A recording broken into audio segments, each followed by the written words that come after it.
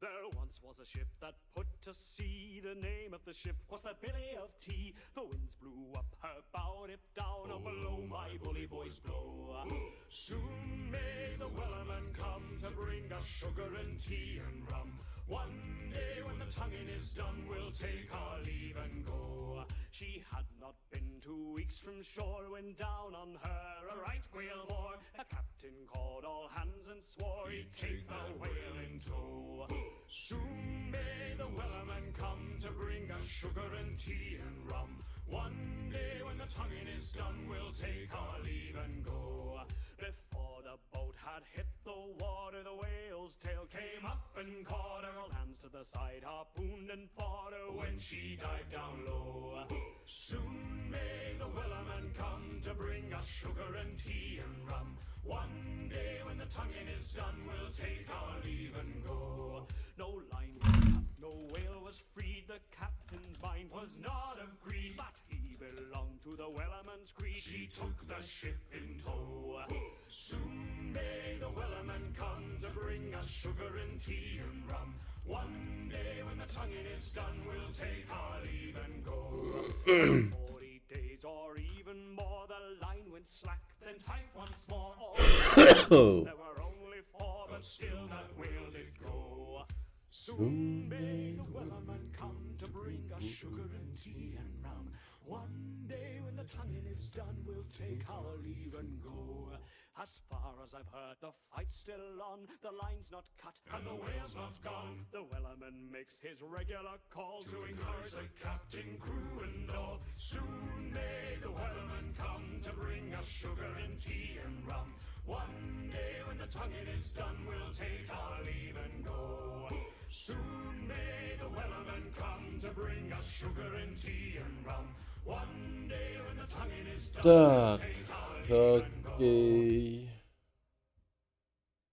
Давайте начнем.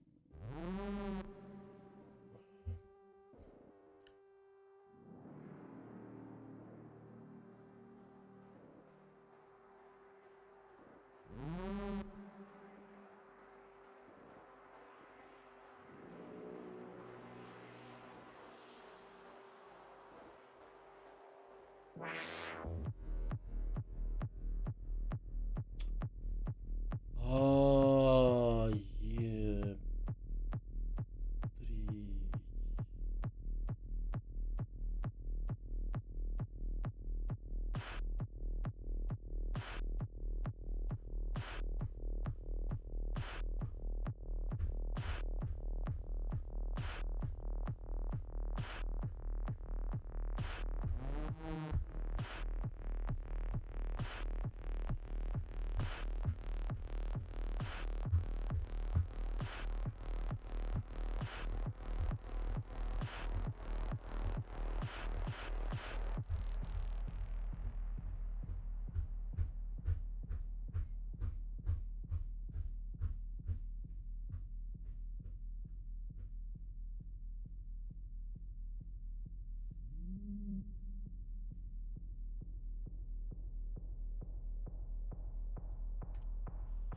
Понятненько, понятненько. Ладно.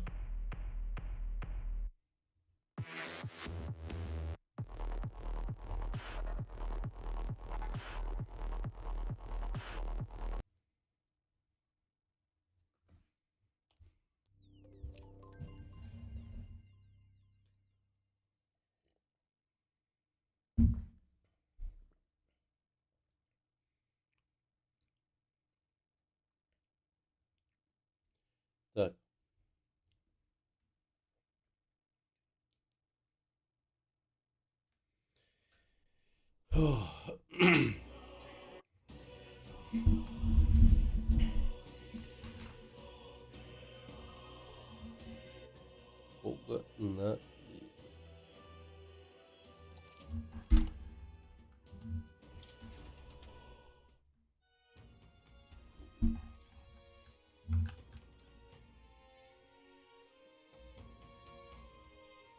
Ага, все вспомнил. Так, мы приехали в какой-то другой город, и нас тут накормили червями, их внутренностями, и мы должны завалить какого-то бандита крутого. Ладно. Окей, спокойной ночи.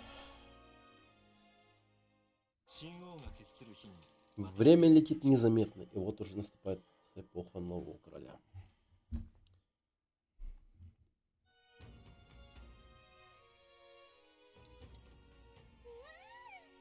Ух ты, какая чудесная погода сегодня. Только боюсь, я проспала все на свете. Так, надеюсь, звук нормально, все. Хорошо. Так. Я быстренько так гляну.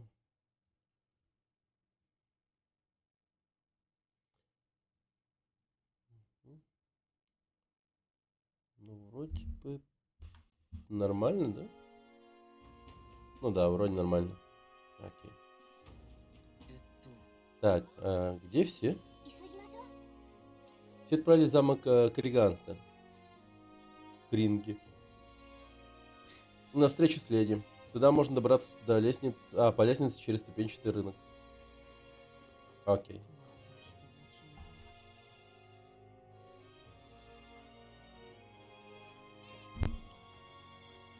Блин, как же много народу они воруют. А в всех этих слухах о похищениях у меня волосы дымом встают. Я подумаю, что это похититель, лежащий по городу. Я хочу сбежать, но не могу оставить хозяйство, да и не так-то просто отправиться в путешествие без бегуна.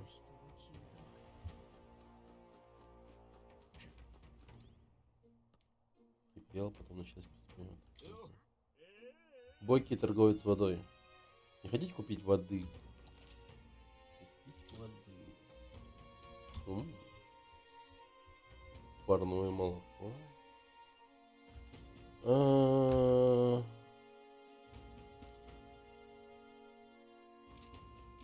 Скажусь, пожалуй. Так, мне, наверное, оружие нужно.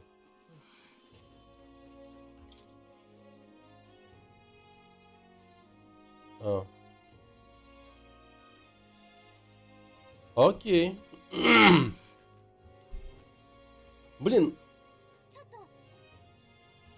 Такое ощущение, что данная игра, она очень умело создает видимость того, что тут может быть дохера всяких разных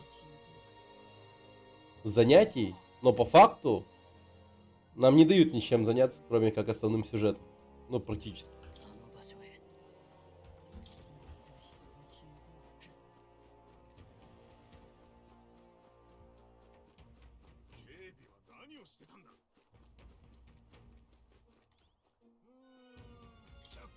Это твой бегун? Подумай только, Эльды нынче на бегунах разъезжают. Значит, ты тот герой, который прибыл помочь городу? Собираешься поехать на бегуне к логову песчаного червя, Есмеру? Если тебе удастся его одолеть, город будет тебе очень благодарен. У нас продается немало хороших доспехов и оружия, думаю, они тебе пригодятся. Ну, кстати, да, надо. Только вот где они у вас продаются, что-то не вижу вообще. Трупак валяется. Эй, ты слушай, похититель может явиться откуда угодно, в любой момент. Если так уж хочешь лечь и лежать, найди для этого безопасное место. Поверь, даже тебе не понравится, если тебя похитят.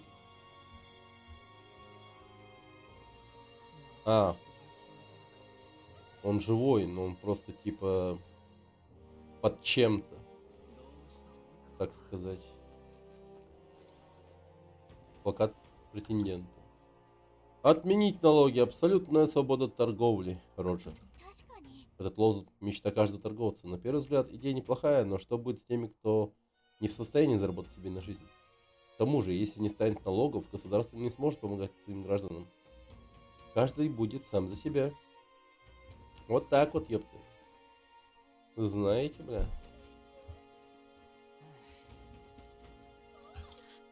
Недавно похитили подругу моей дочери, а она была так молода. А вдруг моя дочь будет следующей? Мама остается лишь молиться и уповать на Божий. Какая тупая херня, блин. Вместо того, чтобы действовать, они, сука, молятся, нахуй. Давайте молиться. Молитвы нам помогут. Да, да. Молитвы!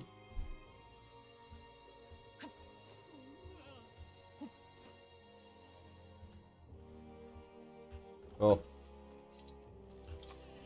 Оружие. Самое главное. Какой замечательный меч. И все это оружие изготовлено здесь. Мортира и правда удивительный город. Самое лучшее оружие.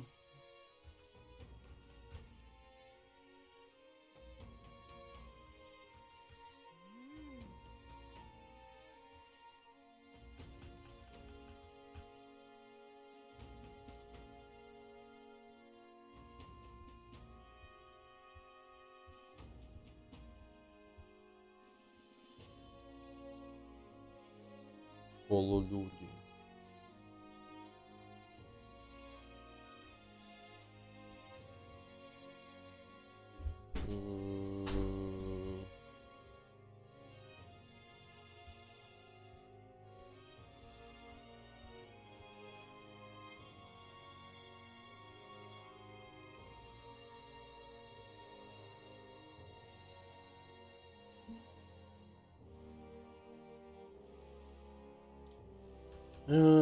Даже не знаю, как будто стоит брать.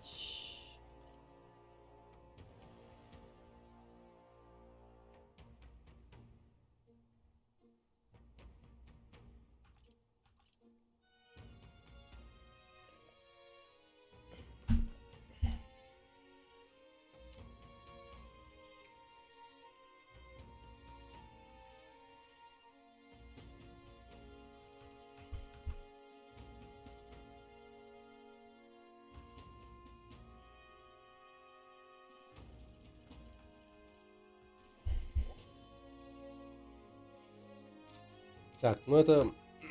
Ладно. Оружие как будто бы особо смысла не имеет покупать. Как оказалось, у нас оружие и так достаточно окейное.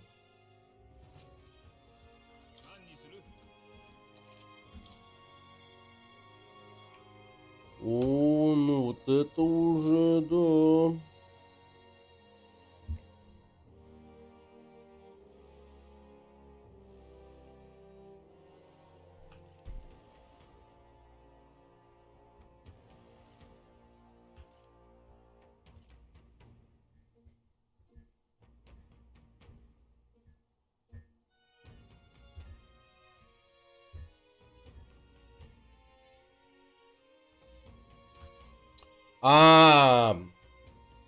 Ебать, там уклонений много.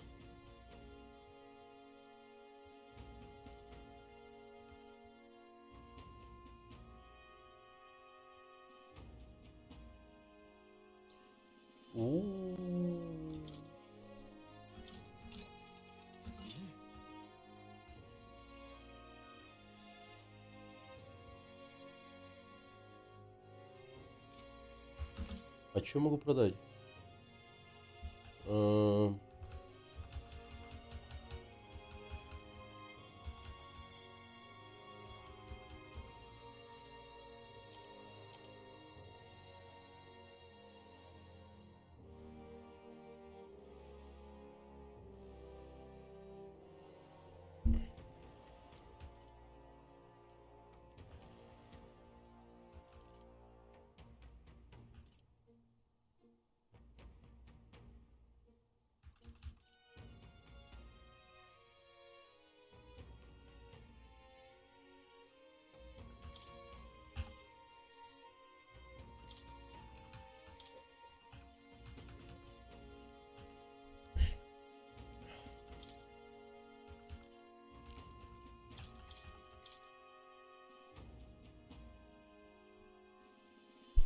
Давай. М.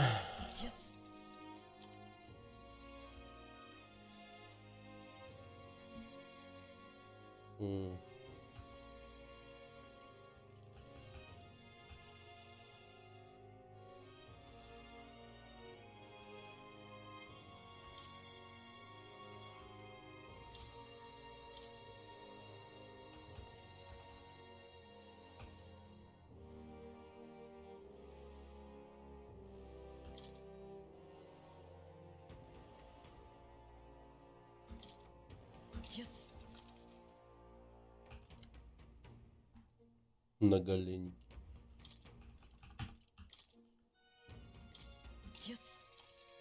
Есть. Есть.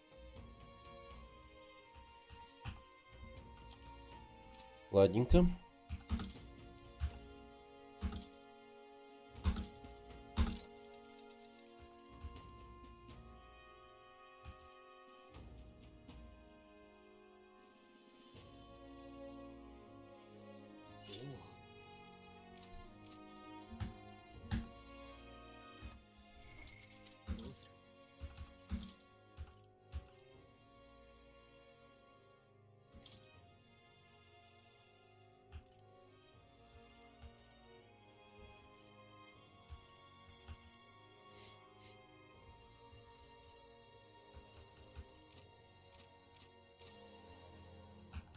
Ладно, нормально.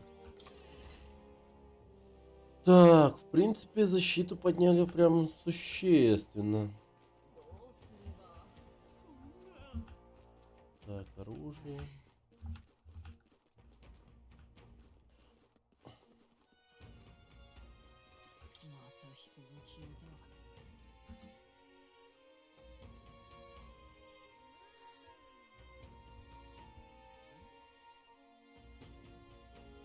Что за вздор? Я просто нервничаю, в голову постоянно лезут ужасные мысли. Ничего не могу с этим поделать. Уважайте старость, налоги — дело молодых. Учитывая, что руаги живут очень долго, этот лозунг звучит вполне логично. Естественно, он хочет привлечь на свою сторону стариков, но при этом теряет поддержку молодежи. В конце концов, население страны разобьется на два лагеря. Интересные претенденты, да. У всех всякие разные эти видения.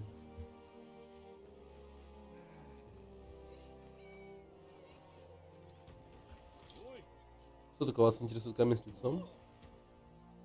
Королевский камень.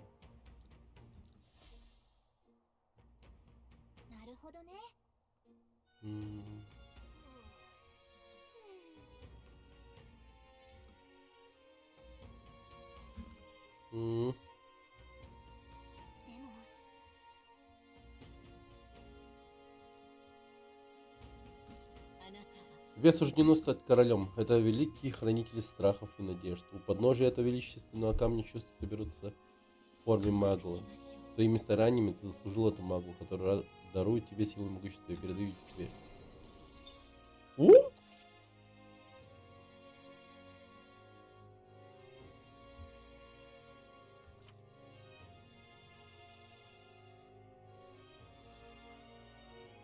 Раз в несколько дней. Понял.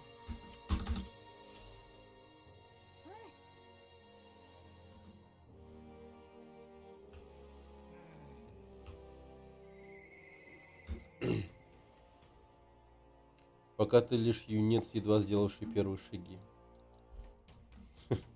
Ну хотя бы. А до этого что было? Ты кусок дерьма. Или что-то там вроде.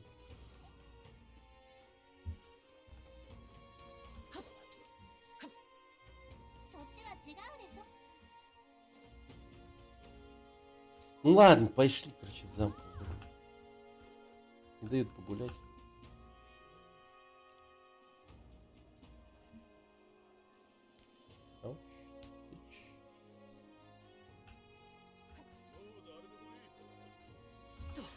Так, а вот и все. Ты опоздал. Бардон ждет тебя не дождется и страшно волнуется. Видимо, леди милостиво согласилась нас принять. Пойдем скорее, не будем заставлять ее ждать. Какой древний замок. Я не думал, что у этого города такая богатая история. Похоже, это был тихий городок, пока тут не начнут пропадать дети. Нам стоит наведаться к правительнице города и расспросить ее. Ну прям Дисней. О, вся компания в полном составе. Прекрасно. Леди Джоанна уже ждет. Я провожу вас, если вы не против. Идем.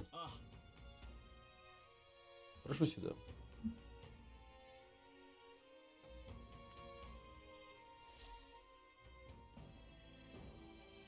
Ага. Позвольте вас представить, леди Джоанну, Санктрину и правительницу города. Это они взяли на себя задачу по поимке Эсмера.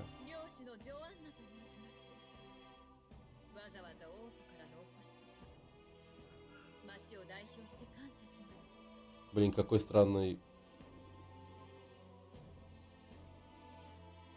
Зеленые глаза, зеленые губы.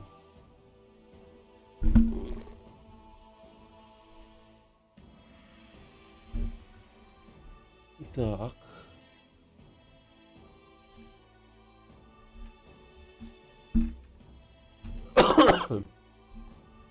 Блин, как будто бы кронштейн надо брать, да? Чтоб мне микрофон такой перед лицом был. Вот так вот.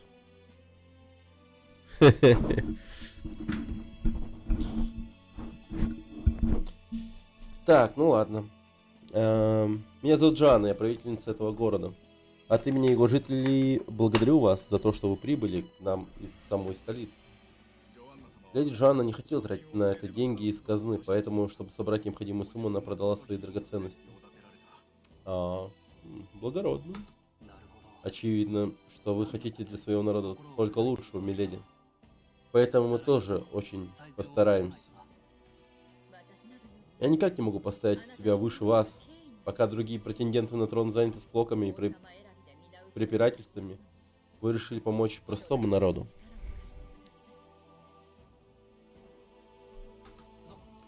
Право, мы не заслуживаем такой похвалы, в конце концов. Мы же не бесплатно помогаем.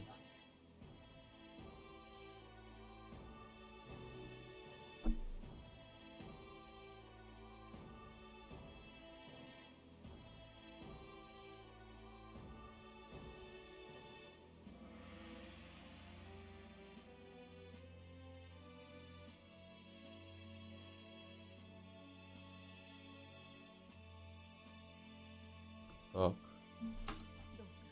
Капец, белая футболка такая. Странно выглядит. Я обычно такого не ношу, да? Пусть так. Прошу вас, положите конец этой трагедии. Мы вас не подведем. Спасибо. Если честно, я думал, что глупо выбирать правителя простым голосованием, но, возможно, что-то в этом есть. Давайте сделаем так, если вы избавитесь от преступника, я призову жителей города поддержать вас. Целый город избирателей? И это весьма великодушное предложение. Но можете ли вы себе это позволить? Думаю, на вашу поддержку рассчитывает его святейшество Форден. Это правда. Но я предпочла бы видеть на троне короля, который действительно заботится о своих подданных. О, наша слониха. Да, леди Джоан. А теперь я должна вернуться к своим обязанностям. Жду нашей следующей встречи. Мы на вас рассчитываем. Ну, потопали, наверное. Это была уверенная улыбка, за которой скрывается много боли. Я знаю, что это лишь малая часть нашего плана, но я правда надеюсь, что мы сумеем им помочь. Нам даже пообещали политическую поддержку. Она, конечно, так сказала. Но я бы не рассчитывал, что она сдержит свое слово. Слишком уж это серьезное обещание для первой встречи. Что-то показалось тебе странным? Ничего конкретного. Может, я просто устала? Тут так мрачно. Так что мы будем делать с Эсмером. Нам ведь придется отправиться на территорию песчаных червей, чтобы найти его. Сам факт похищения говорит о том, что ему удается проскользнуть незамеченным как мимо стражи, так и мимо червей. Надо выяснить как. Давайте сначала поспрашиваем в городе. Блин, если бы кто-то в городе знал, я, наверное, ну, не может же быть, что мы первые, кто об этом догадались, ну, типа, спросить вообще. Хотя вряд ли мы найдем много желающих поговорить, когда на улице так пусто. Может, лучше пройтись по тавернам или магазинам? Ну, давай. Все пошли туда, чтобы побольше разузнать. Нам тоже стоит расспрашивать место. Окей. А это что за здание? Похоже, на оно заброшено. Ведь такое красивое.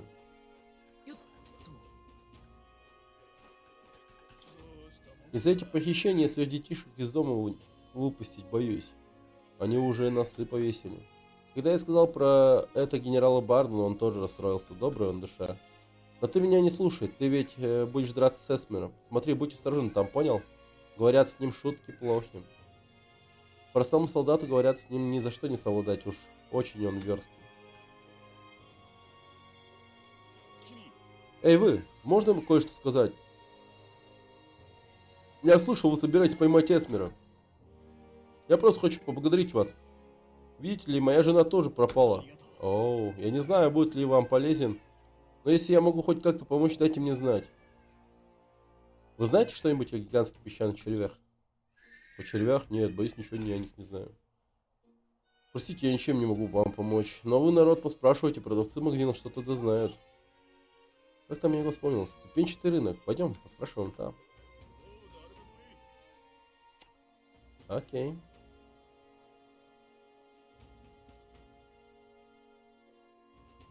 Ну. Прошу прощения, я уже все распродала. А, мы не за мясом пришли, мы пытаемся кое-что выяснить. Ты что-нибудь знаешь о гигантских песчаных червях? Только одно, он опасен. Когда я иду на охоту, обхожу его логово стороной. О, так ты еще и охотишься на них. Это, конечно, здорово, но может ты знаешь кого-то, кто мог бы рассказать об этом черве? Дай-ка подумать. Спросите вон того мужчину, стоит у магазина доспехов. Он большой любитель личины песчаного червя.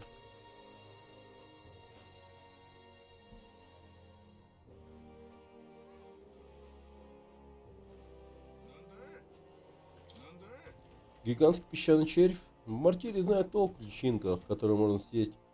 А вот в их несъедобных родителях мы не особо разбираемся. А я эти личинки просто обожаю. Червей, которые из них вырастают, ни разу не пробовал. А кого можно о них расспросить? О, точно, я знаю, с кем нам нужно поговорить. Вчера в таверне один торговец похвалился, что подобрался очень близко к логову песчаного червя. Если это правда, то он редкий храбрец. Может, он еще и в городе? Угу. Магистральная площадь.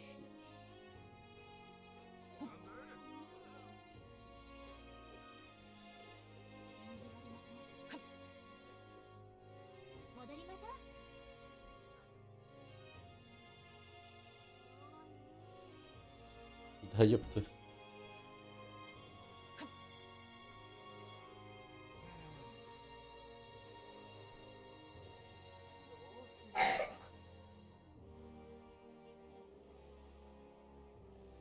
А, это магистральная площадь.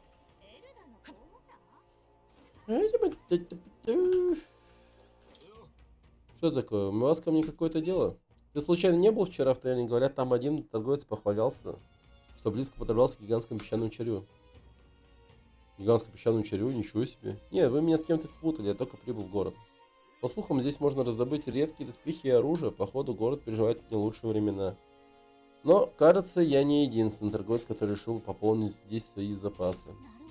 Ясно. Значит, тут есть еще торговцы. Хорошо. Прогуляй.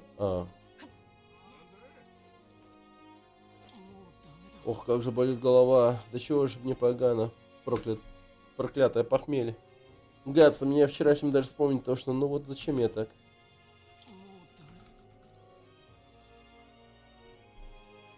Это, ну это же он, не?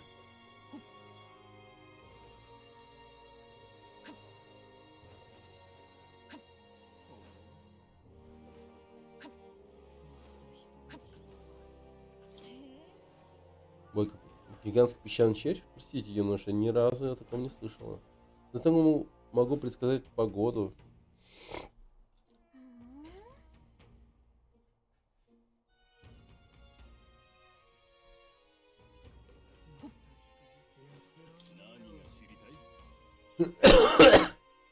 Я видел вас в таверне, вы ко мне по делу?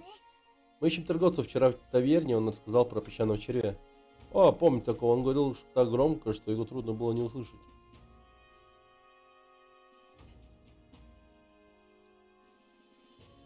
И что именно он говорил?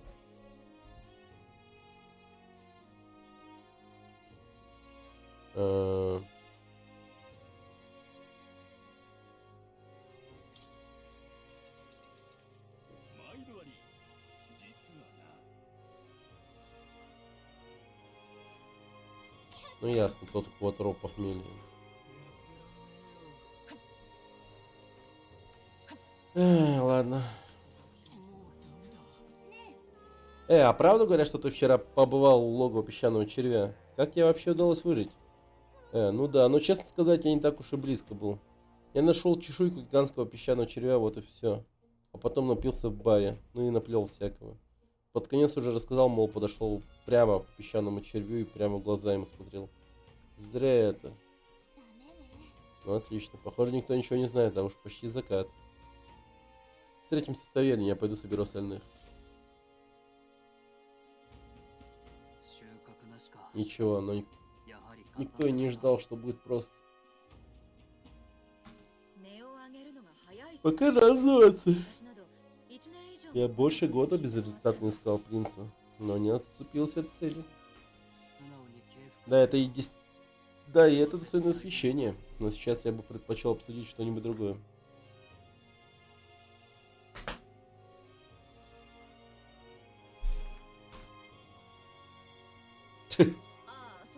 Ты можешь ответить на вопрос? Опущенный мужчина. Мне очень жаль, но я не могу вам помочь. Я просто отдыхаю. Вам лучше поискать информацию в другом месте. Дядька угадает, похититель, да?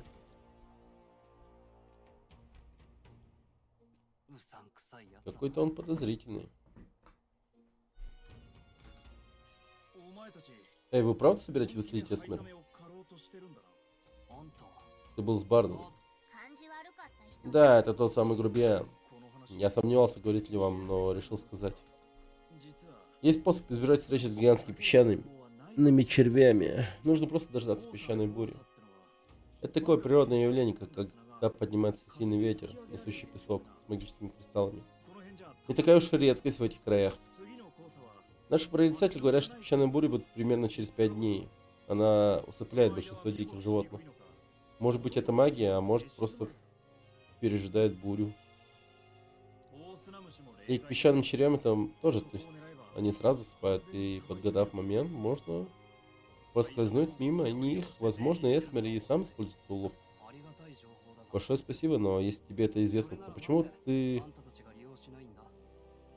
вы не отправились вместе со стражем туда? От взвода стражи будет слишком много шума. Мы разбудим все логово. Ну и уж скажу без утайки, от нас местных парней все равно нет никакого толку против Эсмера. Но вы-то уверенно сможете с ним справиться. Иначе не приехали бы сюда. Конечно. Ну хорошо, мы на вас рассчитываем. Теперь вам никак нельзя там погибнуть. На кону репутация капитана. А и еще кое-что. Я вам ничего не говорил, ясно? Схерали. Ясно, но почему? Ты мог бы рассказать об этом вчера за ужином. Да если бы я так сделал, меня бы тут же отправили с вами проводником. Этого мне не хватало. Понятно. В общем, я на вас рассчитываю.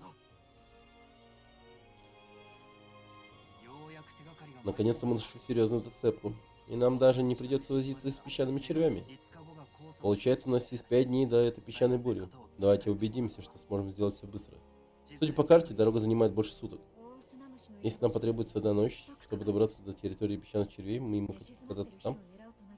Когда они заснут из-за бури, надо отправиться через 4 дня. Пойдем, скажем, Нейросу.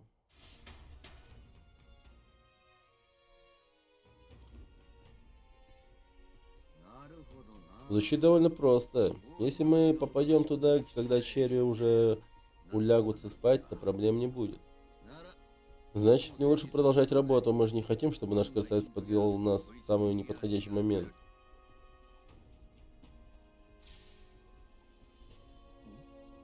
Какая странная штука. Что это? А, это? Понятия не имею. Просто было в чертежах королевской семьи. Работает примерно как проводник, но неизвестно, что именно делает. Только не сломай. Флешка. Осторожно, парень, ты в порядке? Мне показалось, что я увидел какую-то вспышку, а потом ты как-то зашатался, перепугал меня. На секунду меня ослепило светом. Не могу поверить, что эта штука среагировала. Опасные сюрпризы нам не нужны, так что давай. Остаток дня отдохнем на всякий случай. Я же не хочу, чтобы ты из-за меня отключился. Считай это предосторожностью перед поездкой.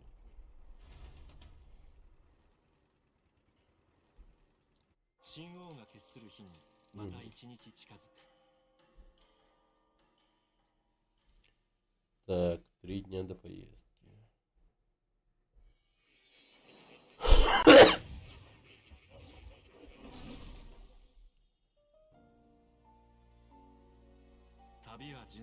Похоже, ваше путешествие проходит успешно. Шаг за шагом вы движетесь по этому пути сверхъестественное пробуждение, приключения, но что несут тебе. Все сходится воедино, и, похоже, новые силы, необходимые для путешествия, уже пробудились. Ты этой штуки в бегуне?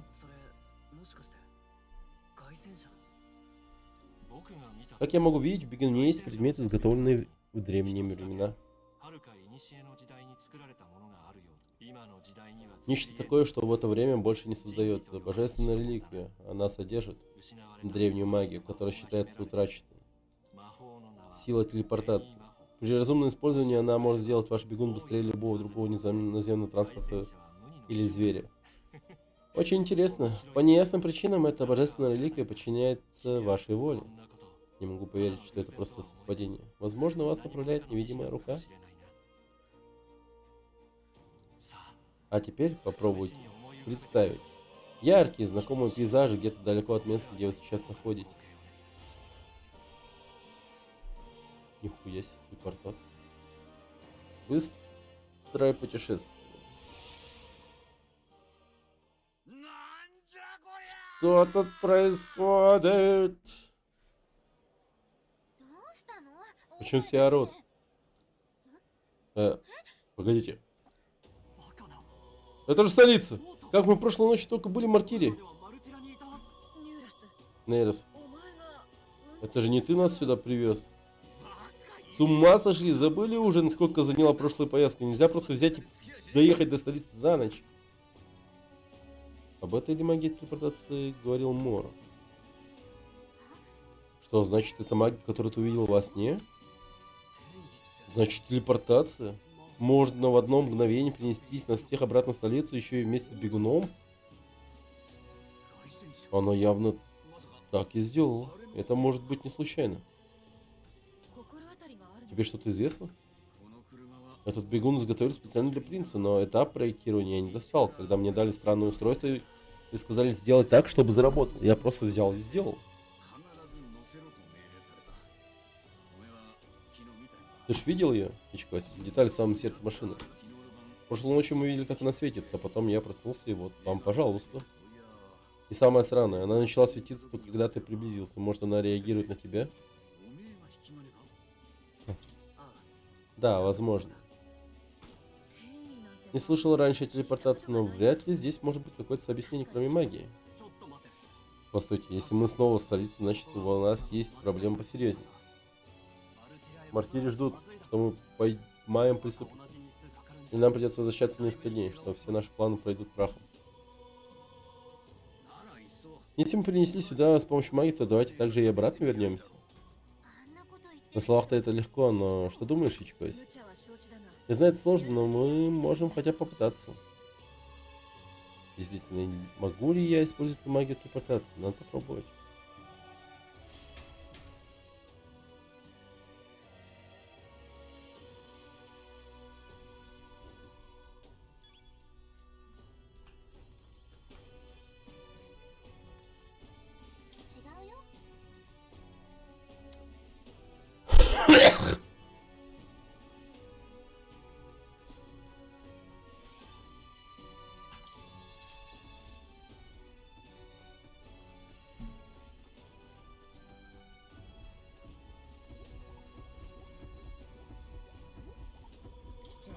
Вот дело, я сразу подумал, что здесь что-то не так, значит, мне не показалось. Я решил, что это некая разновидность проводника, но когда я пытался наполнить его магией, ничего не произошло. Я поговорил со всеми дворцовыми инженерами, но так ничего не сумел выяснить. Мне даже не удалось узнать, кто именно приказал разместить здесь эту штуку.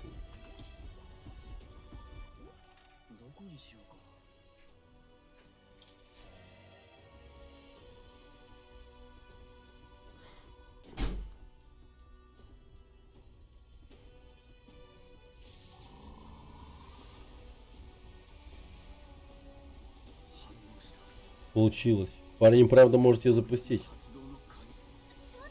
А это точно безопасно? Придется довериться ему.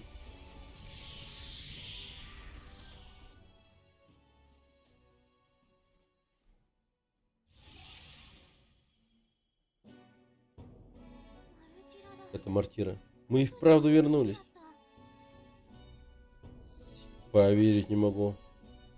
Совсем как то магическое представление в столице. Как по мне, все наоборот. Эта сила возникает не из-за связи с королем или нашим парнем. Возможно, вообще вся магия должна иметь такой большой потенциал. У вас всех тоже есть способности, которые не поддаются объяснению, да? Возникает ощущение, что санкиане, твердящие о необходимости проводников, ошибаются или попросту лгут. Если на это так посмотреть... Слово санкианов. Им это не понравится. Инструмент с такого рода практикой нетрадиционной магии противоречит всем их учениям. Как он оказался в королевской семье? Минутку. Владея телепортацией может перенестись в любую точку света, лишь подумав об этом. Если так, может бегун нам и вовсе не нужен? Ты хочешь сказать, что мы можем просто перенестись в Брилхэмен с помощью магии? Ну-ка, давай попробуй.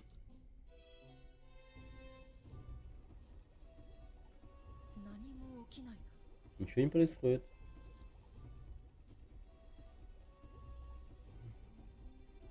Я бы хотел представить это место, но мы его еще не видели.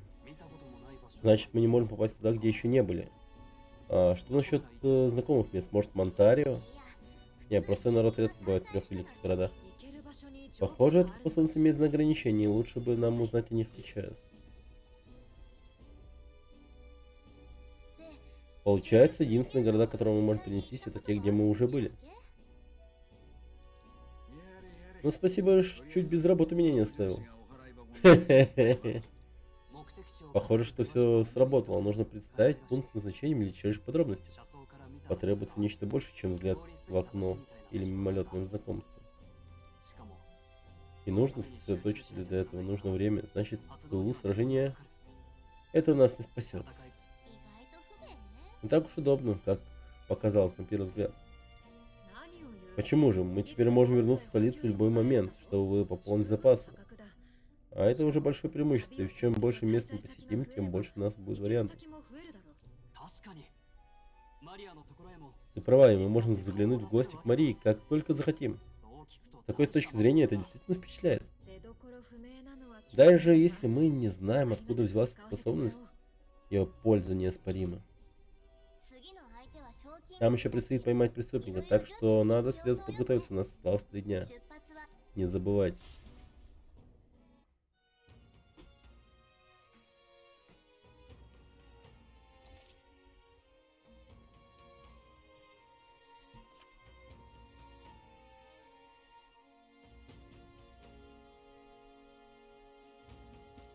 Угу.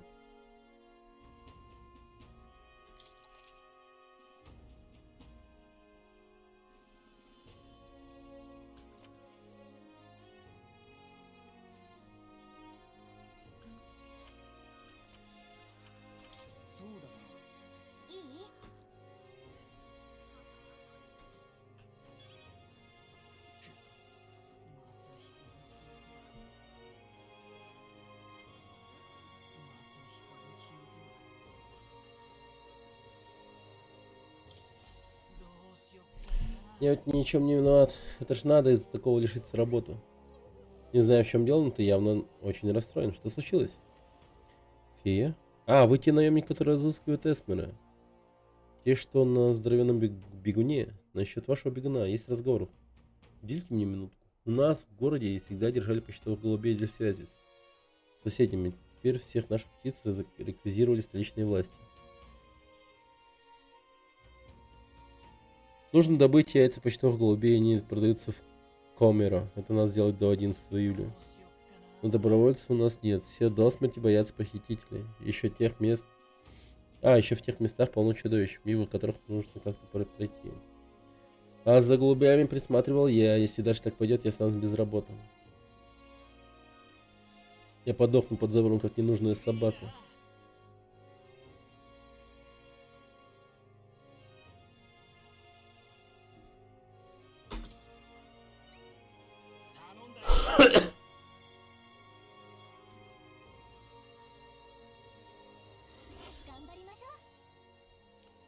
Гамбаримашу!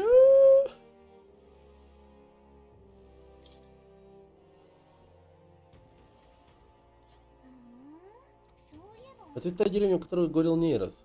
Та, где какой-то старик показал мне некую диковинку. Угу. Давай расспросим местных о том старике.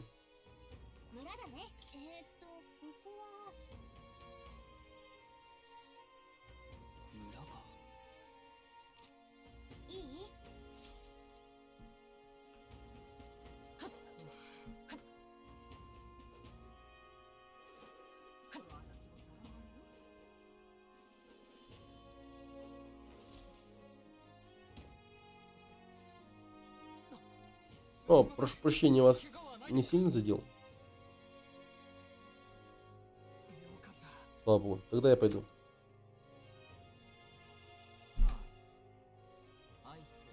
А ты не хочешь догнать этого типа? Он ведь тебя что-то спер, когда врезался. О нет, кинжал Грая пропал. Вещи Грая у вора. За ним, скорее.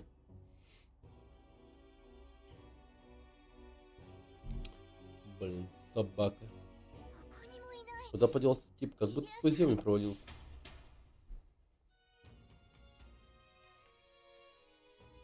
Бля.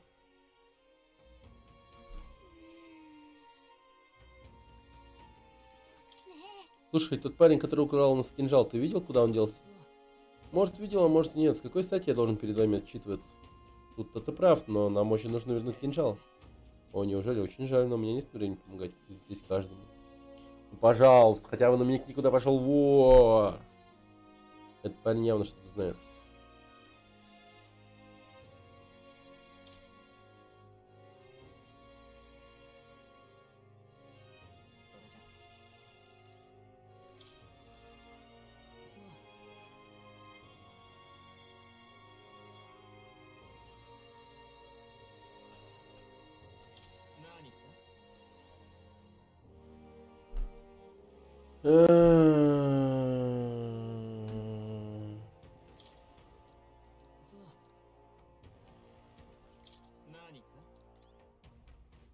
Придумай что-нибудь получше.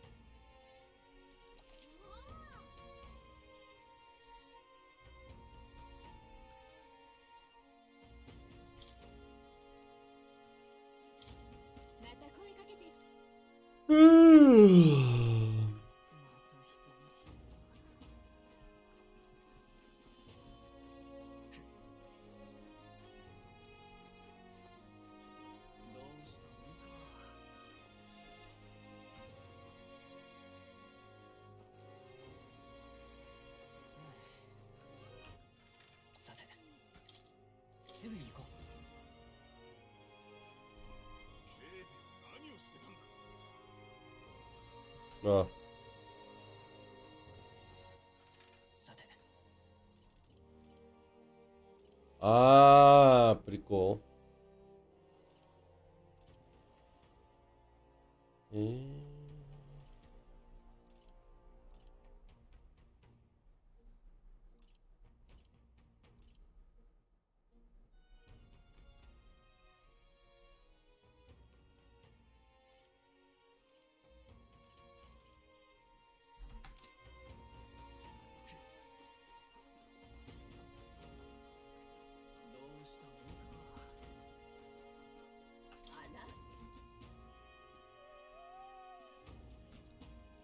Может, ты принес хлеба? Хотя нет, с чего вдруг? Хлеб? Какой еще хлеб? А, вы не знаете короля вора и хлеба Эльды? Эта история и в самом деле теплая, как свежеиспеченный хлеб. Рассказать? Я послушал, от хороших историй на душе становится теплее.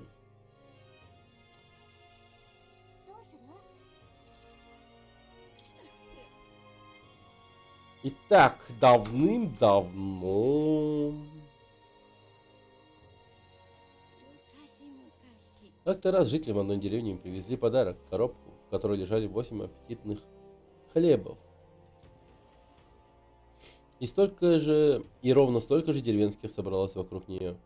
Все они были выходцами из разных рас. Русен, Троак, Эльмерка, Эйджев, Мустари, Ниди, Парипас и Ишкия. Заглянув в коробку, мальчик Эйджев стал прыгать от радости и воскликнул: «Давайте каждый возьмет по одному хлебу». Мужчина Русен покачал головой, размечтался мелкий Эйджев: «Я хочу больше, так что ты хлеба не получишь». Пожилая женщина Рок сказала: «Старших нужно уважать», так что Климерка лишь презрительно фыркнула. На что Климерка лишь презрительно фыркнула. А Климерка сказала: «Мы так все перессоримся, хлеб буду распределять я». Разумеется, никому кроме нее самой такой план не понравился. Мальчик Эйджев пробормотал: «Надо разделить его на всех», но никто не обратил на него внимания. Мужчина Мустари наклонился к мальчику и сказал: «На самом деле ты прав, но сейчас разумнее просто смириться». Мустари ушел вместе с юным Эйджевом, и за 8 хлебов остались спорить 6 раз. «Теперь поровну не поделить», — сказал Климерка. Тогда впервые заговорил Ишкия. «Разделите каждый из 2 оставшихся хлебов на 3 части», — сказала она. «Тогда можно будет поделить все поровну на 6. Индийская женщина сразу же согласилась и пошла за ножом. Парипас рассмеялся и сказал: «Наконец-то хлеб будет моим», но остальным эта идея не понравилась. Надо же, как летит время, придется продолжать позже. В следующий раз расскажу, чем все закончилось.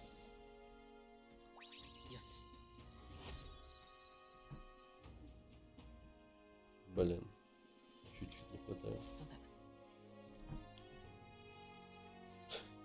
Блин, ну на самом деле интересно, что там все закончилось.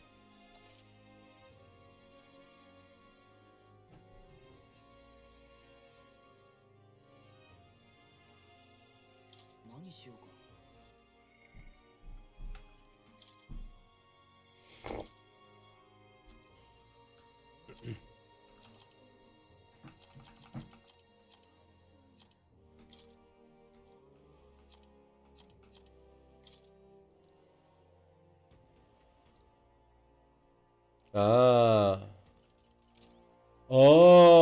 нихера себе, блин. О.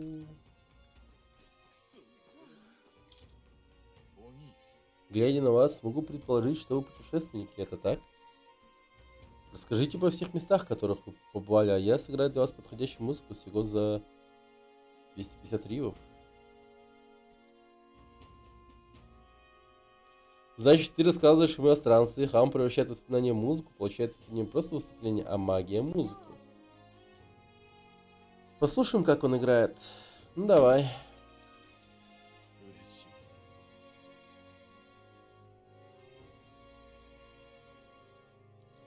Какое место вам запомнилось больше всего за время вашего путешествия? Гранд-Рад.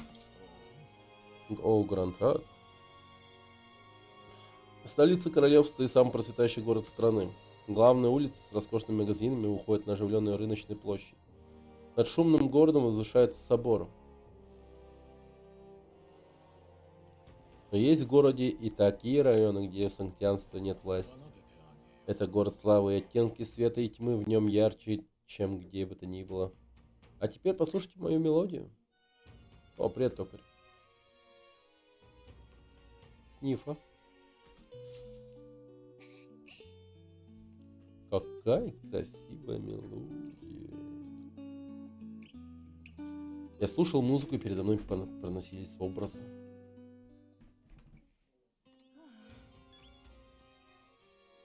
И что это?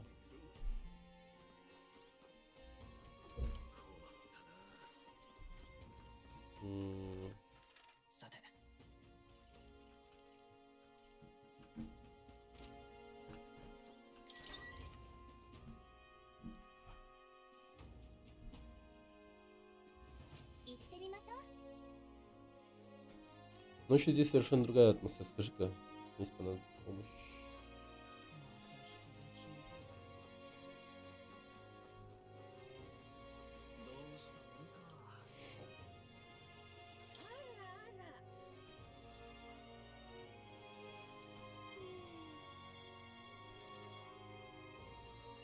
А, двора. О, классно. Давай.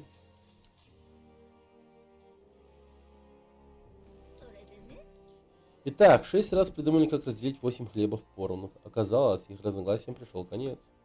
Но вдруг Климерка указала на припасы и сказала: получается, мы получим столько же, сколько и припас? Ну уж нет, этому не бывать, сказала женщина, и Русент ее поддержал. Припаса разозлила их высокомерие. Ну и не нужен мне ваш дурацкий хлеб, воскликнул он и ушел. Глядя ему вслед, оставшиеся 4 победно улыбались. 8 хлебов на 4 расы, не дожидаясь индийской женщины, отправившись за ножом, оставшиеся 4 взяли по 2 хлеба и ушли.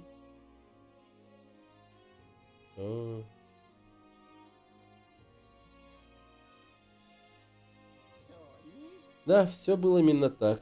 Те, кто возмутился несправедливостью или доверились остальным, остались без хлеба, но позже той же ночью эйдживский мальчик нашел у себя под подушкой мягкие белые булки с начинкой из сладких сливок, а мустер у себя пряные сдобные калачи.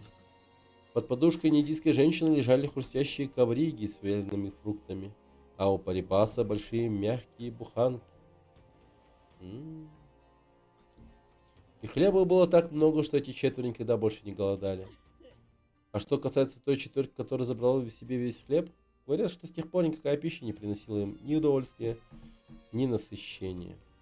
По легенде, тот хлеб оставил король-вор. Не раскрывая себя, он изоблачил несправедливость и неравенство, затем исчезал. Король в тенях. Что-то в этом есть. Не находите? Есть разные пересказы этой истории, и в некоторых 8 хлеб приносит Эльд. Ну как, понравился рассказ? Король-вор действительно здорово придумал, но эта история дошла до наших дней лишь потому, что неравенство никуда не делось. Послушав о тех 4, что до конца жизни не знали голода, я представил себе мир, где добродетель всегда вознаграждается.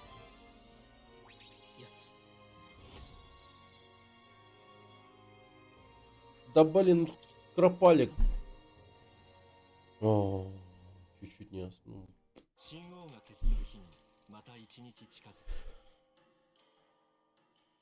Угу. Рассвет. Ох уж эти песчаные бури. Думаете, мы и правда сможем доверять непредсказуемым капризам ветра? Видимо, да. Предсказательница говорит, что все знаки появляются так, как и ожидалось. Отлично. Будем придерживаться плана, пока есть возможность, нужно как следует подготовиться. Окей.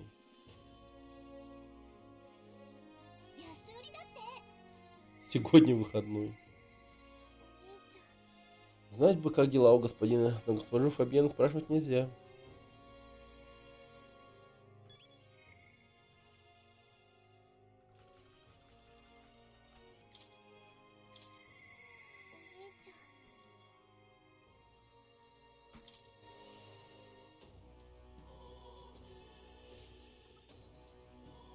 Что-то Марии нигде нет, кто подарить ей рисунок. Прошу Фабьена, куда она пошла.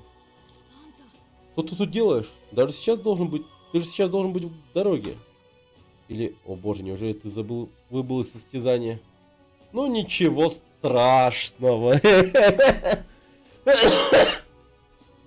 Зато ты остался цел и невредим. А это самое главное. Не, дело не в этом. А что ты хочешь этим сказать? Думаю, Фабине и Марии нужно рассказать правду. Что, теперь ты можешь мгновенно перенестись в Гранд-Рад? Что значит, что тебе особый бегун? Что ж, по тебе не видно, ну, чтобы ты был расстроен. Придется поверить на слово. Получается, теперь ты будешь чаще нас навещать? Ну, слава богу. Мария заперлась себя в комнате, думаю, как бы ее оттуда выманить. Хочешь подарить Марии рисунки из тех мест, где побывал? Замечательная мысль, она наверняка обрадуется. Подожди здесь, пожалуйста, я к ней зайду. Скажу ей, что ты использовал магию, чтобы вернуться. Я отдала рисунок Марии, она наконец-то расцвела. Спасибо тебе.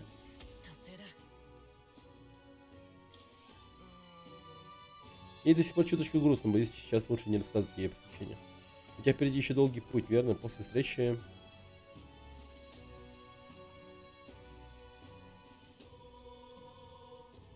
Я хочу, чтобы Мария улыбалась.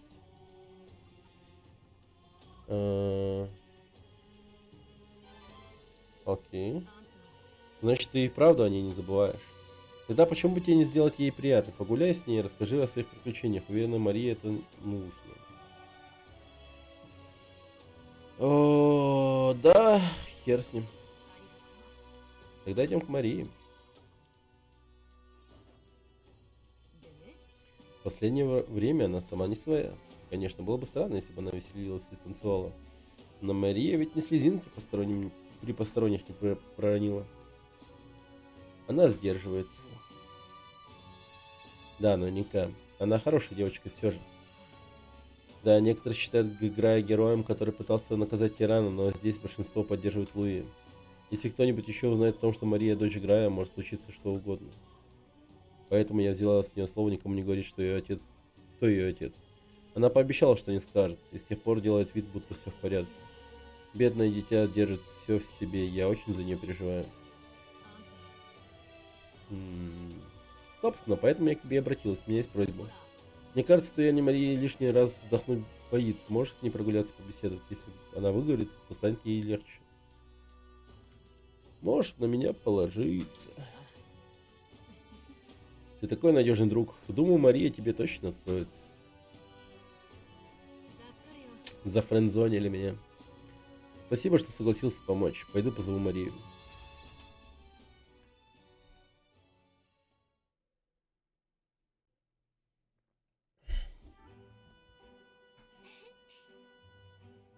Я так давно не ходил гулять. Спасибо, что зашел к нам в гости. О, я помню, когда мы только приехали в столицу. Я здесь упала, на улице было очень темно, и я ничего не видела. А папа погладил меня по голове и спросил, все хорошо? Эй, послушай.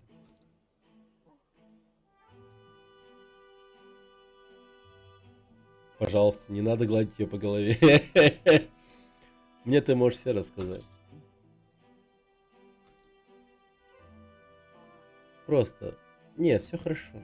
То есть я хотел о многом спросить, но с чего начать не знаю. Говорят, тот несостоявшийся убийца жил где-то здесь. А, тот поломный, что хотел убить Луи.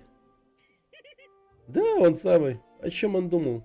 Куда престарелому вояке до Луи? Может, он от голода разума лишился. Вот уж не хотелось бы, чтобы из-за него наш район начали патрулировать.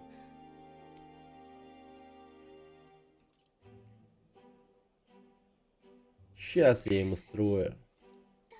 Подожди, не надо, они же тогда узнают про папу. Об этом никому нельзя говорить. Вот что скажи про свои путешествия. Хочу послушать про страну за городскими стенами. Мы с Марией не спеша прогуливались по городу и обсуждали все подряд.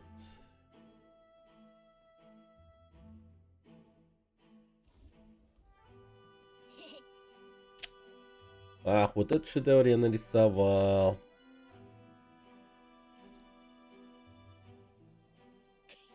Смотри, опять эта чудная. Извините. Пожалуйста, не надо здесь рисовать. Это дом госпожи Фабьена.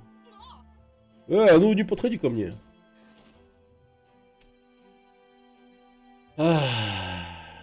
Сука. Герой ебать стоит нахуй. Я в порядке. Это все из-за тебя. От тебя даже родители отказались и отдали прописки. Письки.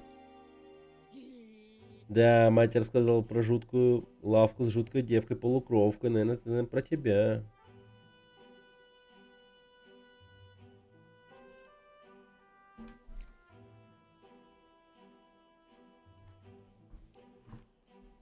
Так.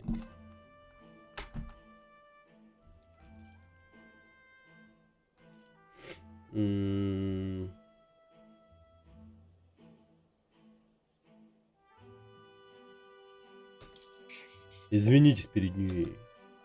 Заткнись, тупица, пошли отсюда. Ну что за терпильный, блядь, герой, нахуй. Я жуткая? Конечно нет, Мария. Правда? Твой рисунок испачкался, мне так жаль. Я так обрадовалась, когда я получил. Ты обещал мне... Ты пообещал и не забыл.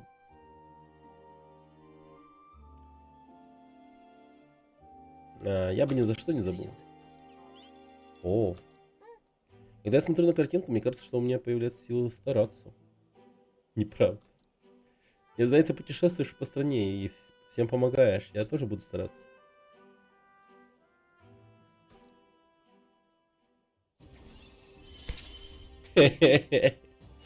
Держи пятюню нахуй.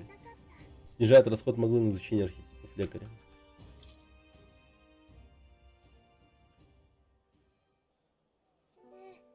От меня правда отказались родители. Мне никто ничего не рассказывает, говорят, что я еще ребенок. Мне нельзя знать, что... потому что я маленькая. Это из-за меня умер папа.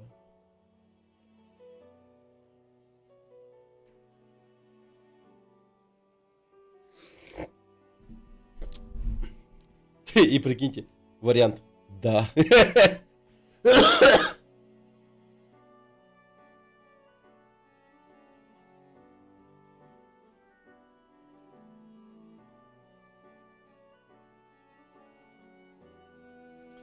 Не, ну, вариант как будто бы хуёвый, но в то же время как будто бы и нет. Не из-за тебя, а ради тебя.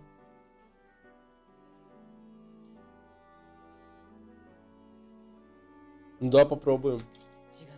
Он пожертвовал собой ради тебя, Мария. Но почему? Я больше никогда не увижу папу. Нужно возвращаться к госпоже Фабиене. Если ты не очень занят, может ты... Я еще навещу тебя. Не забывай, ты пообещал. Ну тогда пока. Окей. Неплохо насыпало.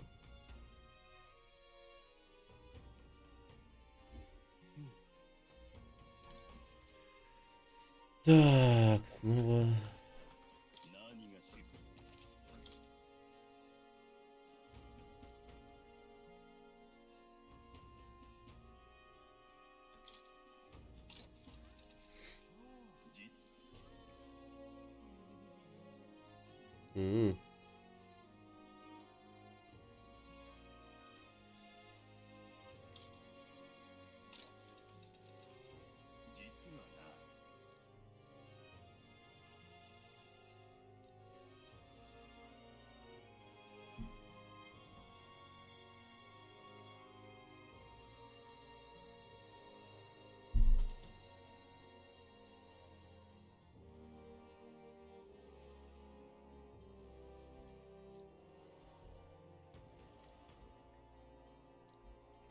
Ага.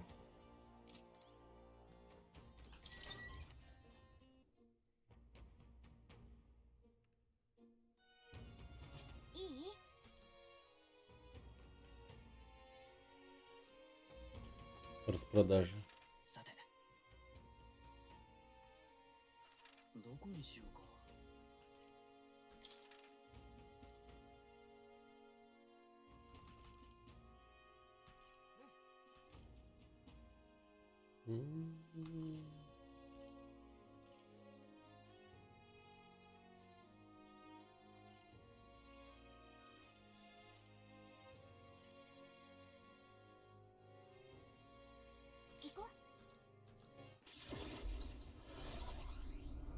Фига.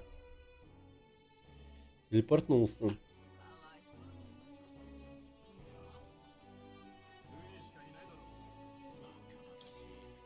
Просто я представить не мог, как когда-нибудь увижу фею воочию. Хоть то было вовсе не выдумка. Когда-то я был маленьким, перед сном родители рассказывали мне об этих чудесных созданиях. Хотите, я вам расскажу? Давай дальше форсить воображение. Там чел бухой был, я что-то только сейчас заметил. Капец его шатало. Итак, эту историю рассказывал мне еще мой прадед. Давным-давно, далеко-далеко отсюда, стояла одна деревушка. Рядом с деревней той была пещера, подходить к которой строго-настрого запрещалось. Однажды мой прадед, в то время совсем еще мальчонка, решил в нее забраться. Он что, нарушил запрет? Да, что и прапрадед был тем еще сорванцем. У нас семейное, да. Так вот, зайдя в пещеру, он, конечно же, вскоре заблудился, ведь внутри было темно. Естественно, потерявшись в пещере, мальчик испугался и стал громко плакать. И вдруг он увидел, как навстречу ему движется огонек теплого света. Подлетев, огонек вдруг сказал: «Замолкни, иди пари где-нибудь в другом месте». Мальчик обомлел от страха, но рассмотрев огонек поближе, он понял, что перед ним всего лишь безобидная фея. Он этому так обрадовался, что стал плакать еще громче. Но фее было противно смотреть на его зареванное лицо. «Ну и пожалуйста, плачь сколько влезет», — воскликнула она и улетела прочь. Однако не успел мальчик помолиться, как фея вернулась и сказала: «Иди за мной, я помогу тебе отсюда выбраться». Фея смягчилась не просто так. Она чувствовала, что в пещере обитает страшный зверь, и решила отвести заплутавшего ребенка подальше от опасности. Я сначала подумал, что это фея злая, но похоже, у нее было доброе сердце. Когда они подошли к выходу из пещеры, мальчик обернулся, чтобы поблагодарить фею, но и уже след простыл. Шло время, мальчик рос и часто подходил к пещере в надежде поблагодарить свою спасительницу. Но встретиться и снова им не удалось. Он состарился, так и не облегчив душу. Ох, время это уже позднее. В следующий раз я обязательно расскажу, чем все закончилось. Приходите, если будет интересно. Окей.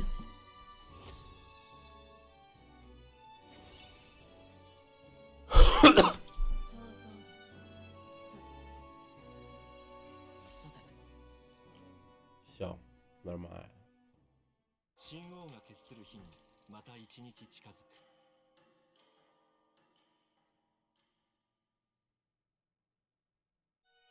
Остался последний день, да? Ходят слухи, что в логове бесов, это лес к северо-востоку от Мартиры, стали пропадать жители. Это не та пещера, которую пытался Эсмер? А может, это место как-то связано с исчезновением в городе? Очень сомневаюсь, я слышал, в этих исчезновениях повинны лесные габорны. Вряд ли они сунулись бы в город, чтобы похищать жителей. Но доказательств нет. Может, узнаем побольше о вербовочном пункте?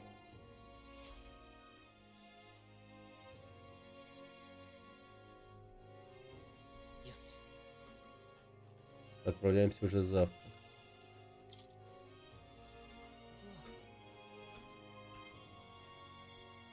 Я просит о помощи будущий король.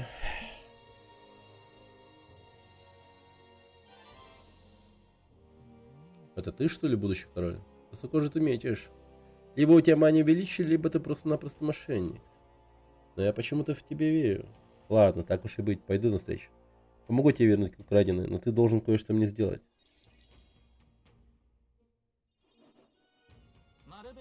Ходят слухи о проклятом сокровище под названием Кольцо Мальвена. Говорят, оно убивает своего владельца. Его хочет получить один аристократ. Если я исполню его желание, оно будет у меня в долгу. Так ты хочешь, чтобы мы нашли его? По-моему, нам будет проще самим вернуть кинжал. Ну что ж, как знаете, воры здесь довольно сообразительные, но вдруг вам повезет. Ты так говоришь, будто сам с самого начала во всем знал. Ну, мы все оказались в одной лодке, так почему бы не помочь друг другу? В одной лодке, говоришь? В общем, решайте сами, если я не ошибаюсь. Это вы кандидат в турнире на престол, так? Так ты знаешь, кто мы. Информация — самое опасное оружие, учитывая, сколько мне про вас известно. Я предлагаю вам сделку. Когда ваш кинжал продадут, разыскивать его будет сложно. Я в этом совершенно уверен. Если за дело возьмусь я, то я смогу вернуть его до того, как это случится. Однако даже мои силы не безграничны, так что решайте как скорее. Так, расскажи побольше о своей просьбе. Где то кольцо, о котором ты говорил? Могила неподалеку отсюда. С вашим бегуном вы туда за день доберетесь. Я слышал, там бродит чудовище, поэтому я обращаюсь к вам. Ведь вы так хорошо вооружены. Но это и для вас будет полезно. Там полно хорошего оружия и брони, всяких золотых вещиц. Да, насколько я помню, солдаты, погибшие в оккупационной войне, были похоронены вместе с товарным снаряжением. Дело того стоит, обещаю вам. Ну что ж, у нас нет выбора, если мы хотим вернуть кинжал. Я с такими темпами не умею разговаривать, так что в следующий раз ты этим занимайся. Похоже, фее я не нравлюсь. Ну да ладно, а ты что скажешь?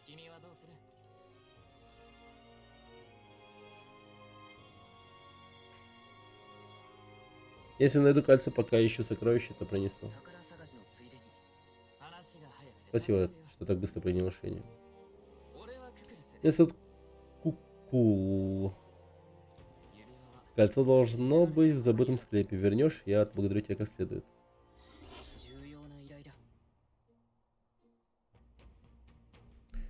Кукул.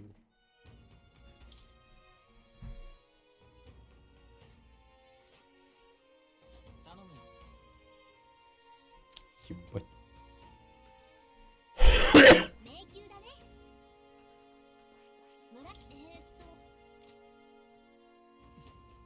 Буду ждать.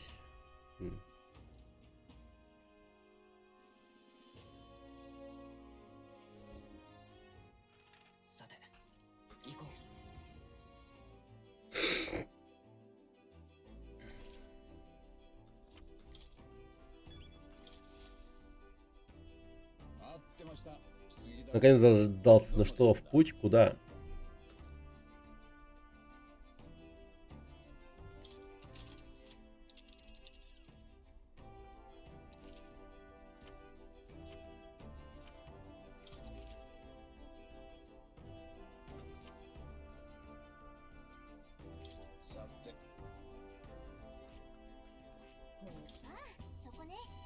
Угу.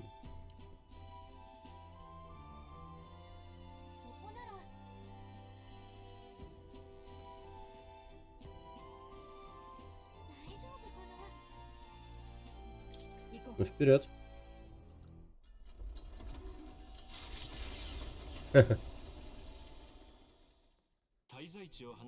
Покинув место привала, наши герои отправляются в небольшую деревушку. По мере приближения их радость от предстоящего путешествия становится все сильнее.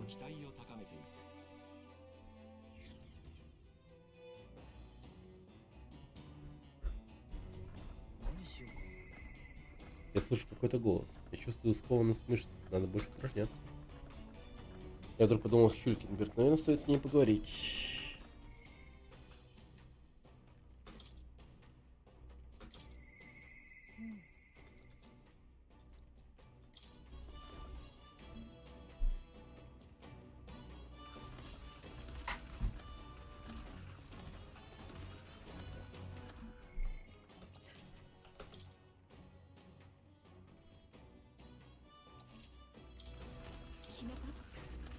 Чем же нам сегодня заняться? Полагаю, тренировками никогда не следует упускать возможность стать еще сильнее. Ах да, мы же договорились пофехтовать. На палубе бегуна как раз хватит места. Думаю, нам стоит... Там нас никто не побеспокоит. Приступим? Да? Отрадно видеть твой энтузиазм. Да, пригласим Строла. Чем нас больше, тем лучше. Многие об этом забывают, но чтобы научиться обращаться с мечом, крайне важна осознанность. Вы оба много раз сражались не на жизнь, а на смерть. Полагаю, вы знаете свои сильные стороны. А сила в том, что я пробую все. Это весьма похвально. А еще ты уверен в себе. Итак, занятие начнем с разминки. Первое упражнение — звериный шаг. Давайте, не стойте на месте, покажите звериный шаг. Звериный шаг? Это как? Очень просто, надо идти на четвереньках, как зверь. Ну, вперед. Че за нахуй?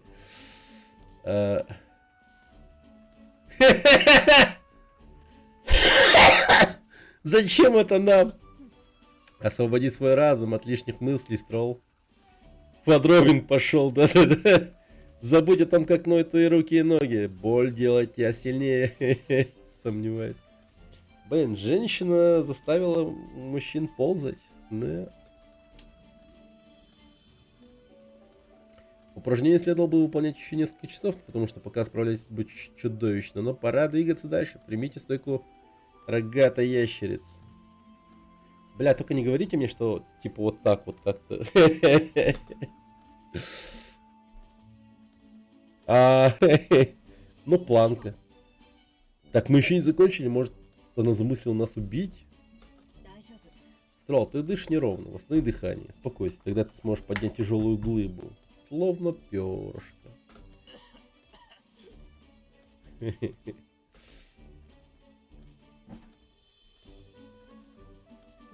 Его трахнули. А теперь перейдем к фехтованию. Вы впервые держите в руках тренировочные мечи? Если сможете попасть по мне хотя бы единожды, вы победили. Не беспокойтесь, эти мечи не заточены. Мы будем тренироваться, пока у вас не получится. От яростных ударов у нас сломались мечи. Да, нехорошо, но ничего, что не придумаем. Да дай ты нам отдохнуть, блин. А врага в бою ты тоже попросишь об отдыхе? Вы обязаны укладываться по полной всегда, даже на тренировке. Ну же, Вася, неужели ты лукавил, когда говорил про то, что намерен дойти до цели? Больше сложности, блядь. Вот это достойно будущего короля. Я в тебя верю, Ичка. Остынь уже, Хюкенберг. И к чему нам такие изматывающие тренировки? Мы же так упадем без сил, прежде чем начнется настоящий бой. Да, ты прав. Прошу прощения. Я, конечно, разделяю твой энтузиазм, но для тренировок можно было придумать что-нибудь и полегче. Неужели упражнение слишком сложно? Ведь именно так когда-то занимались мы с Роданто. Роданто, этот мой бывший товарищ, которого мы на днях повстречали в столице. Он стал стратегом Королевского ордена. Его слова засели у меня в голове. Я все не могу их забыть. Мне вовсе не жаль своего звания и положения в обществе. Я поступил с гордостью и бросила все, чтобы отыскать принца. Но, увы, найти его я так не сумела. Долгие годы мне оставалось только странствовать, не видя цели. Роданто назвал меня падшим рыцарем, впрочем, он прав. Это не так. Падшие рыцари, это не про тебя, во всяком случае, пока.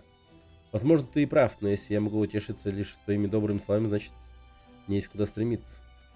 Бля, я не то выбрал.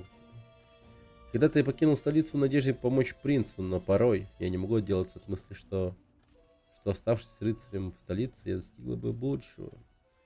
Нашла бы иной лучший путь. Ну что говорить о несбывшемся? Я выбрал свой путь. Ради принца и ты, и я пойдем хоть на край света.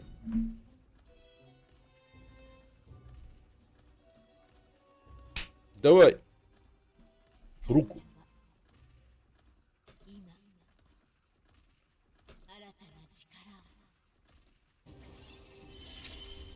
О. Знаток. Рыцарь-маг. Нихуя. Лоу. Нихуя. Ну что ж, нет смысла упражняться с сломанными мечами. Предлагаю на том и закончить тренировку. А мечи придется купить новые. Скажи-ка, Ичкося, после наших упражнений ты ведь проголодался? Вот возьми. Это высушенная гусеница. Она очень питательная, как раз то, что нужно после тренировки. Ты же не откажешься от такого изысканного лакомства?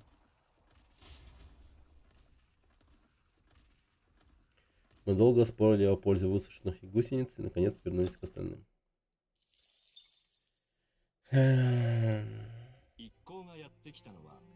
Наши герои прибывают в Комеро, небольшую деревушку на юго-востоке от Мартиры. Здесь мягкий климат, растут посевы на полях, блеют овечки. Сказочные пейзажи вселяют спокойствие и радость в сердца всех, кто окажется в этих краях. Купцы со всех концов света, побывав здесь однажды, мечтают любой ценой вернуться сюда, поэтому Камера всегда можно найти редкие диковинные товары. Бегун останавливает свою деревню среди мирно пасущихся стад.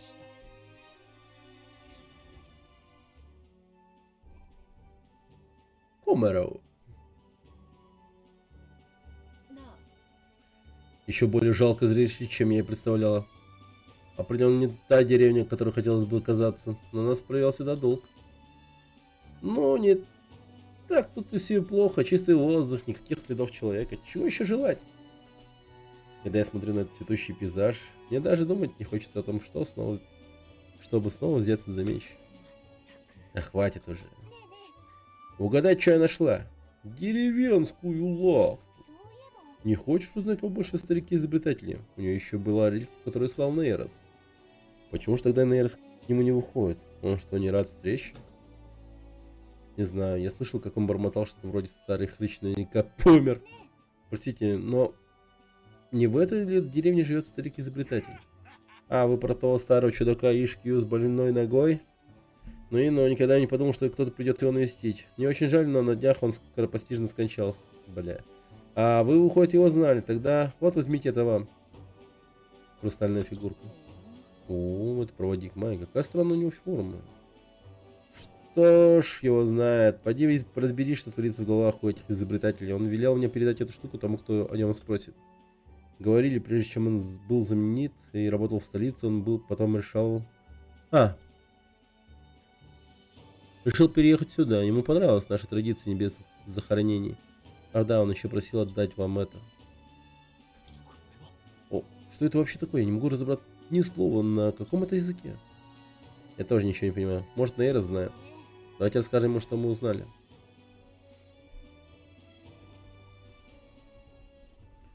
После того, как я отдал Нейросу свою находку, он стал молча ее разглядывать.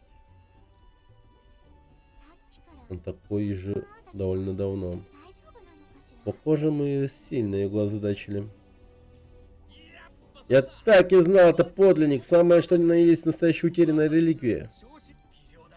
Ее окружает какая-то энергия, и она едва различима и совсем уж не похожа на магу. Поразительно.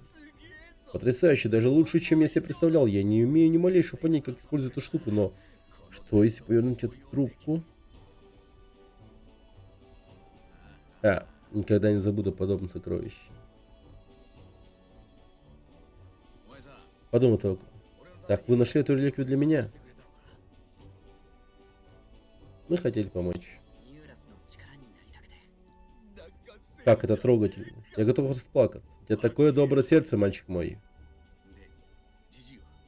А старик, вряд ли он еще жив, правда? Мне жаль, но он умер. Так я и думал. Ну что ж, годы идут, а мы не молодеем. Однако он сдержал свое обещание. Теперь реликвия у меня, старик. Что это? Мы нашли это в деревне. Здесь какие-то непонятные буквы. Мы не можем их прочитать. Шифр зеркальными буквами. Я тоже таким пользуюсь, чтобы никто не украл мои изобретения. Слово сказать, старик, ты научил меня этой уловке. Спасибо, дружище, я тебе очень благодарен.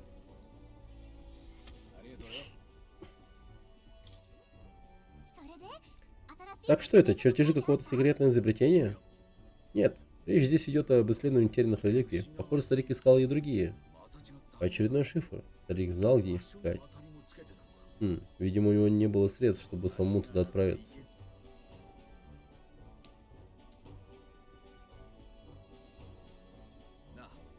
У меня к тебе огромная просьба. Может, поищешь другие реликвии? Похоже, старику удалось догадаться о местонахождении нескольких других реликвий. В его дневнике упоминается еще 7. Нихера себе. Я просто обязан на них взглянуть. Всего-то нужно будет разок-другой становиться.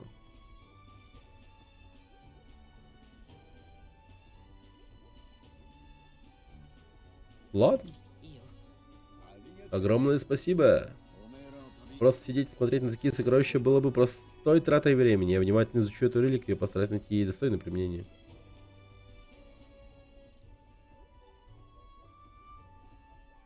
О! Оно, да? О, стрелок, наконец-то! Великодушный инженер Нейрос. В глубине души он истинный стрелок. Не пренебрегая связующими вас узами, в тебе пробудится неведомая сила.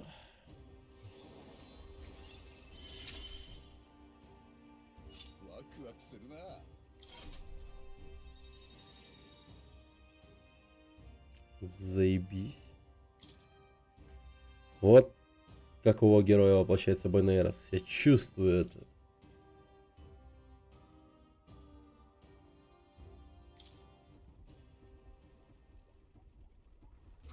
Ты говорил, что мы сможем искать реликвии по ходу наших путешествий, но ты знаешь, где они находятся. Наверняка спрятаны далеко друг от друга. Если мы умудримся подобрать шифр, то сможем сузить область поисков.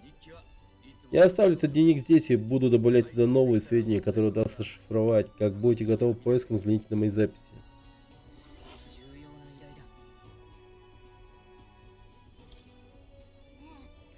Мне уже приходила эта мысль в деревне, но я думаю, что я смогу отыскать реликвию с помощью своей силы. Я увижу ее, как только мы окажемся рядом с ней. Скажи, как захочешь поискать реликвию. Галька может определить, где находится реликвия.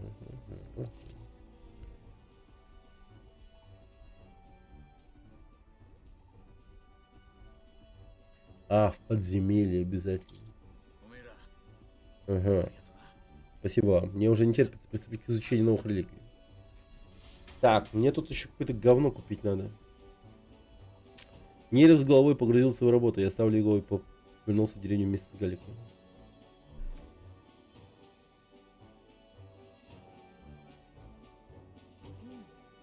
В этой деревне все так же тихо и спокойно.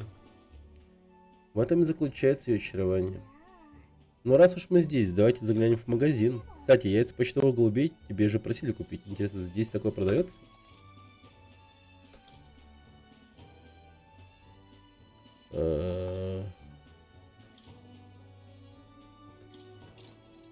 Купил.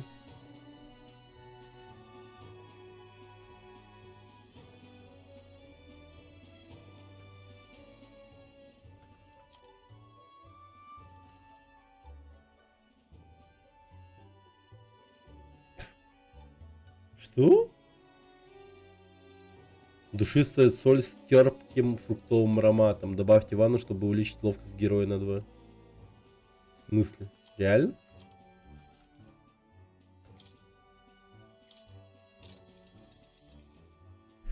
Так, подождите.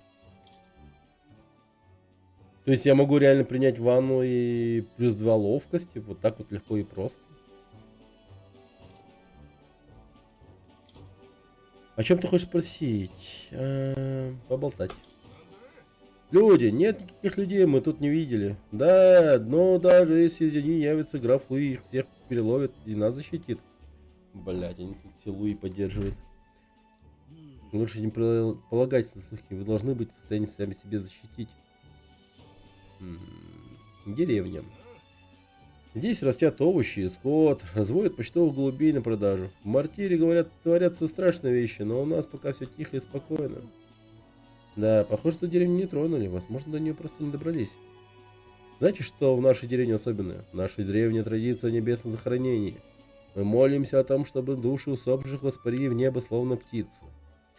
Влияние сангстианства здесь не такое сильное, как в столице. Иные называют нашу деревню раем мертвецов. Так как здесь каждый может выбрать себе подходящий ритуал погребения. Погодите-ка, блядь. Что-нибудь типа исполнять любое дерьмо? А что, если я им скажу, типа, после смерти загрузите меня...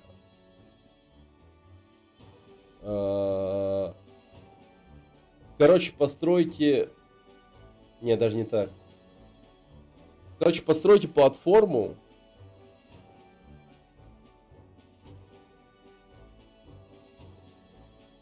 И там соорудите гроб для него. И там положите меня. Платформа должна быть...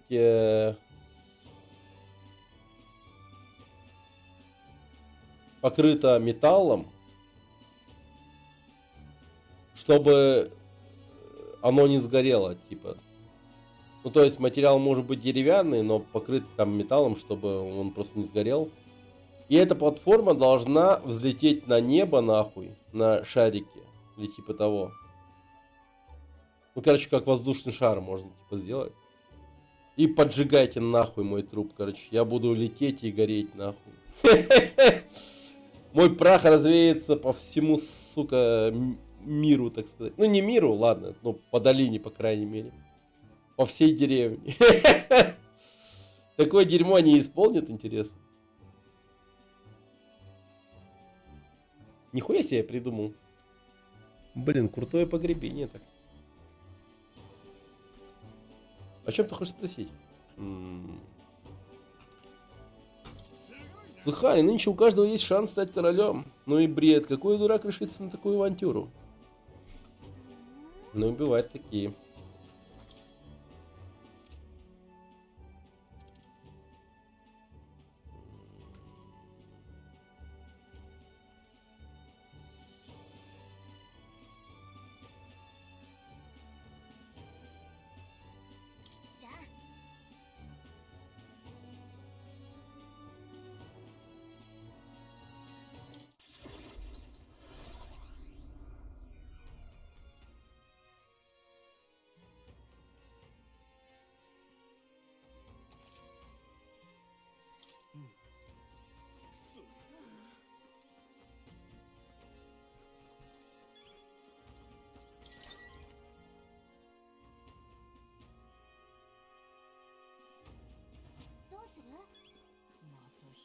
О, стоит. Яйца почтовых голубей для меня. Для себя. Держи. Хвала небесам, надо поскорее поместить их в инкубатор. С проводником магии они мигом проклюнутся. Реквизированные в голуби разносят новости о результатах этого проклятого состязания. Вы даже не представляете, сколько проблем это доставило нашему городу. Надеюсь, следующий король положит конец произволу аристократов. Они разрушают наши жизни и угоду своим прихотям. Яйца-то, что ты раздобыл, спасут наш город. Спасибо тебе от всего сердца. Кайф.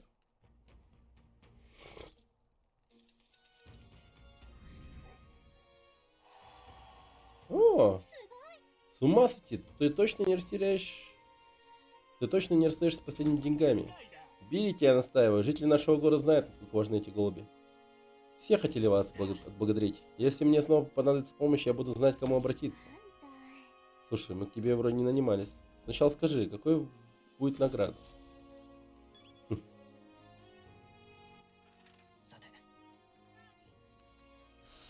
Саке. Так.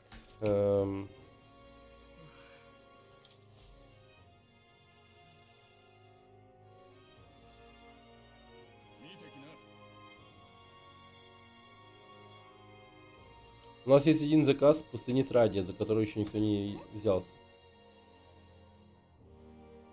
Пустыня Традия лежит к югу столицы, верно? Отсюда недалековато. Не стоит недооценивать военных. Мы регулярно обмениваемся сведениями о контрактах. Правда, не в моей власти рассказывать, как именно. Словом, контракты можно пересматривать. Просматривать где угодно и брать тоже. Надеюсь, вы сможете выполнить их все.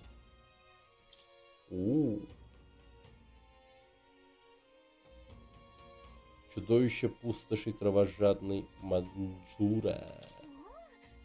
10 тысяч риев, приличная сумма. Вот что вас заинтересовало.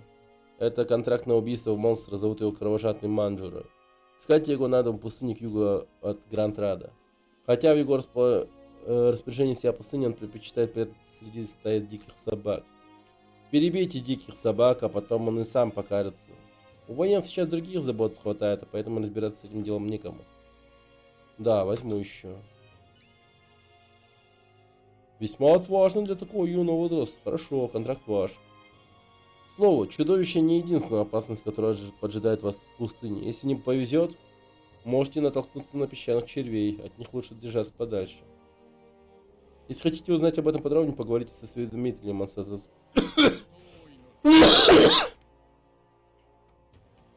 Хвост уничтожителя послужит доказательством того, что вы одолели Манджуру. Удачи. Окей. Защитник леса Король Габорнов. Мне поручили убить чудовище по имени Король Габорнов, поселившийся в логове бесов в северо-восток от Мартира. Она является Если убить Габорна в черной одежде. Подробнее о нем можно узнать... Ага. Окей. В общем, это старая... это стая вооружена мечами и луками. Некоторых даже магию использовать. Главарь не явится, пока вы не расправитесь с его подчиненными. А они сильнее, чем вам покажется. Берем. Прекрасно. Габорны засели в логове бесов, что к северо-востоку от Мартира. Пока короля нет, за порядком и стаей следит Габорн маг. Если убьете его, появится и сам великан. Магов можно узнать про черную одежду. Все. Думаю, больше об этих тварях вам расскажет Сэмин. Ага. Набедренная повязка беса. Понял.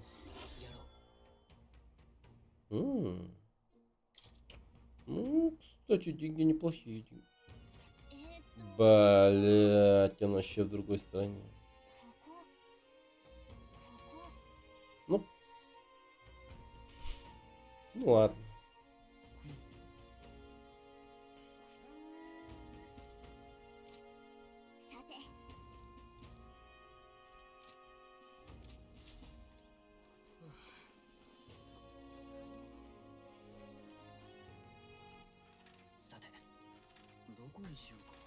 Саке.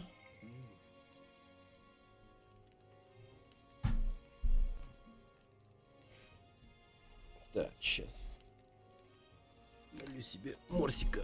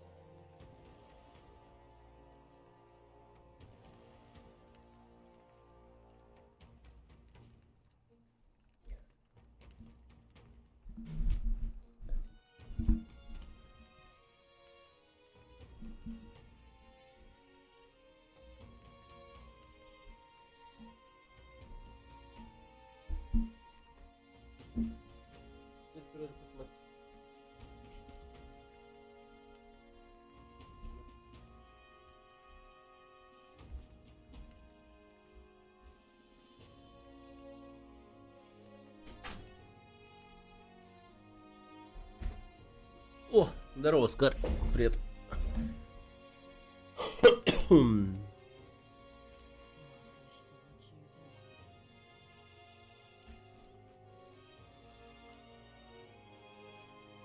Где?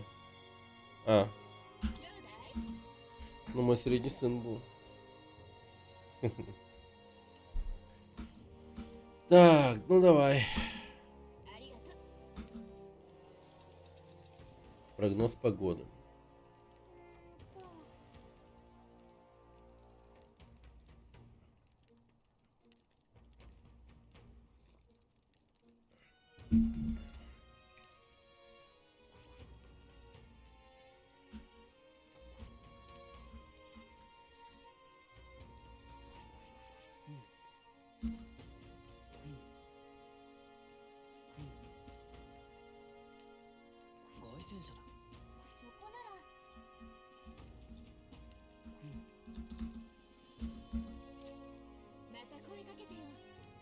Угу.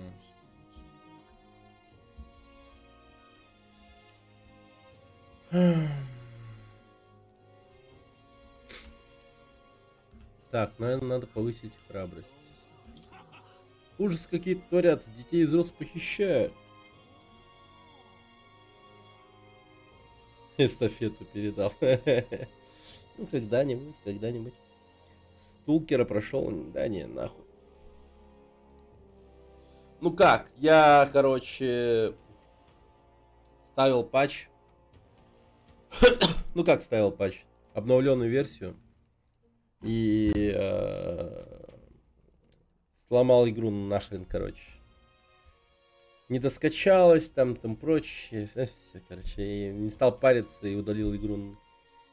Ну, потом, когда локализация появится, там так далее, короче, это. И сейвы похерились. Ну, не знаю даже, может быть. Ну, я уже буду ждать, пока русская локализация не появится. Так что, может быть, вообще заново начнем. Так что, насрать совершенно. И потом я туда еще модов накину дополнительно.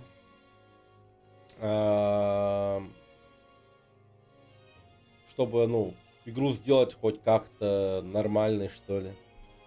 А то, блядь, эту игру, ну, реально любители в свастики делали. Как бы без иронии говорю. Там вообще пиздец. Они как бы там, ну, прям очень так четко постараются намекнуть на то, что... Ну, у них такие интересы, такие взгляды на жизнь, так сказать. Ну, прям четко так намекают игрокам. Мы такие, типа. Похудел? Да нет, ты что, не похудел. Это просто футболка белая. Ну и ракурс такой. Да. По-моему... Не, по-моему, я точно не похудел. Может, просто давненько не видел. Типа. Так. Блин, или может мне вот футболка стройнит реально. Чем год назад. Разницы нет. По-моему, нет. По-моему, нет. Мне кажется. Может, я ошибаюсь. Тогда показалось. Ну, давай-ка я сейчас попробую встать на весы.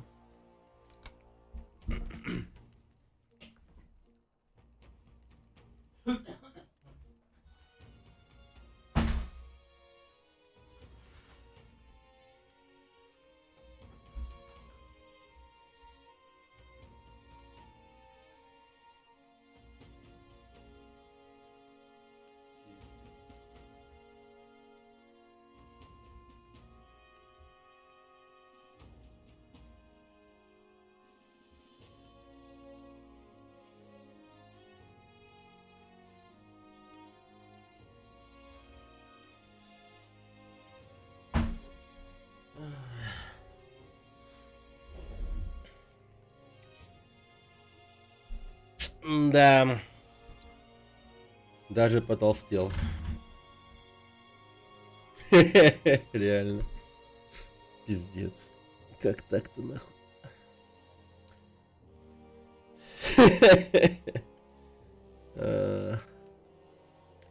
Так, весь город на ушах стоит, но в такие времена нельзя поддаваться страху. Надо проявить смелость. А для такого... А для этого ничего нет, ничего лучше, чем прыгнуть с канатом. Да-да, в это самое щели прыгнуть. Ну так что, хочешь себя испытать? Храбрость превыше... А, окей.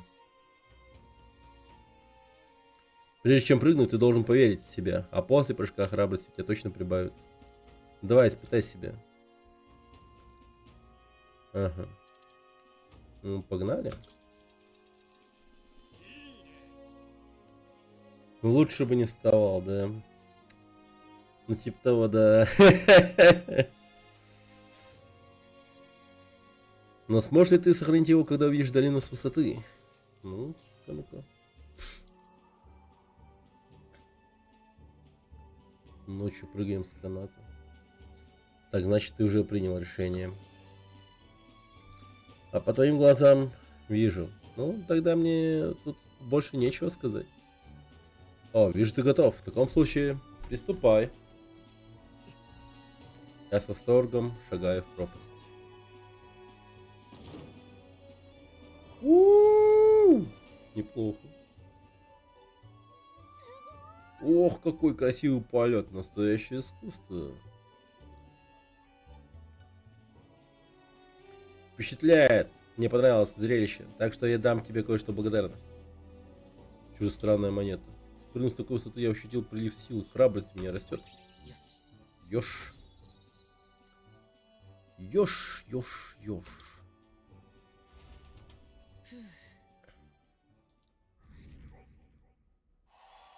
О, неплохо. Время летит незаметно, и вот уже наступает эпоха нового короля.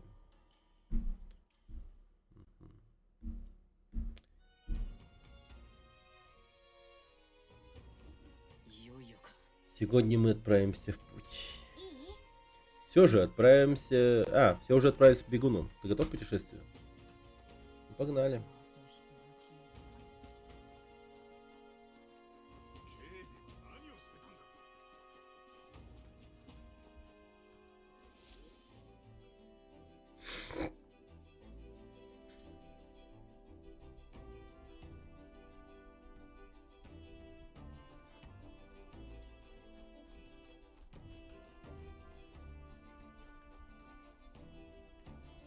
Погоди-ка.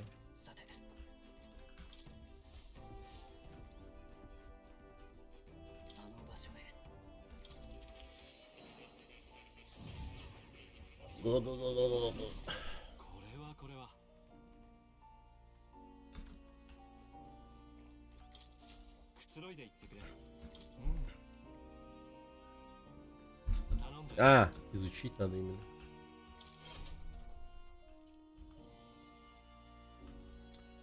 Ну...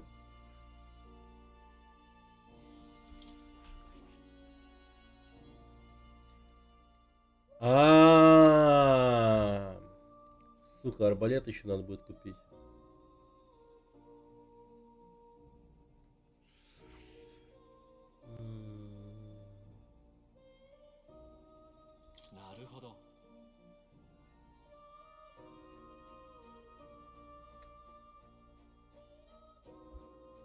О, нифига. Неплохо. Слаб к режущим атакам.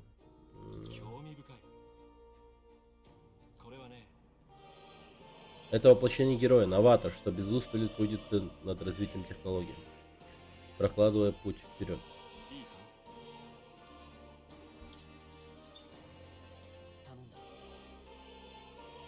Это та сила, которая мне нужна. Да будет так.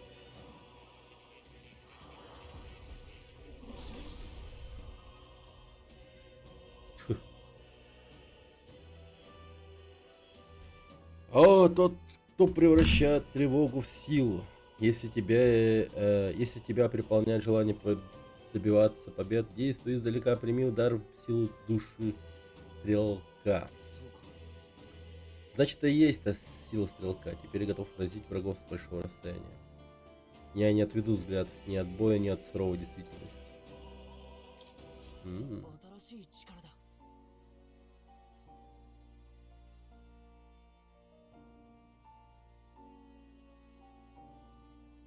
Блять.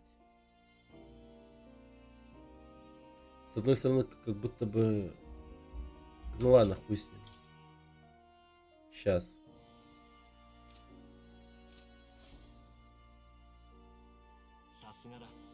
Так, ты выполнил мое поручение, изучил архетип стрелок. Твой энтузиазм и любознательность весьма похвален.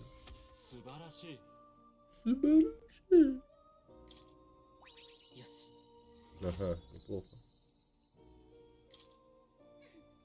Ну как, неплохо у него выходит, правда? Да, это правда. Благодаря ему я привел свой ум в порядок. За время исследования попытался определить, что это за место. Но для начала мне стоит выяснить, почему король вообще отправил меня в заточение. Вероятно, в исследовании архетипов я слишком приблизился к той истине, которую король хотел скрыть от чужих глаз. Какая интересная теория. Сперва архетипы были под запретом Санкстианской церкви. Ее служители видели для себя большую опасность в том, что кто-то свободно владеет подобной силой. Исследования архетипов запрещены и поныне. Посадив меня в заточение, король, видимо, надеялся помешать мне добраться до истины. И действительно, хотя я продолжал свои исследования, результаты они не принесли. Я был заперт здесь и топтался на месте. Сейчас я говорю об этом спокойно, но, честно сказать, в те дни я боялся потерять рассудок от бессилия и одиночества. Но моя фантастическая повесть помогла мне установить связь с тобой, с тем, кто разделяет мои самые сокровенные идеалы. Полагаю, король не ожидал ничего подобного, меж тем колеса судьбы уже начали свое вращение. Только когда мы до конца изучим все архетипы и магию превращения, я смогу снять с себя королевские проклятия, выйти из заточения. Поможем! Чем дольше я прозябаю в этом гиблом месте, тем радостнее мне слышать твои добрые слова. Я по-прежнему рассчитываю на тебя, мой соратник, ибо у нас общее дело.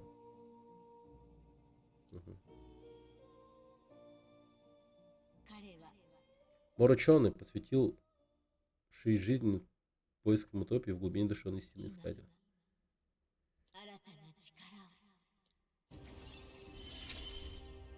О, нихуя. Искатель магии.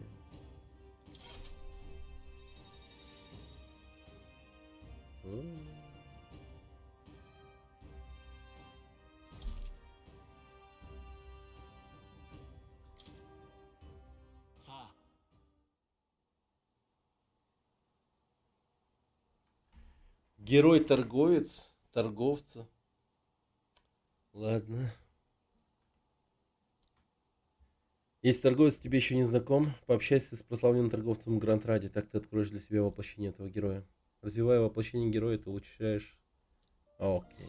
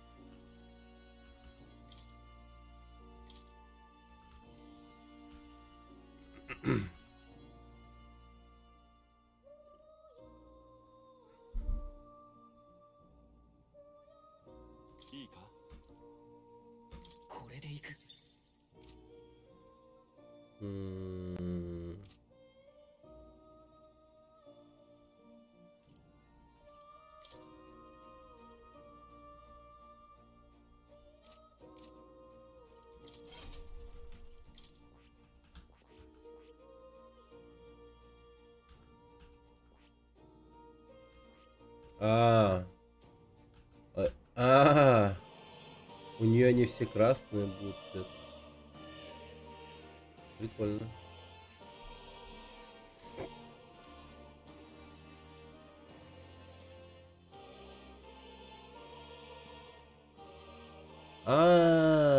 Ебать.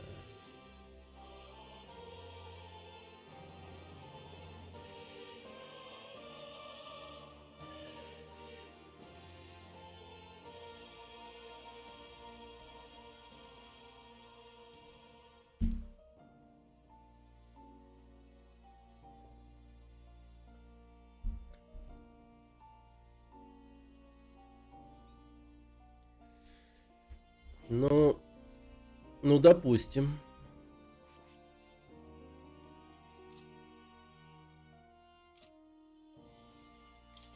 Блин, хотя, знаешь, наверное, стоит добить ранг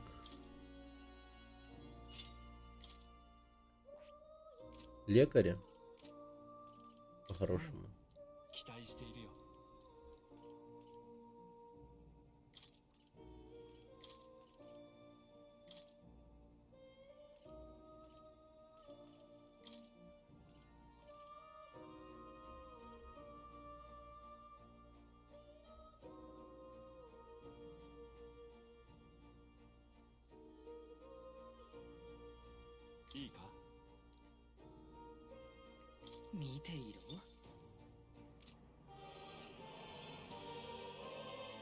М.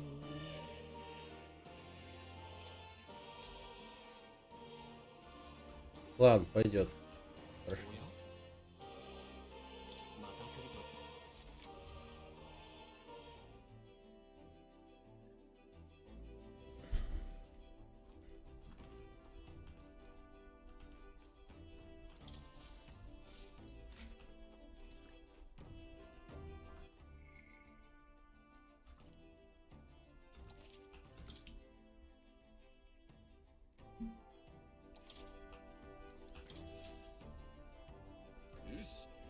Ну, наконец-то. Неужели мы выдвигаемся за добычей? Да? 行きましょう。 Ага. そこ。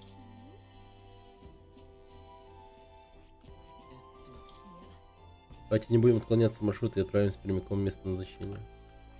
危険は承知だな。 Учитывая расстояние, мы на полпути, нам придется встать на ночлег. Времени у нас мало. Готов? Ли ты? Да. Поехали. Держитесь крепче. Нестись мы будем на всех парах. Let's go.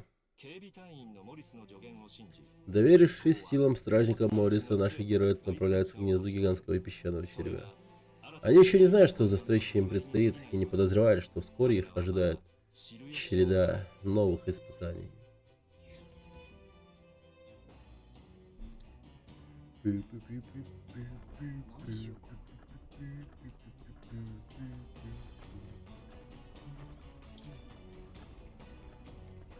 Воспользоваться туалет.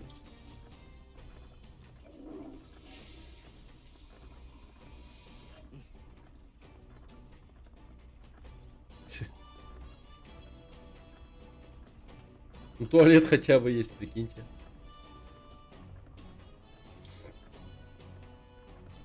Мне не терпится поскорее с ним расправиться. Когда похищения прекратятся, горожане вздохнут спокойно, да и мы тоже.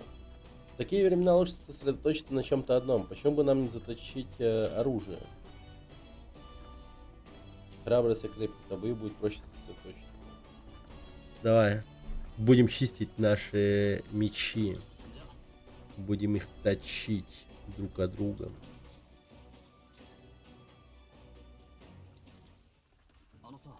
Ты, наверное, скажешь, что рано об этом думать, но однажды, когда мы всем совсем разберемся, я надеюсь повесить свои мечи не на стену и больше никогда не брать его в руки. Я мечтаю о мире, где нет чудовищ и бессмысленной жестокости, где никто ничего не отбирает силой.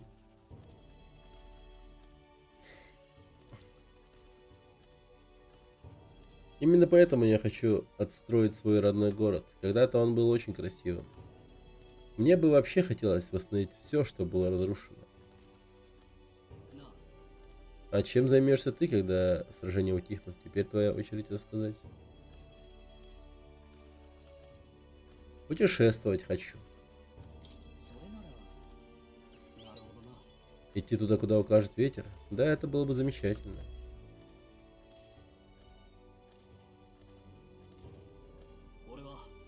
Я должен стать сильнее. Нет смысла отстраивать деревню, если на нее снова нападут чудовища. Знаешь, я хочу стать достаточно сильным, чтобы избавить страну от чудовищ, а не надеяться на бесхребетных вояк и невежественных генералов. Они умеют лишь убивать слабых, которые выступают против них. Они не заботятся о том, чтобы защитить сородичей, как и Луи. Мы будем бороться за перемены. Я тоже хочу это изменить. Верно. Глядя на плечевое состояние нашей армии, на плачевное состояние нашей армии, плечевое, я очень рад, что ты наш капитан. Спасибо, что позволил помогать ей в пути. В нашем отряде ты больше всех полон решимости сражаться на передовой.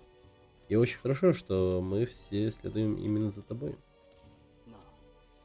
Если честно, иногда я тебе даже завидую. Ты такой смелый, кажется, будто ты ни секунды не сомневаешься в своих силах.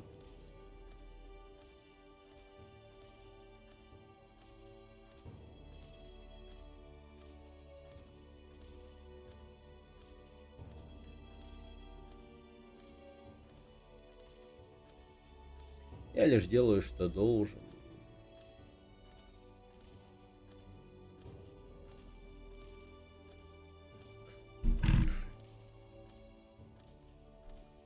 Не, ну бывает, что сомневаюсь, да. Я тоже иногда сомневаюсь в себе. Вот как. И все же, в отличие от меня, тебе всегда удается сохранить самообладание. Поэтому тебя и выбрали капитаном. И это все к тому, что я тебе полностью доверяю и рассчитываю на тебя в предстоящих битвах. Выбирать короля будет народ. Это справедливо. У жителей королевства есть свобода выбора, как и у того, кого они изберут. Я хочу знать, кто победит в этой гонке. Что ж, меч сияет как новый. На сегодня, пожалуй, хватит. Уход за оружием укрепил мое желание сражаться. Храбрость у меня растет. Я это чувствую. Окей. Славно, славно.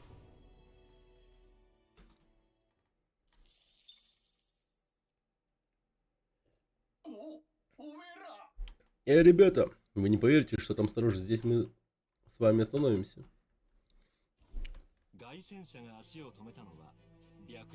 Бегун останавливается в златоночной пустыне. Здесь потрясающий вид, который... Неужели на свете когда-то и правда жили настолько огромные существа? Или же эти причудливые очертания сложились из песка под воздействием ветра? Увы, на этот вопрос никто не может дать ответа. Нихуя себе.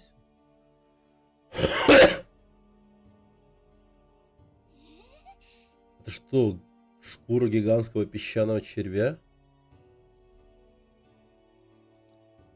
Не может быть. На червя действительно похожи, но я не слышал, чтобы они возрастали до таких размеров. Представьте, сколько народу можно накормить таким крупным зверем. А то уже примеряешься, как его разделать. Не о том думайте, друзья. Посмотрите вниз, приглядывайтесь по песку. Песок как песок. Присмотрись получше к песчинкам, парень. Видишь, они прозрачны, как воздух. Это же стекло. Стекло витрина Гранд Рада и в окнах собора изготовлено при помощи магии. Это очень сложный и дорогостоящий процесс. Хочешь сказать, этот стеклянный песок появился естественным образом? Да нет, это вряд ли. Для такого всю эту территорию нужно было подвергнуть кратковременному воздействию невероятно высоких температур. Как любопытно, возможно, здесь произошло какое-то возрастное событие, о котором мы ничего не знаем. Пока остается только гадать, но имеет смысл изучить здесь все как следует. Так, надо быстренько себе набросать. Песок тут и правда очень красивый. Так сказочно блестит. Соглашусь. В перерывах между охотой и на чудовищ всегда приятно полюбоваться прекрасными пейзажами. От поразительного зрелища, которое открылось моим глазам, в груди потеплело. Мудрость растет. Круто, круто, круто. Все, уже насмотрелись? В таком случае замечу, что нам пора возвращаться. Так, все зарисовал. Вот возьми и отдай потом кому-нибудь, кто оценит мой шедевр по достоинству. Теперь всех бегунов, кто последний, тот готовит ужин.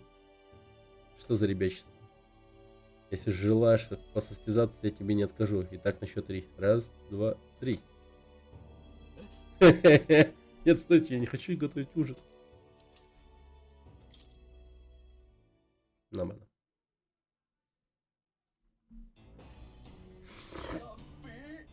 О, плохо дело, сюда движется наземный бегун. Довольно элегантный, к слову. А вот и бегун претендента на трон. Готовьтесь к бою. Мы могли раньше слышать этот голос. Да, пошевелись, я не твой бегун пушки разнесу.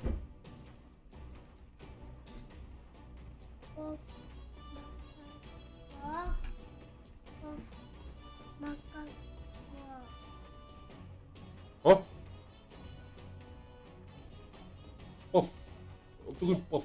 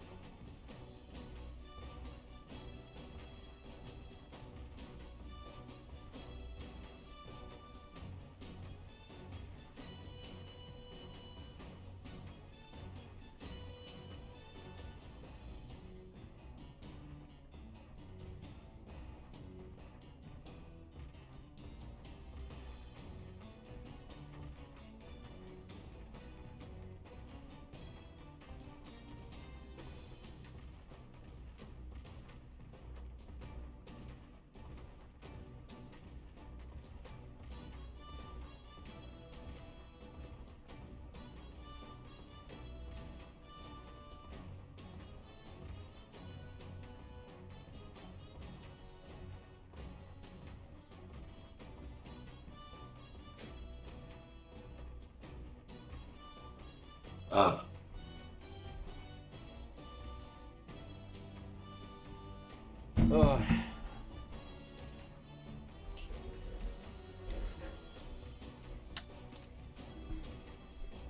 О, здорово, Кудзон.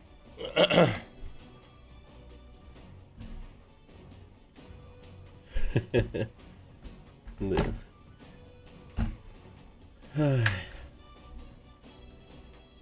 Вперед. А противник уже карабкаться на палубу другой стороны.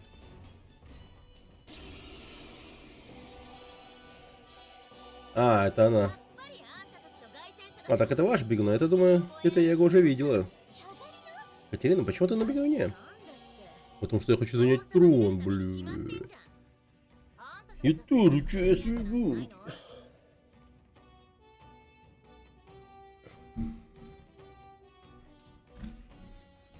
Нифига себе, не свой бегун.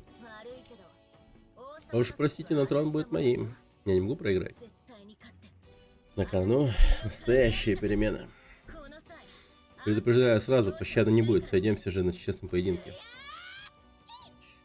Вряд ли она хорошо обдумала наши свои действия. Ну что ж, придет поднапрячься. Здорово, Гудзон, здорово.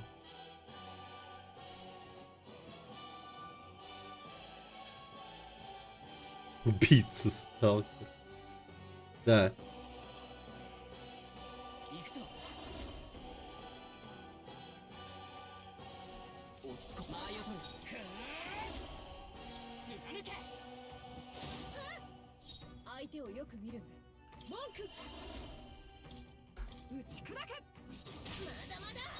Мада-мада.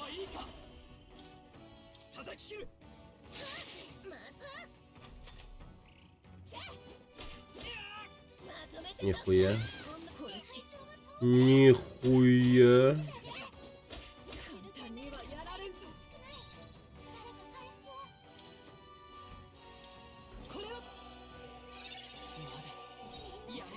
И как это, бля, понимать, нахуй?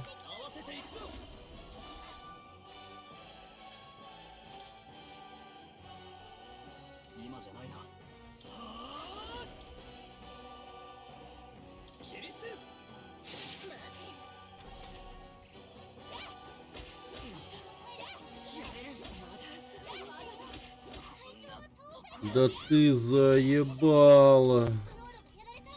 Нихуй. Да что это такое? Сколько можно?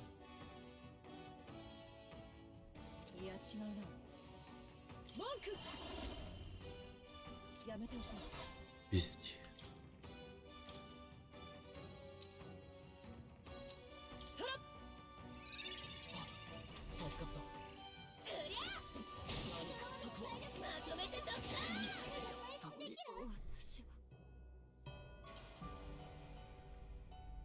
Эта сука нас убила.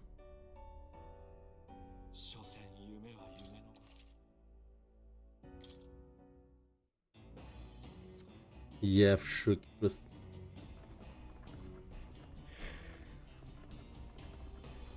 Ах ты тварь, какая тварь.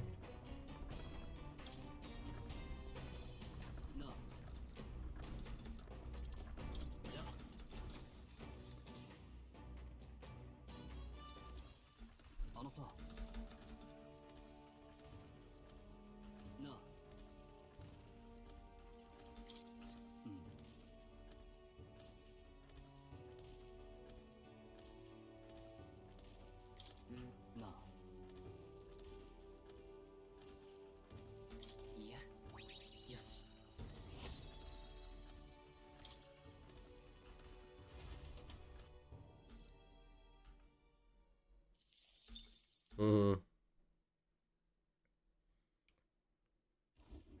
凱旋者が足を止めたのは本当に謎。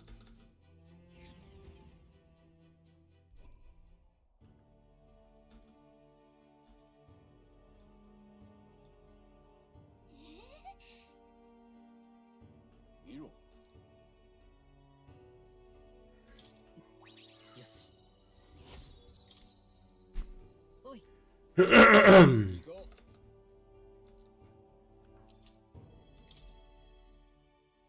А Блин, а сохраниться-то никак нельзя. Блин.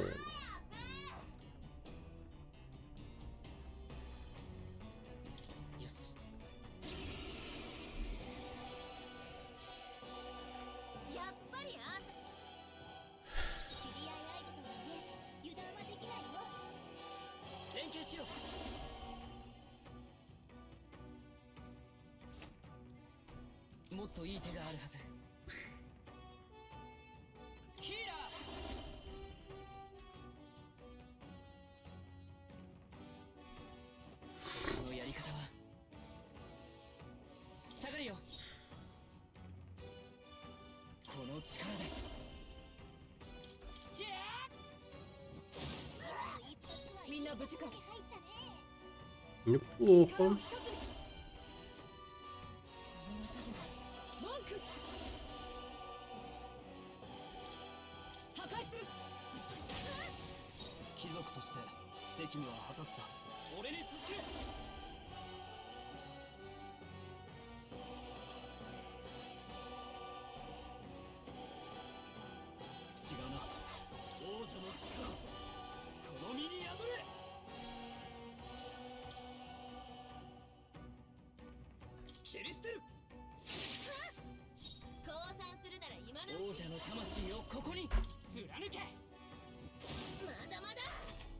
Блин, она не заснет, да, никогда.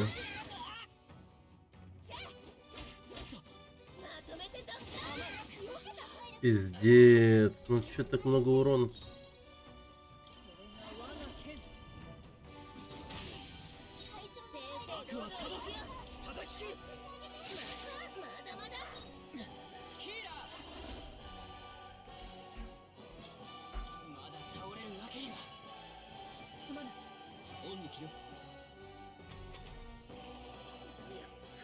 А это все? Я не могу проиграть. Мне нужна парипаса.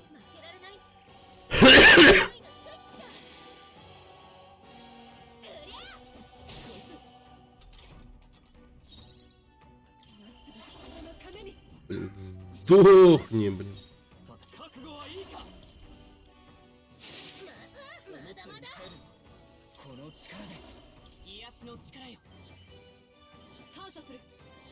О, найс, найс, найс.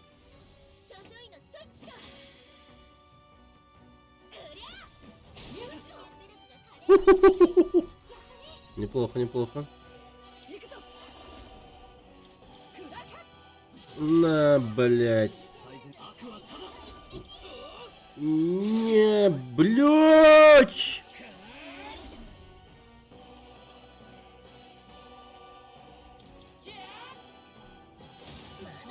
Пиздец.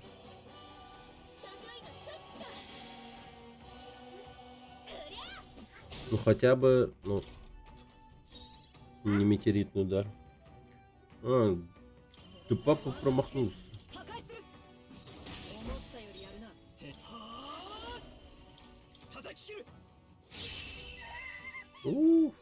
Отлично. Ты смеешься надо мной, я не могу победить даже в рукопашной битве. Такой позор, я этого не вынесу. Найс.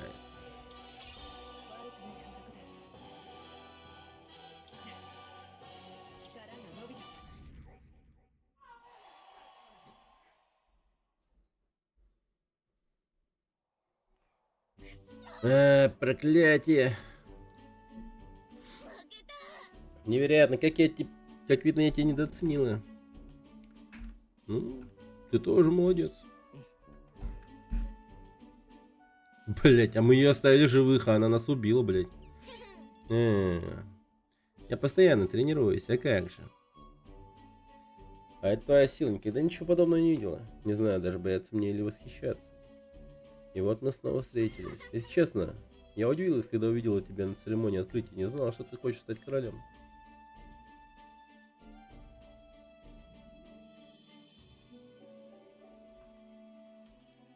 Это сложно объяснить. К этому привели довольно сложные обстоятельства. Что ж, долгая история, да? Я бы спросила, но может в следующий раз. Моя цель простая, я хочу помочь парипасам. В целом, мой народ бедный. Вариантов работы у нас мало, когда она вообще есть. Многим даже еду на денег. Фу ты, блядь. Многим даже на еду денег не хватает. Остальным расам в этом плане повезло больше. Я вижу, как мои соплеменники пытаются разрывать этот порочный круг, но без помощи им не справиться. そしたら Теперь, когда корона может достаться кому угодно, я готов рискнуть жизнью, чтобы завладеть ее.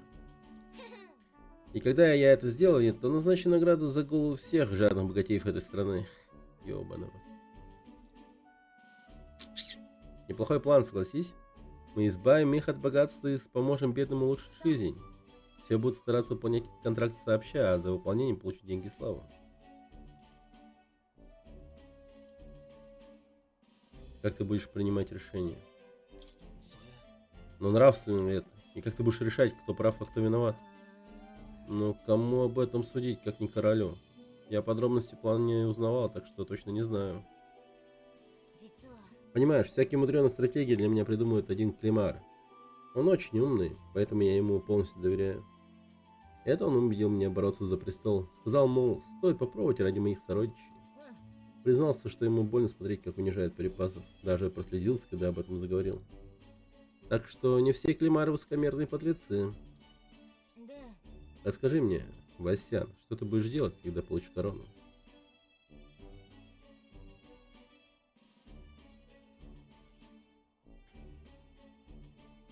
Скажу, если победишь. Я тебе расскажу, если сможешь меня победить. Ого, ну правда? Ну, теперь точно не отвертишься. В следующий раз мы с тобой сразимся. Я вытяну из тебя все. Учти, уступать не собираюсь. На кону будущий припас. Благодаря своему упорству я выбралась из нищеты. Теперь у меня достаточно сил, чтобы бороться за главенство над миром.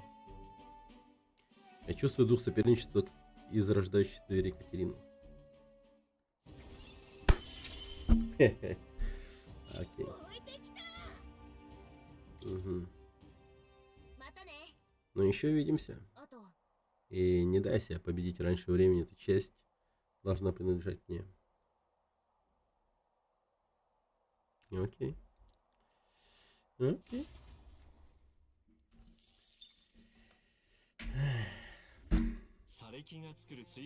Когда солнце садится за горизонт и вокруг воцаряется тьма, бегун останавливается на ночлег в лагере.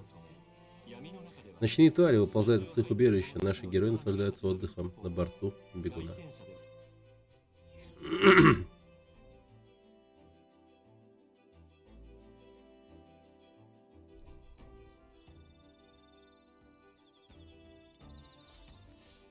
Блин, надо делать растяжку нормально, ты че?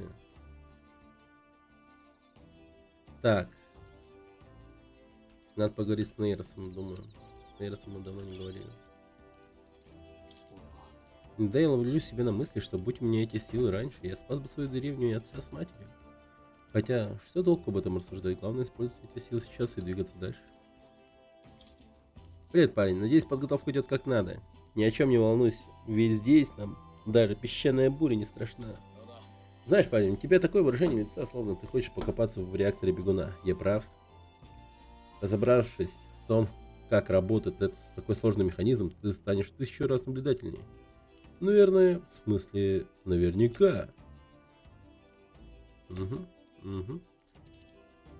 Ну, погнали. ありがとうよ Приятно слышать. Я тебе весьма признателен.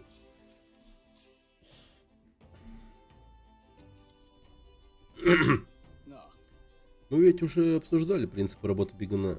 Тогда на этот раз я расскажу тебе, как в нем устроена система подачи топлива. Помнишь тот кристалл магла? Без него бегун не сдвинется с места. Разумеется, кристалл этот полон магла. Чем дольше ты ездишь на бегуне, тем больше магла он расходует. Если как следует ухаживать за кристаллом, он не потребует замены. Хотя большие кристаллы вроде того, что в бегуне Луи, время от времени лучше менять. К тому же для полета бегуну нужно гораздо больше энергии, чем для передвижения по земле. Так что при безответственном обращении кристаллов не напасешься. いいか Чтобы бегун прослужил долго, нужно избегать перегрузок.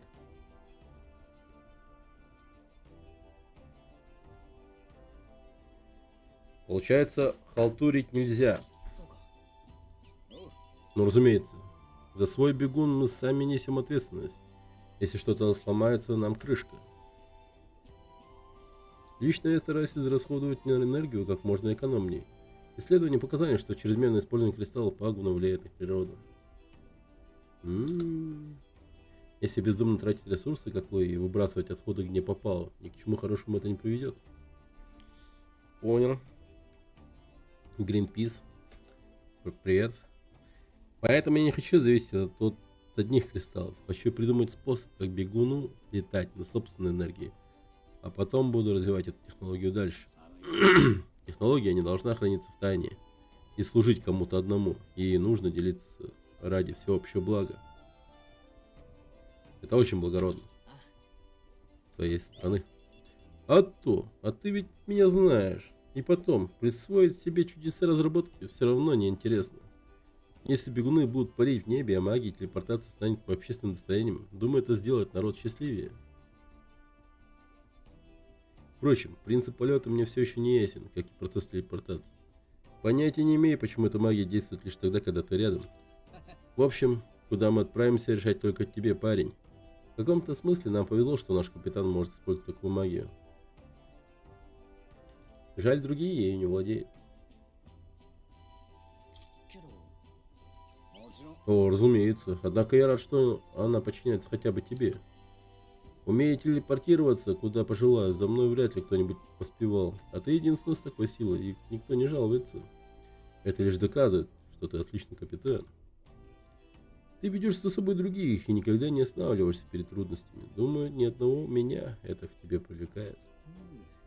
Ну, что-то мы с тобой заболтались. Ну ладно, время еще есть. Раз так, давай еще тебе кое-что покажу.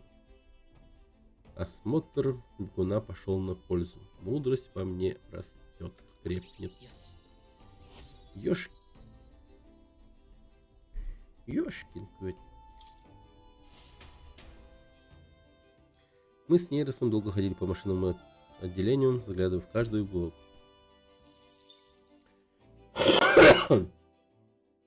Окей.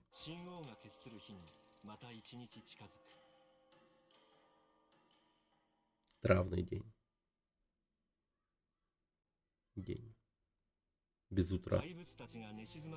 Бегун тихо приближается к гнезду гигантского червя. Сегодня день песчаной бури. Вихрь песка, поднимающийся в небо, погружает чудовищ в глубокий сон. Наши герои ищут здесь Эсмера Ноктула, великого злодея, держащего в страхе Мартиру.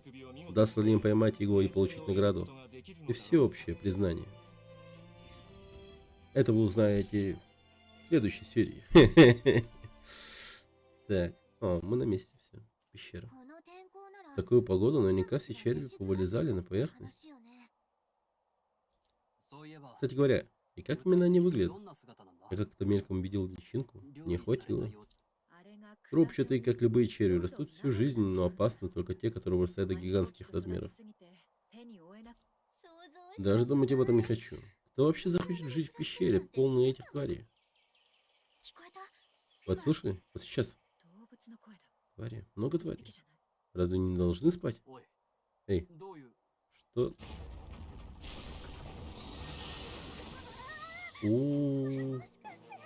Человек. Что происходит? Нам что, дали неверные сведения? Это не песчаный червь. Это такое чудище может быть только человеком. Без боя нам отсюда не выбраться. Проклятие. Нет уж, мы тут не погибнем.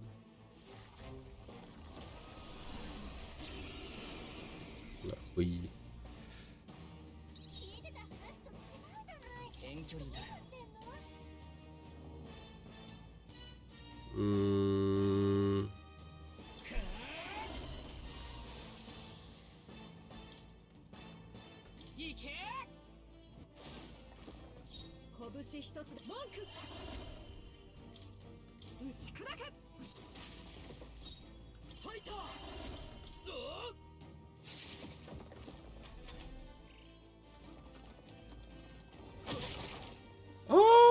Ебать, много урона.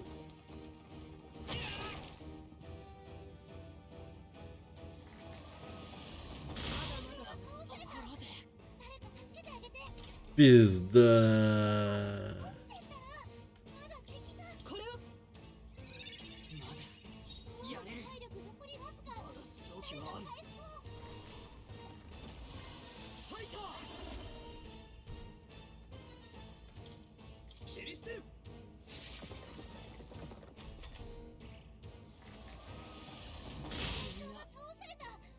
Да, блядь, чел, ну пиздец, сколько можно умирать?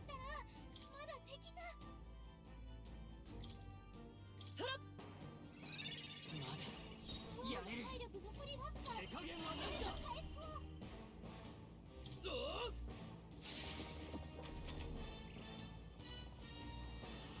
Песчаная буря. Да, бля. Да ну нахуй. О. А, можно с самого начала начать. Блин, охуенная функция. Хорошо, ладно.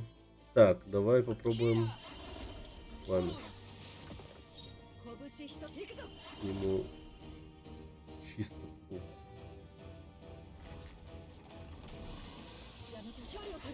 滑るぞ。力を一つに。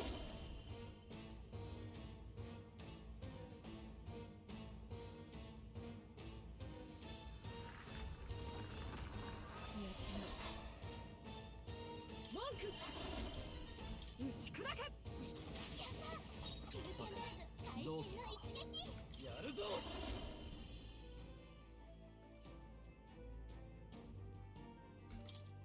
存分にやれ。叩き切る。 403.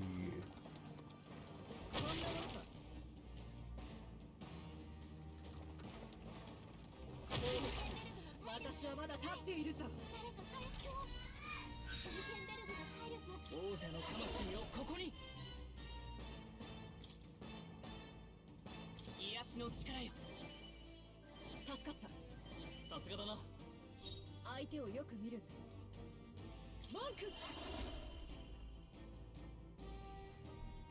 違うな。この守り崩せぬ。貴族として悪はただ。Так, пускай примет оборону, реально. Блин, а.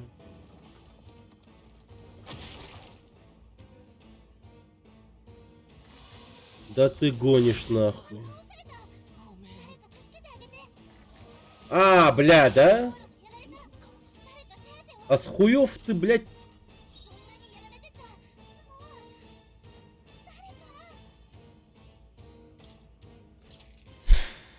А чё он так много раз? Вообще не понял.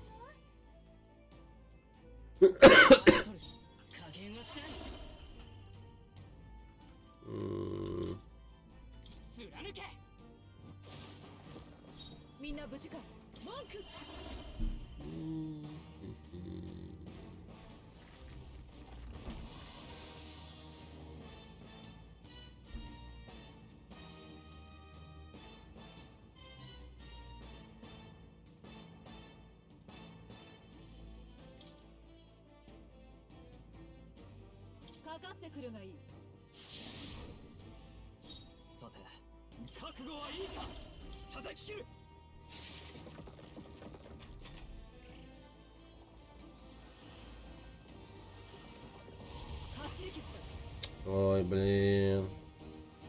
А, да? О.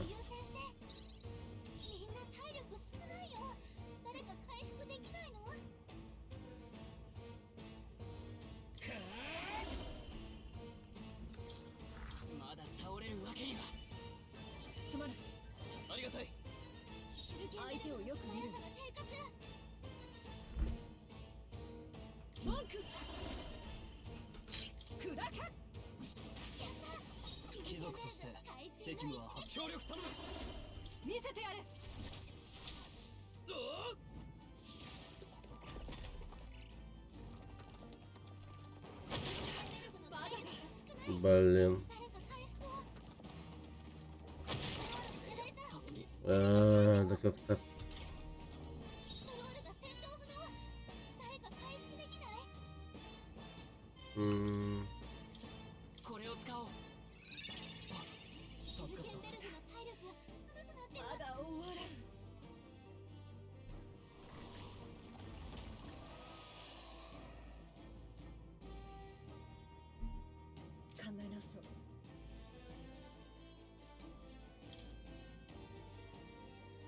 やめよう。 Блин, зелий нет, ничего нет.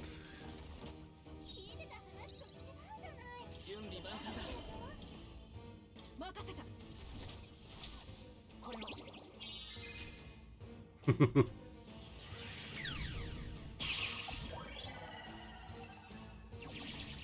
Привет, Ема. みんな無事か。破壊する。最善の手加減はなんだ。 Ну, нормально. 諦めるわ。 Ну классно.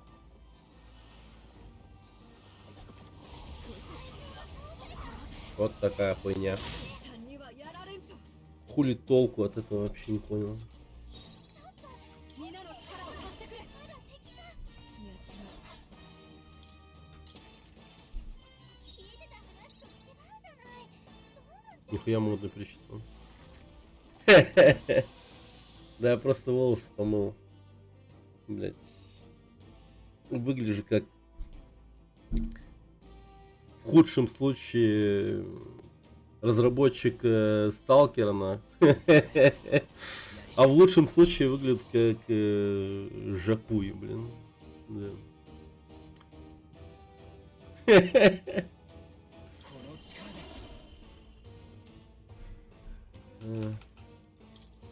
光よ。 Ну, 相手を свет よく見 хорошо る。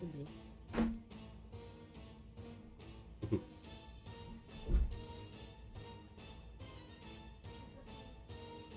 Ребятёк, мне за 3 дня нужно выучить Конституцию РФ для зачета. Жесть. これが我が剣。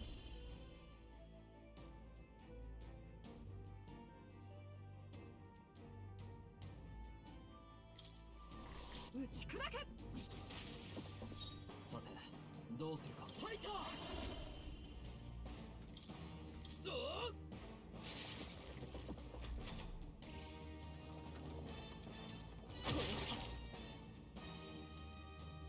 危ない。倒れん。 О, круто. Угу. 行くぞ。癒しの力よ。すまない。さすがだな。状況を確認する。我が正義にかけて砕け。さ手加減は何だ。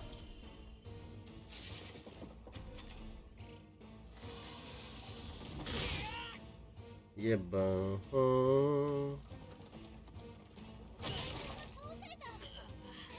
Ой, бля, как, сука, тяжело, нахуй. Слушай.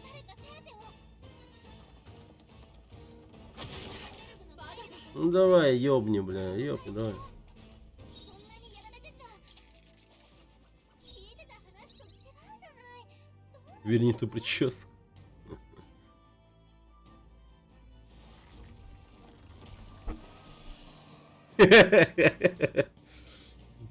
Блин, жесть какая-то.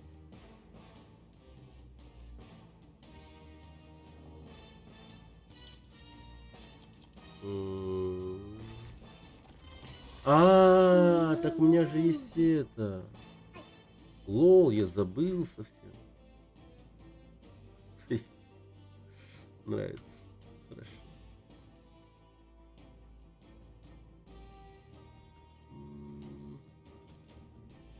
М.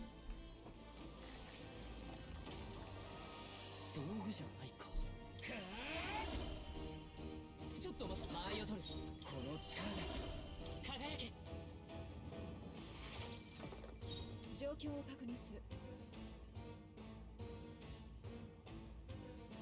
距離を取る。我が正義にかけて砕け。 Вау! 83 урона. Как это много. 距離を取るぞ。悪はただ叩き切る。Пиздец, мало. 残念だったな。隊長素早さを下げない加で減はしない。立て直す。助かった。さすがだな。拳一つでも皆の力を貸してくれ。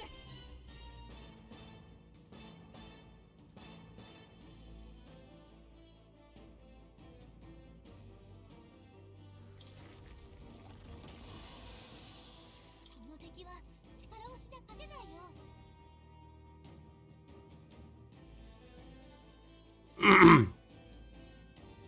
Блин, может он ветру как-то... 文句 Нет, я... 仲間と共に。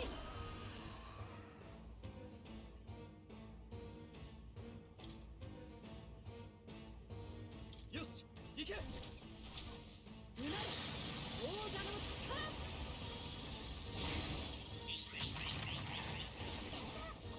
最善を尽くさないと Крит. 合わせていくぞ。頼む。 207.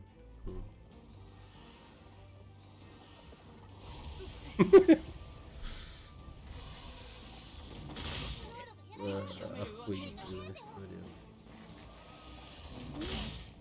Ну классно, чё.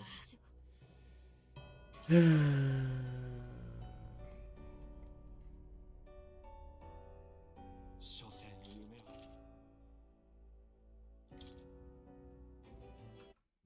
Ну-ка. Убил фантазию.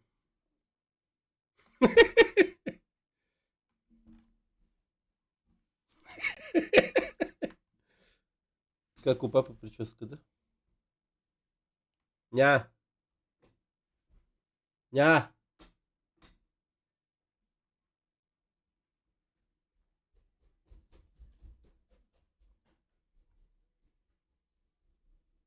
Lonely. Китай. Неплохо. Блин, старый так-то. Спортсмен. Косплей, да. И мне еще очки такие нужны.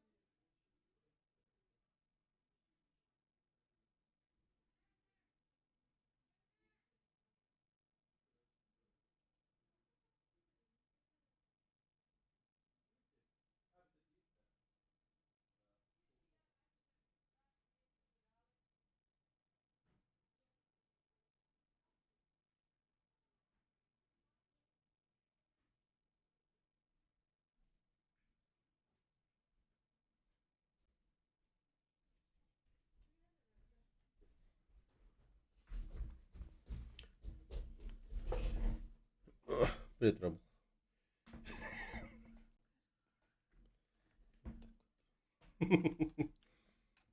Сейчас.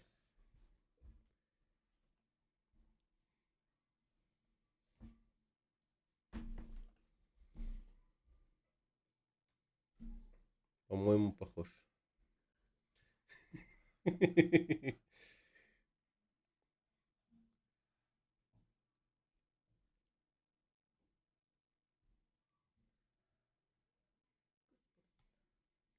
Кыста. Да вроде не девушка.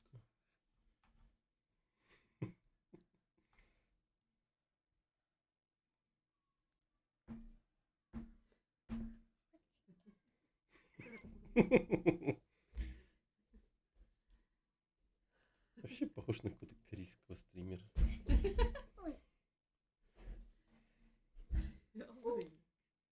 Теперь это мой образ. Все. Приехали.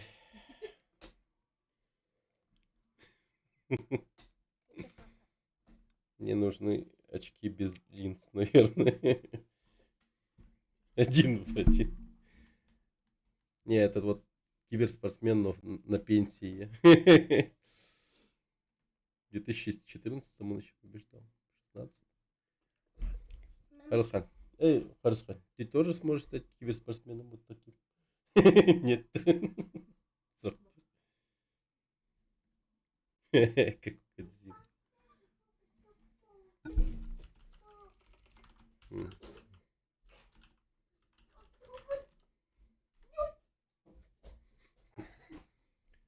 Хидео Кодзима, если бы очень много кушал.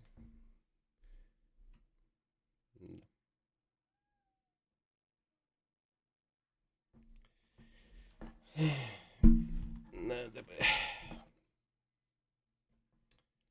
Надо бы за Unity взяться. Но я вне стрима им не занимаюсь. Так что все в порядке.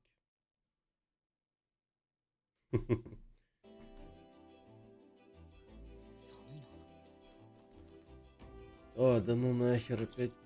Тут ты шутишь. Погоди, погоди.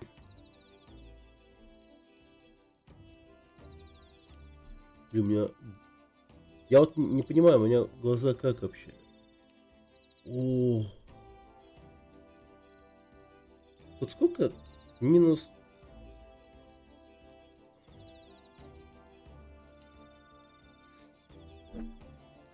Да, мне нужны очки. Эти хипстерские, просто стеклянные. Эти все-таки...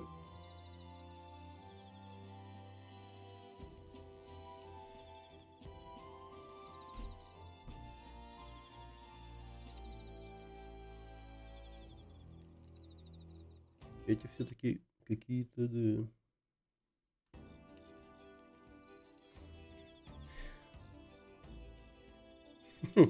Киберспорт. Лицо посерьезнее. Лицо посерьезнее.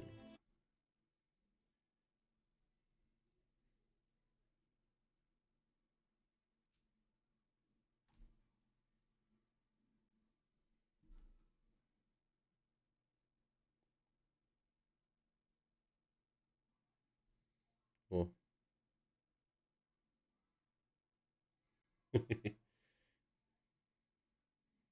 Блин, капец. Да, с этими очками мне только зрение ухудшится. Надо аккуратно.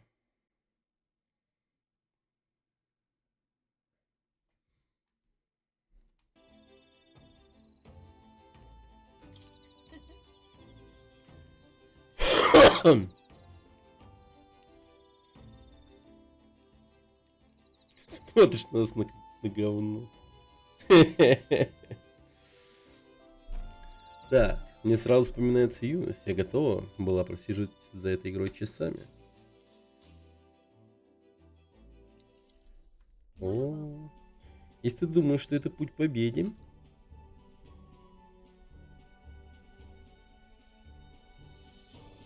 шо? Мне больше некогда двигаться, и фигуру, похоже, я проиграла. Что ж, это было поучительно. Нам обоим есть куда расти. Эта игра учит продумывать свои действия. Например, если противник атакует отсюда, то я отвечу вот так. 私も Когда-то я должна была защитить его высочество, но не сумела. В тот год я только вступил в королевскую стражу и многого не знала. Мне не хватило опыта исполнить свой だ долг. から После этого я начала тренироваться и укреплять тело и дух, ибо поклялась, что больше не допущу подобной оплошности.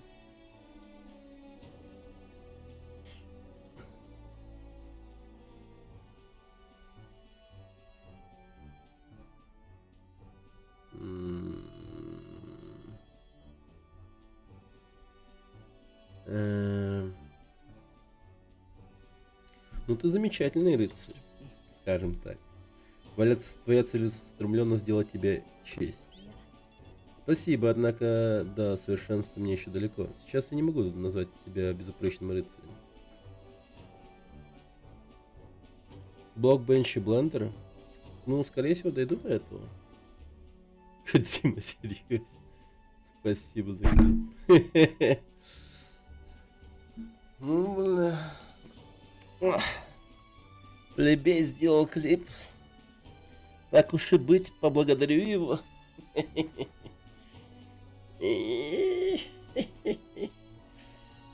Блин, ну невозможно с этими очками вообще. Я как будто бы в консоль сижу, играю, но по жизни, знаете, все размыто становится. Приятно, что с тобой можно так поговорить по душам, поделиться своими чувствами. Не умирать только. Не, блендер-то я понял, а блокбенч что такое? Ну, блендер обязательно, типа. Когда это путешествие закончится, и мы построим страну, где все будут жить в мире. Я бы хотел стать капитаном рыцарей и рассказать им обо всем, что узнала. Не только о тактических хитростях, но и которые я получил за время путешествия, в том числе и о неприятном. У тебя все получится. Если кому-то это по силам, то только тебе, Хюкенберг. そうだな Если мое желание сбудется, я непременно расскажу своим рыцарям о тебе, капитан. Вести за собой других в столь нелегкое путешествие по силам далеко не каждому. Это более легкая версия. С блендером не хочет долго мучиться. А, серьезно? Более легкая версия? Понял. Блокбенч, значит.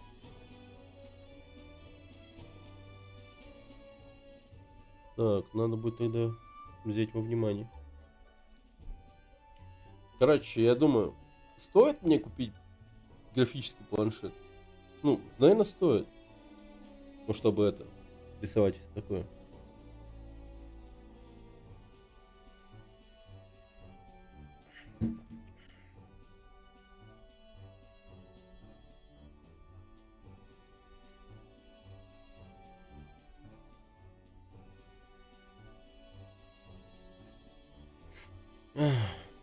Трудно поверить, что ты впервые взвалил на свои плечи такую ответственность. Похоже, ты прирожденный лидер.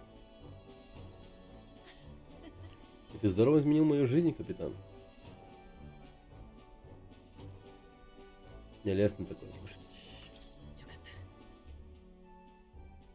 たそうだな Думаю, все мы сейчас на своем месте. Все-таки это путешествие началось с твоей встречи с Галикой. А значит, тебе и быть капитаном. Blockbench — это бесплатная программа для создания и редактирования анимации 3D модели. Она часто используется для создания контента для игр, таких как Minecraft, а также для работы над другими проектами, требующих простого эффективного редактора 3D объектов. Да, она настолько примитивная, как Minecraft.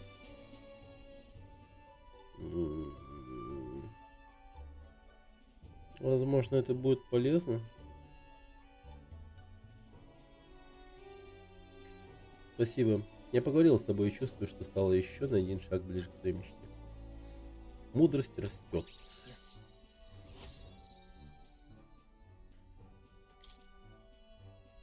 よし Что ж, давай поговорим о тактике. В этой партии ты допустил пару ошибок, которых стоило бы избегать в будущем. Хотя я даже не так выразился. Скорее всего, хотел бы сказать то, что если там можно сделать только как Майнкрафт, то... Ну, сразу заведомо как будто проигрышная тема в плане того, что все начнут говорить: очередной Майнкрафт клон, да-да. Чё, Роблокс свой хочешь замутить? Что-то в этом роде, знаешь. Ну и потом не всем зайдет такое. Хотя детям, блин, вот они увидят такое, они вообще такие скажут: интересно.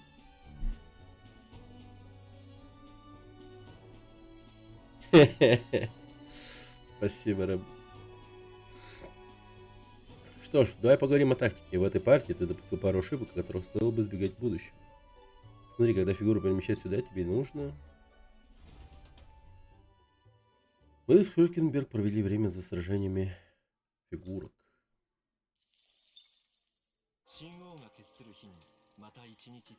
Ну, короче, надо разбираться, видимо. Там можно сделать и поинтереснее, видать.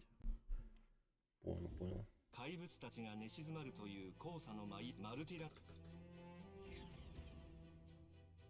Угу. Нырхуду.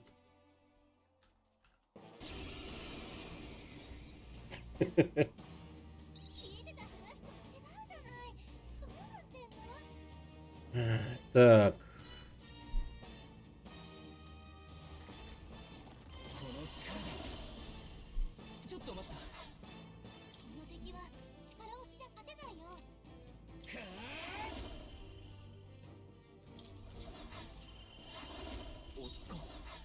На пламя, помнится, ему было поебать.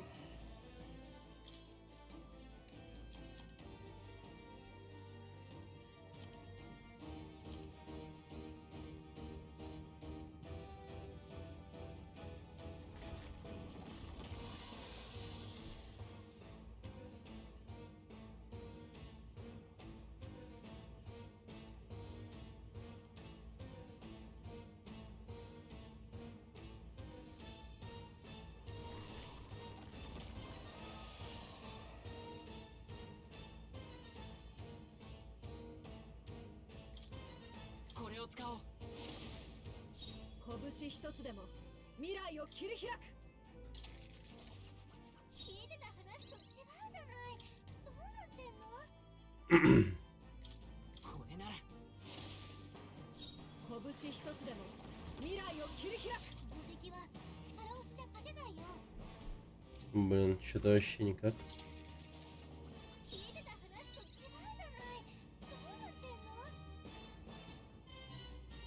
Один стример недавно выпустил свою игру на ранний доступ. Интересно. 2D пиксельные.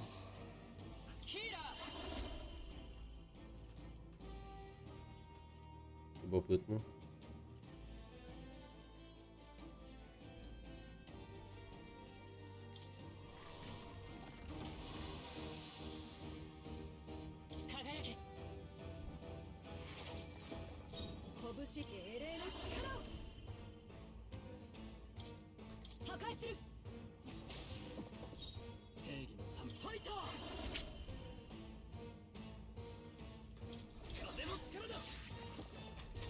Блин, ему похуй.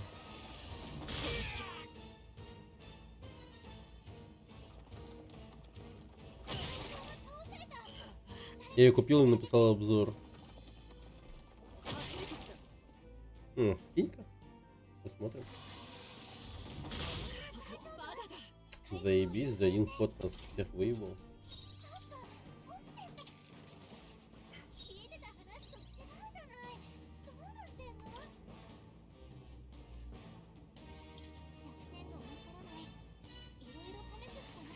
А.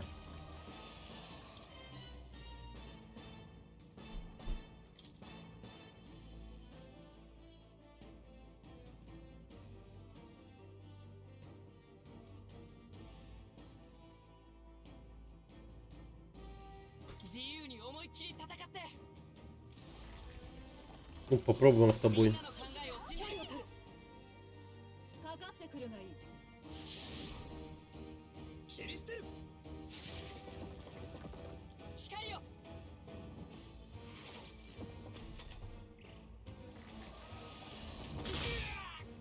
Угу.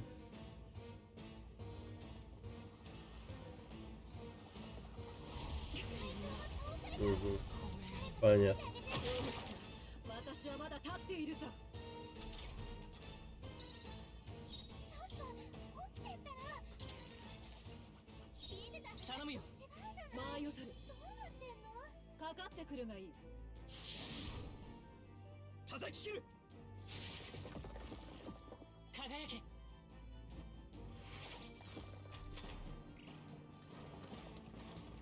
発生術だ。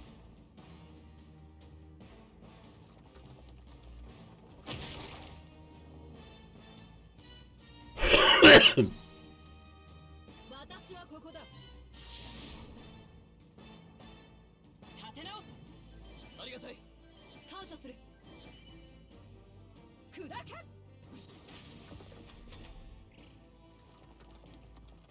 これしか。 Погоди, а как передали код? Что-то не помню. Ну, 勝者がたくさんこんなじゃまずいよ понятно. そんなにやられてちゃ Так, хорошо. 聞いてた話と違うじゃないどうなってんの ヒーラ Ну, ты, в общем, отходи назад и делай хаму.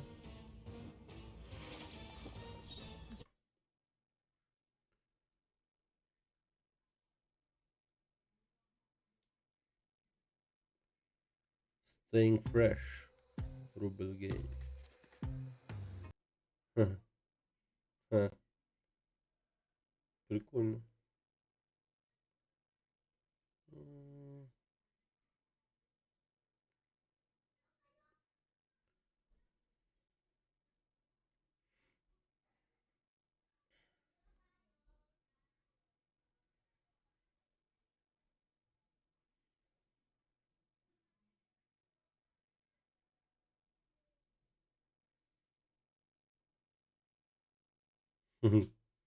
Ну да, мне вот этот и как бы, ну, прям понравилось. Поэтому говорю, прикольно.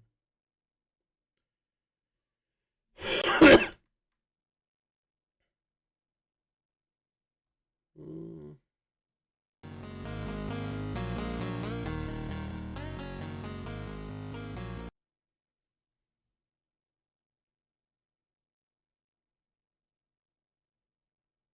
М.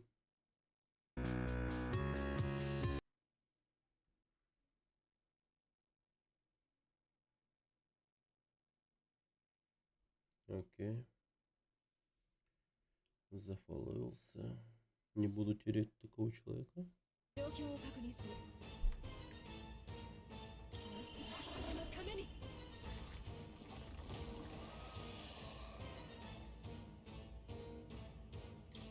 打ち砕け。最善悪はただ。切り捨てる。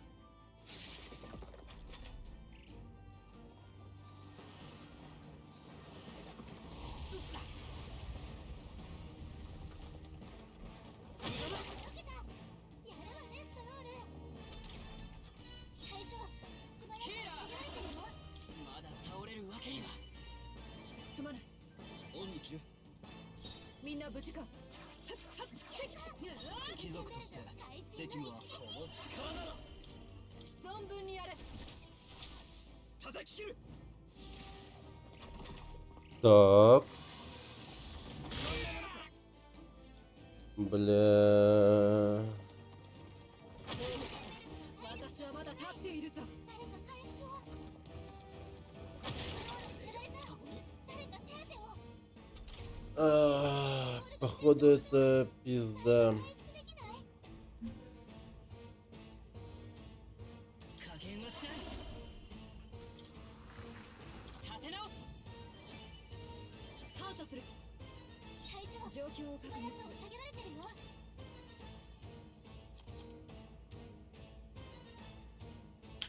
Бля, я опять забыл.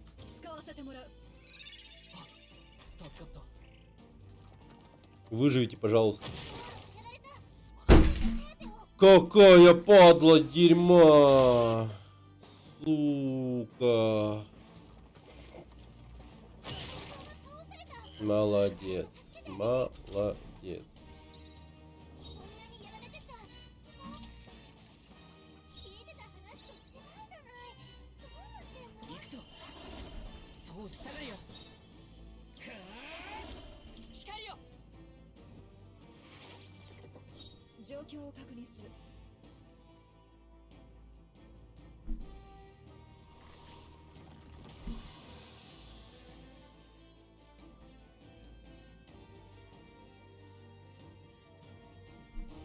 英霊の力を。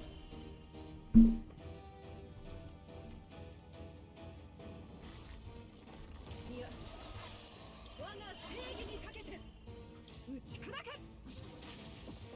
貴族として責務は果たすさ。悪はただ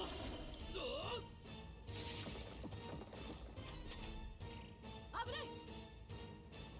О, круто. Хуйня. 倒された。誰か助けてあげて。ちょっと起きてったらまだ聞いてた話と違うじゃない。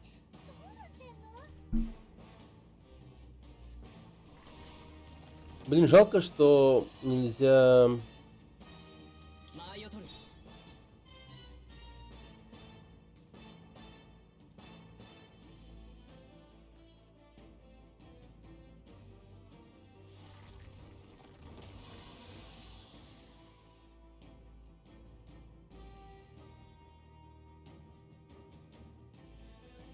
落ち着いていこう。 снаряжение поменять.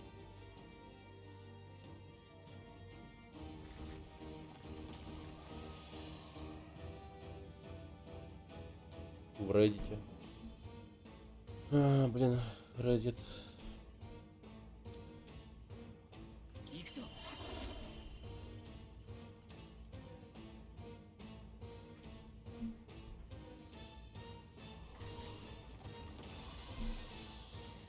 Ну, помнится, из одного видео на... точнее, из-за одного поста на Reddit у меня прям, как его, просмотры на одном видео увеличились прям сильно.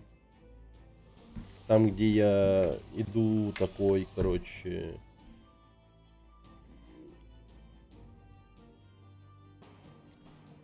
В минус 50 по городу.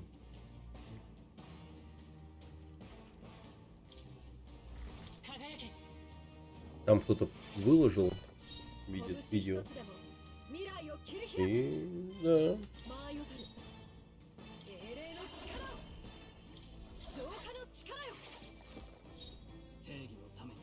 М,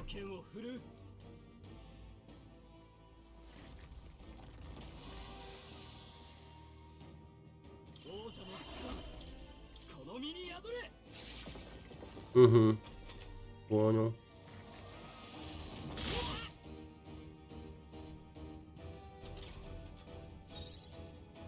癒しの力を。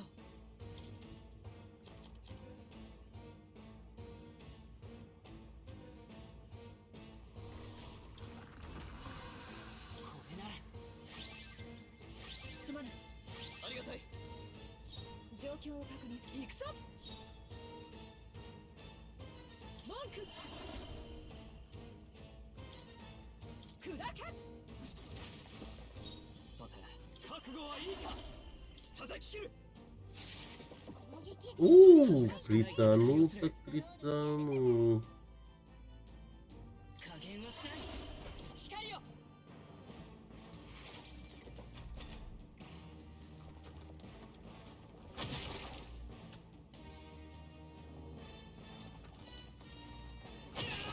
Да блять.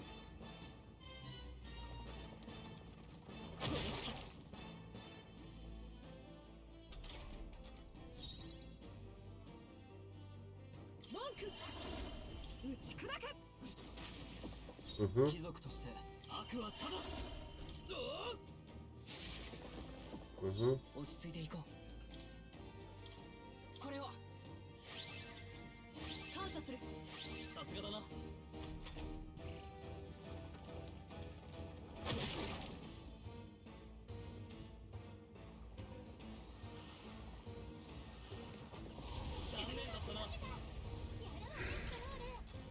Было близко, бля. 砕け思ったよりやるな。 Блин, молю, кто-нибудь критоните, пожалуйста. 地面に潜った。 Ах, это сука, чудовище зарылось в землю. Похоже, нам удалось отогнать его от города.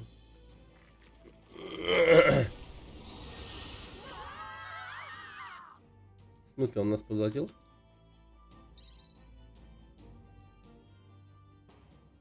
Камелот? Да, по-моему, я про него слышал. Про Камелот. Типа, как дела Фосс, это его игра, да, по-моему? これ Ну, где-то мы? На нас напал человек, да. А потом? まさか Он проглотил нас целиком, значит, теперь мы у него внутри. Похоже, никакой это не песчаный червь, а разновидность человека, как и предполагал Галика. Но дело, признаться, никогда не думал, что закончу свои дни в брюхе человека. Таинственный старик, давненько у меня не было гостей, что ж, чувствую себя как дома. Кто-то есть. Послушай, старик, ты здесь давно? Отсюда можешь как-то выбраться? Ну, вы что, торопитесь? Эх, молодежь, вечно у вас дела. Ну, попробуйте ударить вон по тому наросту, да посильнее. Когда клапан, который закрывает желудок, откроется, шустренько бегите вперед. И сможете выйти с другого конца, так сказать. Только учтите, там в кишках вы быстро переварите. Выбирайте скорее, иначе превратитесь в жижу.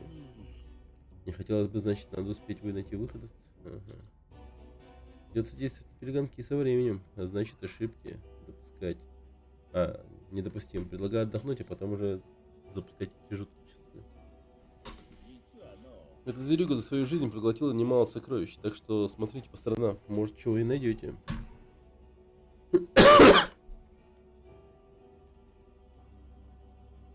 Он с блокбенчем работает. Понял. Не каждый день попадаешь в брюхо песчаного червя. Но помните, если вы уйдете, пути назад уже не будет.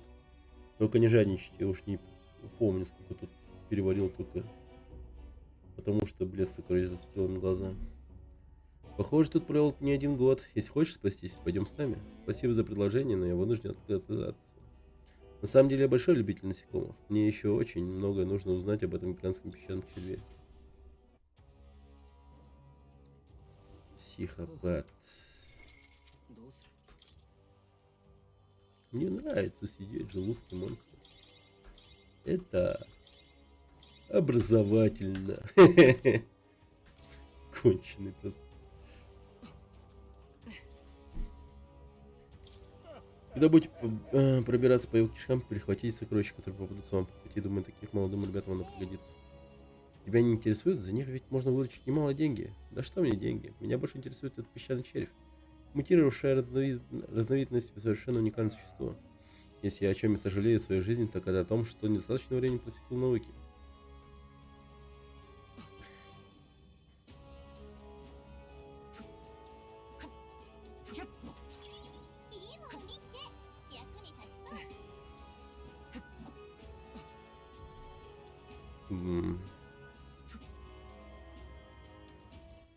Так, どうする давай-ка снаряжение поменяем.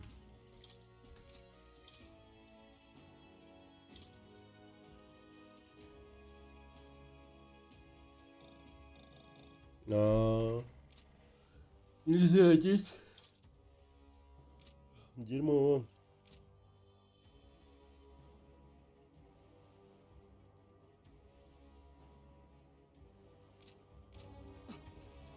Так, попробуем сохраниться.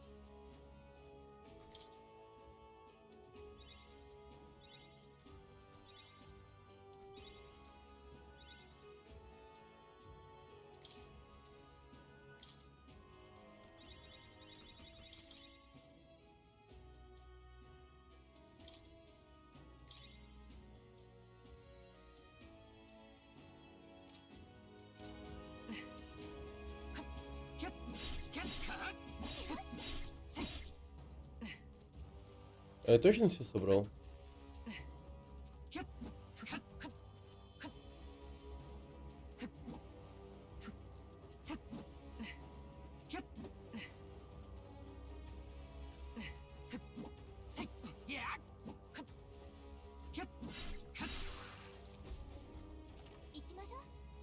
Идем. なんだ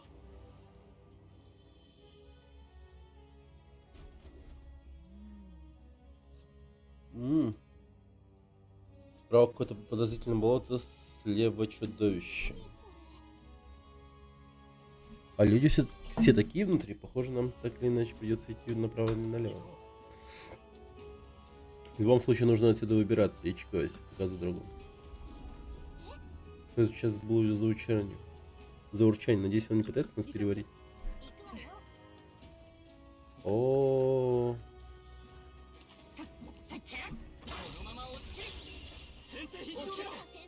А, время прям идет всегда. Ну охуеть теперь. みんな無事か行くぞ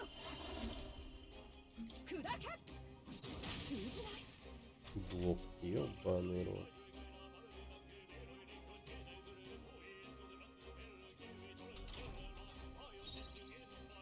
覚悟はいいか風の力だ大丈夫やれるよ王者の魂をここにまだ耐える相手をよく見る仲間と共になすべきことのために輝けもう少しやるなヒルケンベルグ熱い Ебать.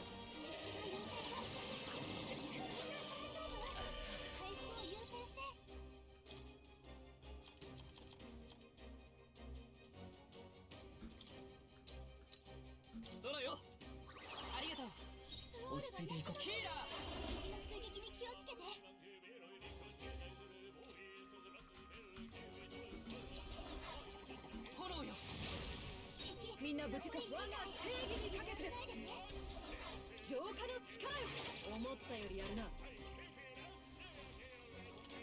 だこいつまだだ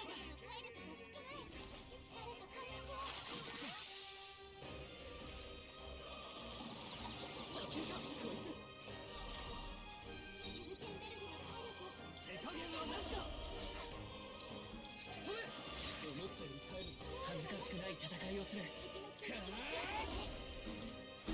直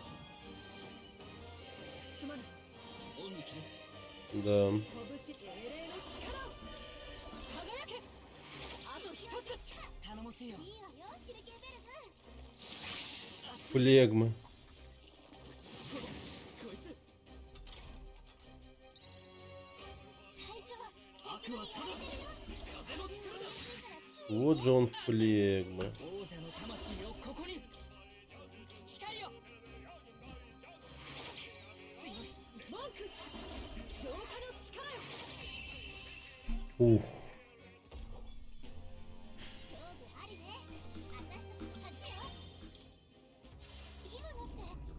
Блин, время вообще не на нашей стороне. Я хз, как мы успеем. 敵が見つかったか気を抜くなよ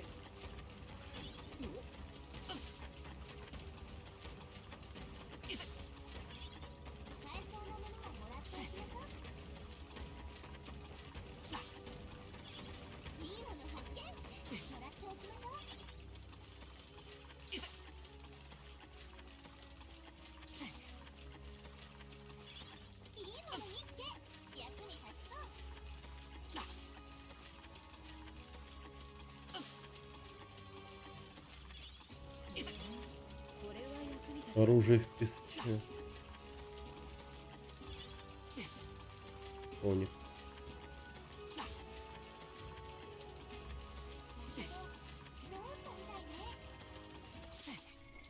どうする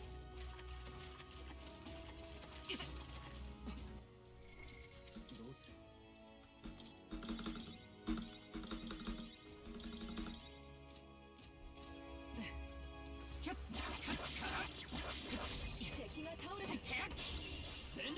続けて攻める。さあ覚悟しなさい。この力で。ちょっと待った。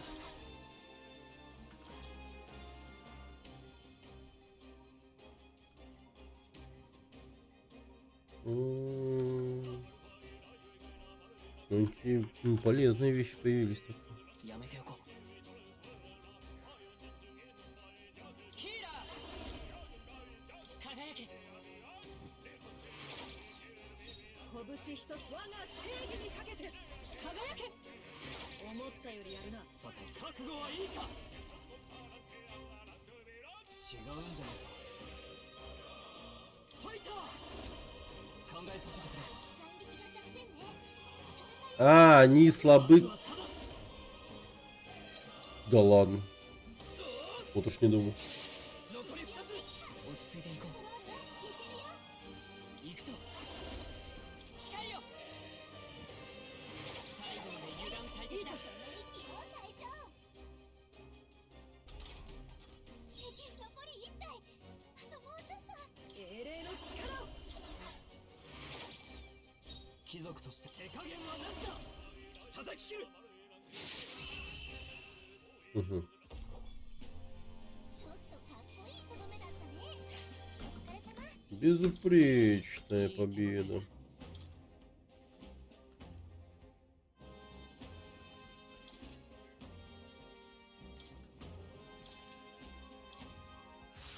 これで終わりか。片付いたな。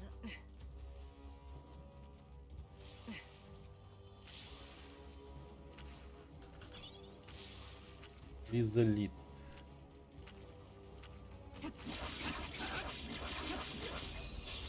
このまま仕留めるぞ。先制攻撃だ。このまま倒しちゃって。この力で輝け。さてどうするか。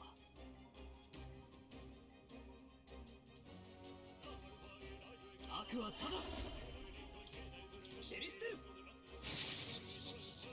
みんな無事か。これが我が剣砕け。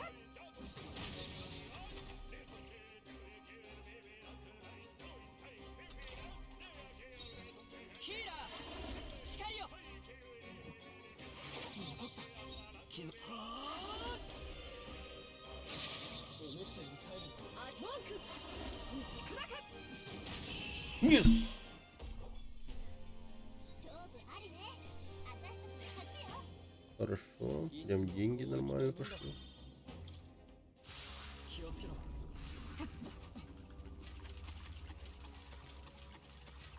よし。どうする。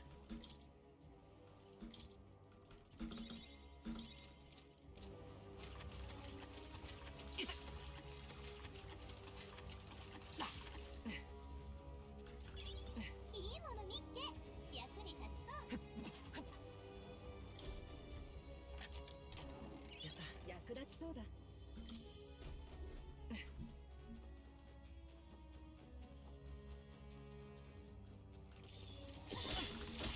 Бля. Нахуй идите. Лутаем сокровища, уходим.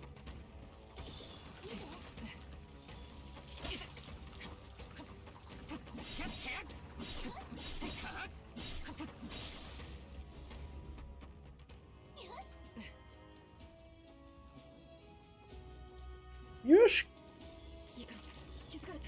使えそうなものがもらっとけよ。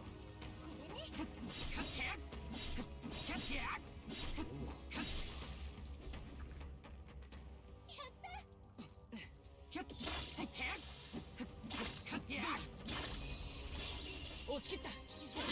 А, так зеленых можно убить, оказывается. 行くぞ。違うな。 雷属性よ。 Но они только ко льду и... 加減はしない。輝け。貴族として責務は覚悟はいいか。考えさせてくれ。今氷属性が弱点ね。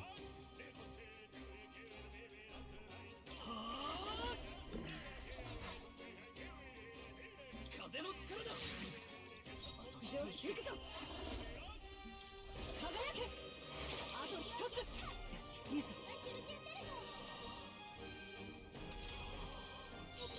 行くぞ。光よ。強い。さあ、王者 О, хороший урон. この身に破れ。 Нормально. 敵の増援なし。先を急ぐわよ。敵はまだ残ってるから気を抜かないで。これで片付いた Ну-ка, пойдем тогда сейчас вот этих вот. 見つかったら注意して。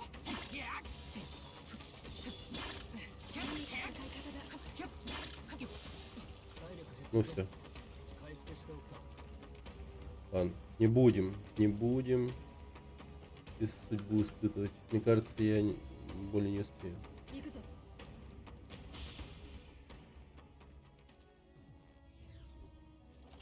どうやら Хорм по-прежнему у него брюхи. Поверить не могу, что я это спрашиваю, но где здесь ее задний проход? А, бля, да ну нахуй.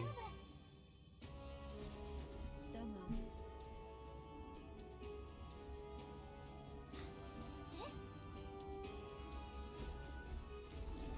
急ぐぞ。 Да, что-то я... О! このまま押し切る。 Дополнительное время. まずいぞ。 Хорошо. Если есть дополнительное время, это меня радует. Неоновый греет. もらっておくといい。どうする？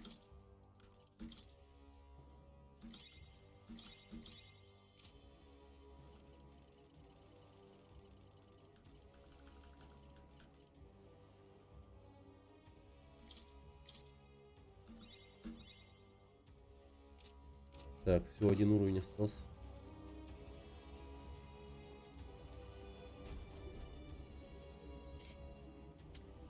Возле кристалла бродит какое-то чудовище, однако это, похоже, кратчайший путь отсюда. Значит, убьем его, и дело с концом. 行くぞ。 Хорошо, будем сражаться, приготовьтесь. Налим. Танец рыбьего жира. Масакунда. この技はシルケンベルグのヒーラー。支援するよ。 Декундона. すまない。 Он сделал Масакунду, а я 貴 Декунду. 族として責務は果たすさ。 Ебать у него ловкость.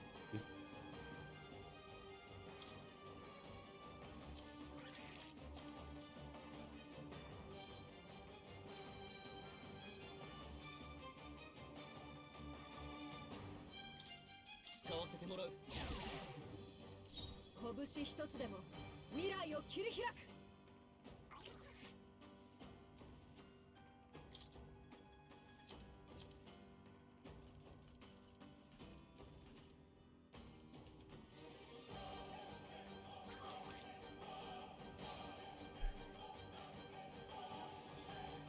やめよう。 М, 文句。やめておくれ。文句。砕け。見切られた。 Бля. 体が重すぎる。隊長、素早さを下げられてるよ。王者の魂をここに。これを。助かった。さすがだな。さて、覚悟はいいか。 О, みんな хорошо. のために。 О, хорошо, блядь. めてなどに。ストロール、素早さが低下してるよ。立て直す。感謝する。ありがたい。最低加減はなしだ。キリステン。ストロール、よく Пизда.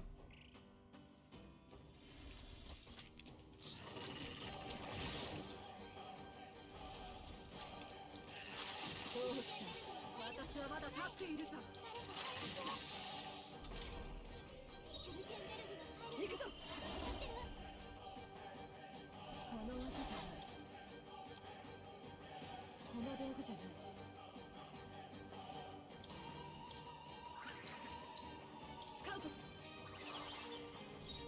足の力を速さが低下してるよ。この力で支援するよ。すまない。さすがだな。ファイター叩き切る。 Лежать, сука! Бля, как так?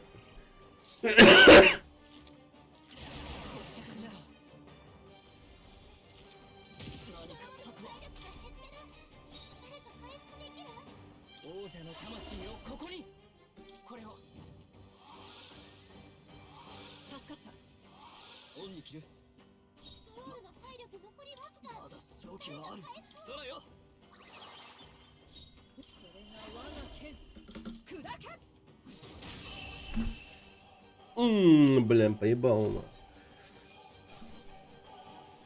Железный головник. Найс. また強くなれたみたいだ。よし。いい手応えだ。Критический удар.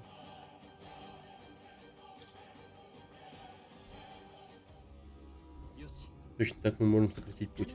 Но можно и разбить кристалл, пока у нас есть возможность. Давай, давай. 行きましょう。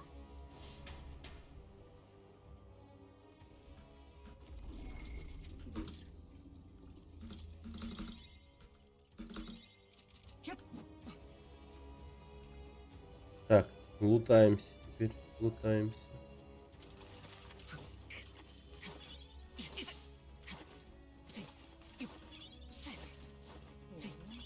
これは役に立ちそうだ。麻酔さ。気づかれた。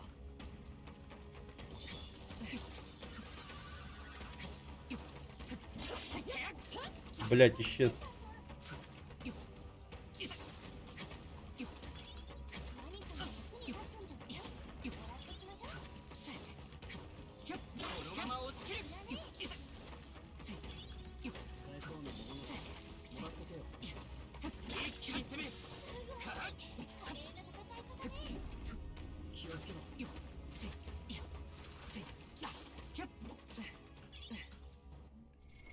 どうする。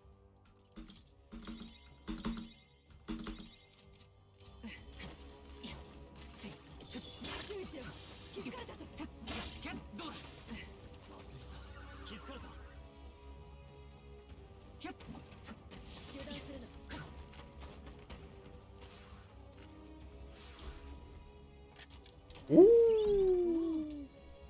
Главный упор знатока. Заебись.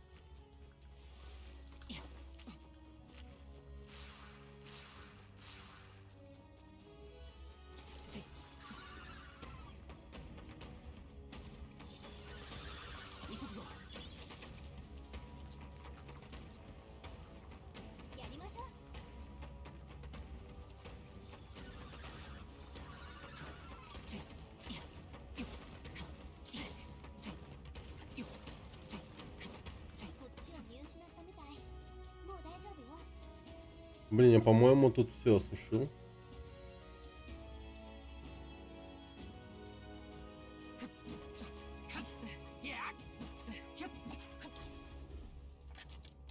Охуеть.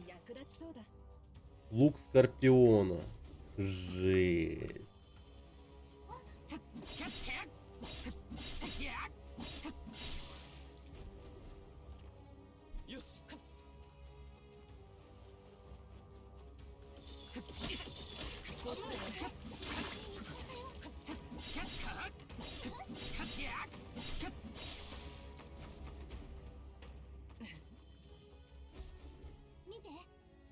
Выход впереди, однако, кажется, сначала нам придется победить этого врага. Ты готов будет перед ним? Так, погоди немного.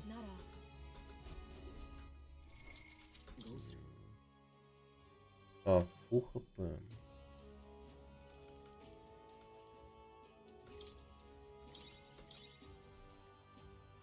Все, погнали. Вперед.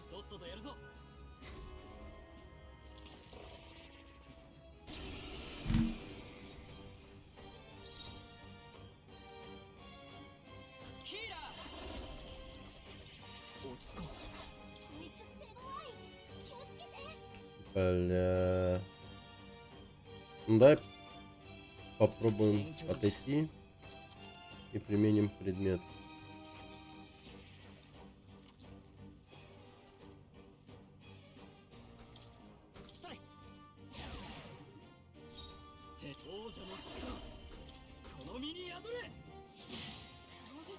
Ух. 相手をよく見る。なすが人のために破壊する。癒しの力か。輝け。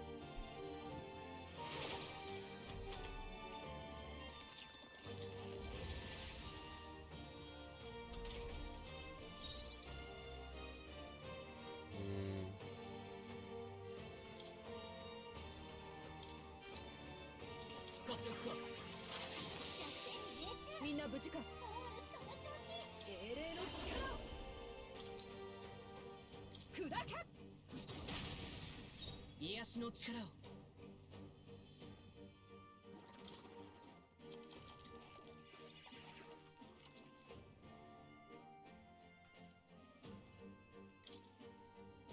これを使おう。貴族として責務は果たすさ。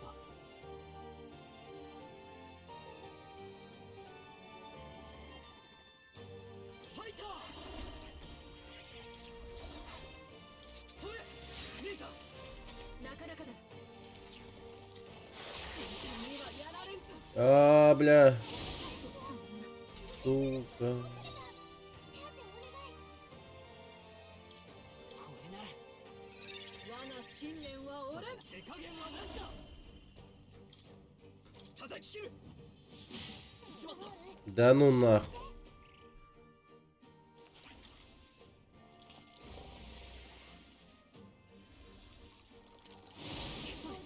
Это что за магия говна? 取り付ける。これが我が剣。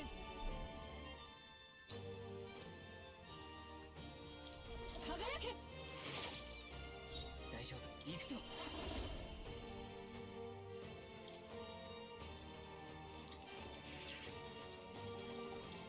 光よ。最後まで油断大敵だ。ファイター。シェリステル。 Хорош.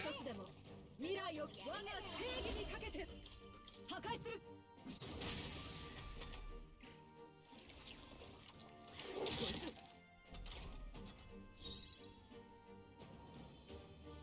この力でまだ倒れるわけには。助かった。ありがたい。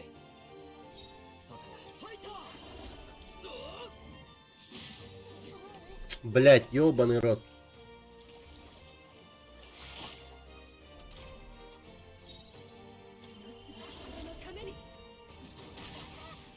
Хорош.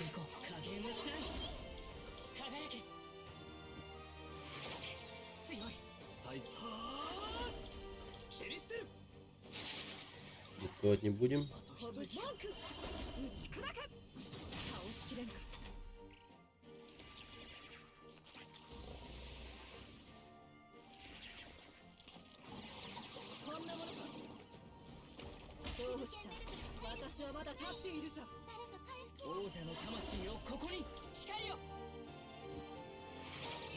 Нормально справились.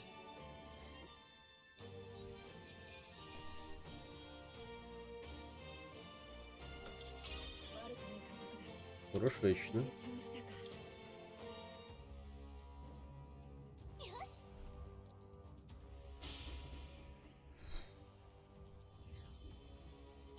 Получилось, это выход. Отлично, мы успели вовремя. Наконец-то выберемся из этого брюхового зыря. Я понимаю, что мы пришли большой путь, но мы правда туда полезем? Ну, в очко что поделать? Ну, вообще, мы лезем не в очко, а из очка. Ну, как бы... Ситуация это не улучшает, но тем не менее. Раз уж мы здесь, то придется других вариантов нет. Подумать только, потомок знатного рода вылезет из задницы. Вы чувствуете? Чувствуете этот запах? За природа, по всей видимости. Да вы издеваетесь. Беги! Времени нет, надо отсюда выбираться. Если погибнем в фекальном апокалипсисе, никаких внуков у тебя не будет. Ладно, забудем о достоинстве. Мне все равно, лишь бы выбраться. Ну все, пора. Пора, родной, пора. О, дерьмо идет. Очку.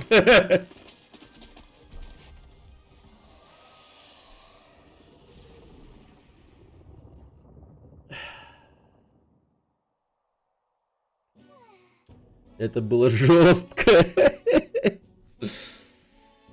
Похоже, мы серьезно его потрепали. Какое-то время он нас не беспокоит. にしても Какое-то, как-то это все дурно пахнет. Не то слово, зато этот запах можно сбить со следа наших врагов. Я не о том. То есть, ну конечно да, но тут воняет, ну, короче, да. Похоже, подсказка Морриса заслужила нам дурную службу, как думаете? Может, это была ловушка? 待て Но зачем строить ловушку, ведь мы забрались в эту глушь только чтобы им помочь. Да и наград просто так не объявляют. Они явно были в отчаянии. Они в говне. Что ж, видимо, это его берлога. Если, конечно, сведения о том, где искать Эсмера, не были обманом с самого начала. Мы проделали весь этот путь не для того, чтобы сейчас сдаться. Это ж давайте разбираться.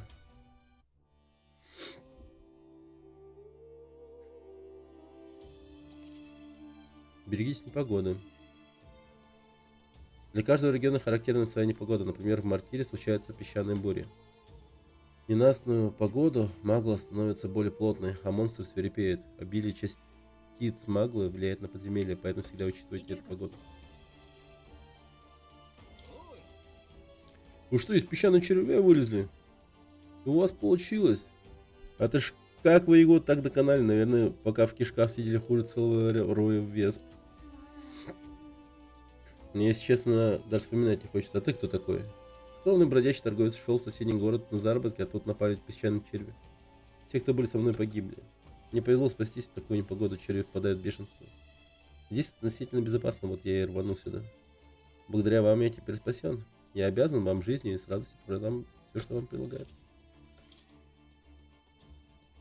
よし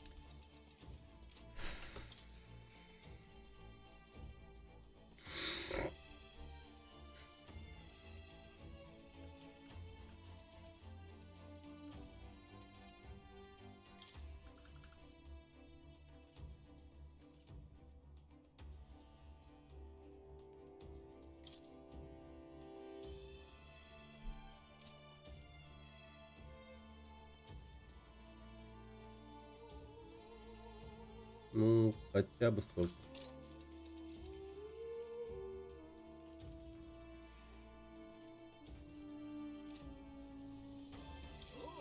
Пора мне отсюда выбираться, пока песчаные черви снова не рассверепели. Если побегу со всех ног, в темноте будут далеко от их кошмарного логова.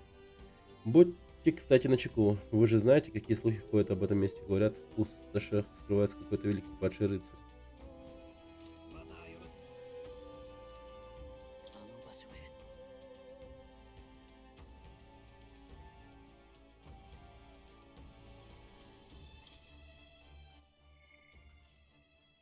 Да, это было жестко, что сказать.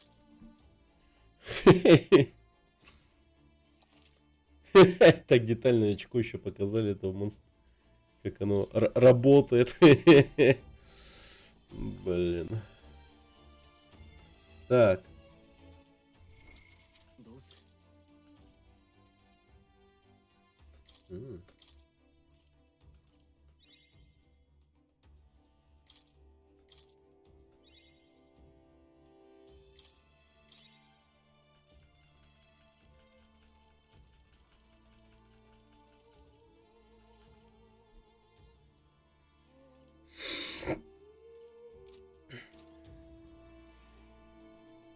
あの場所へ どうする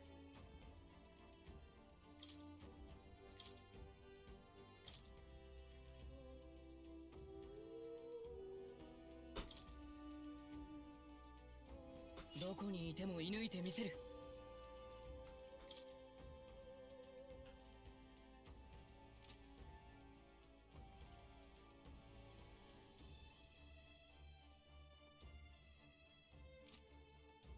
Угу.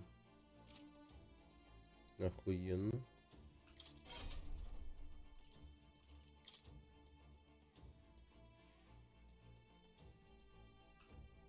Вечером такого...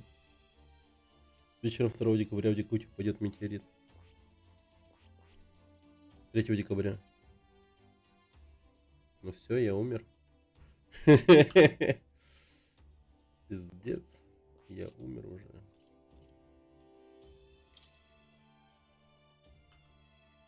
Ну как бы это уже случилось, понимаешь?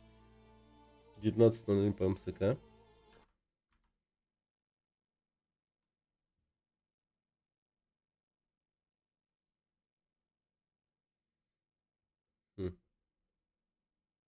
В смысле? Ну еще есть 2 часа. И где она упадет?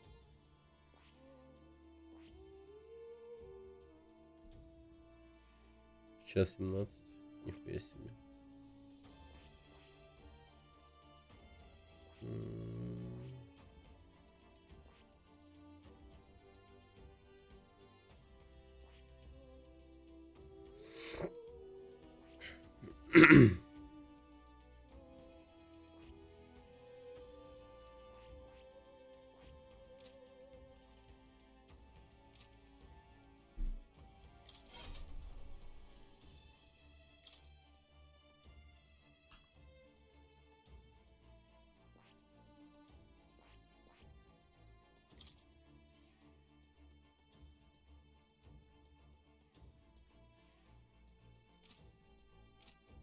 А,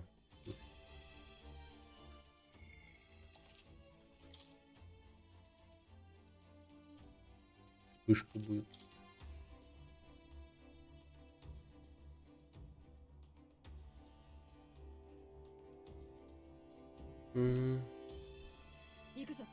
Проследить, что за этим тогда? やってやるか。 Выйду с телефоном на балкон.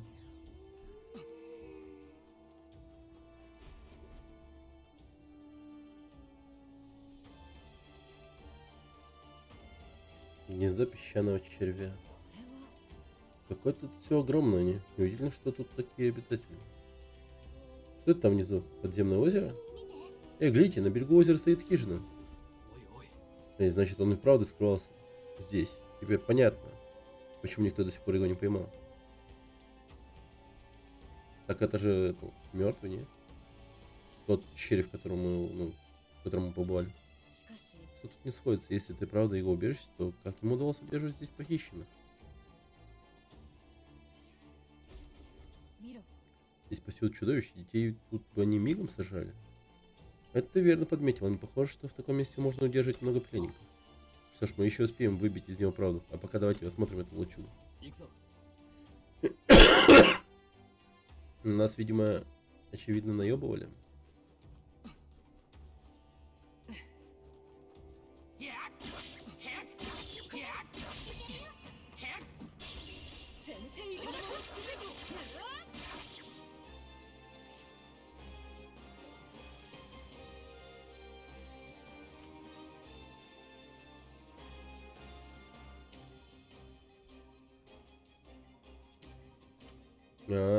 Нихуя себе.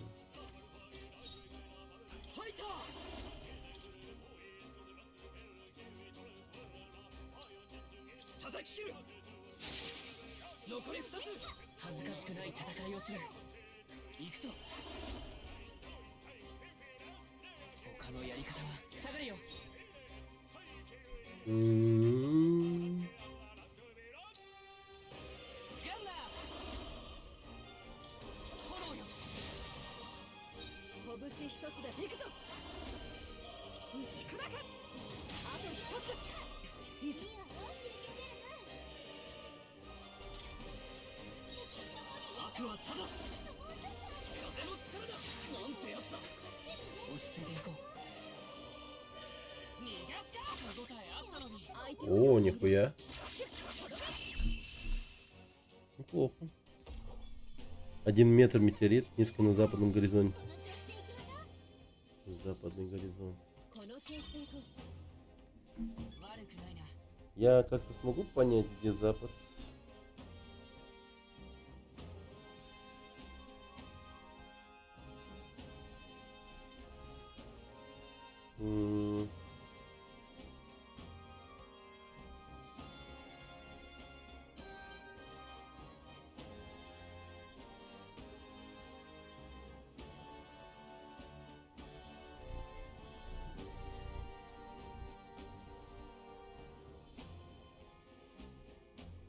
А, блеск, у меня зарядка садится. Надо зарядить, сейчас подойду.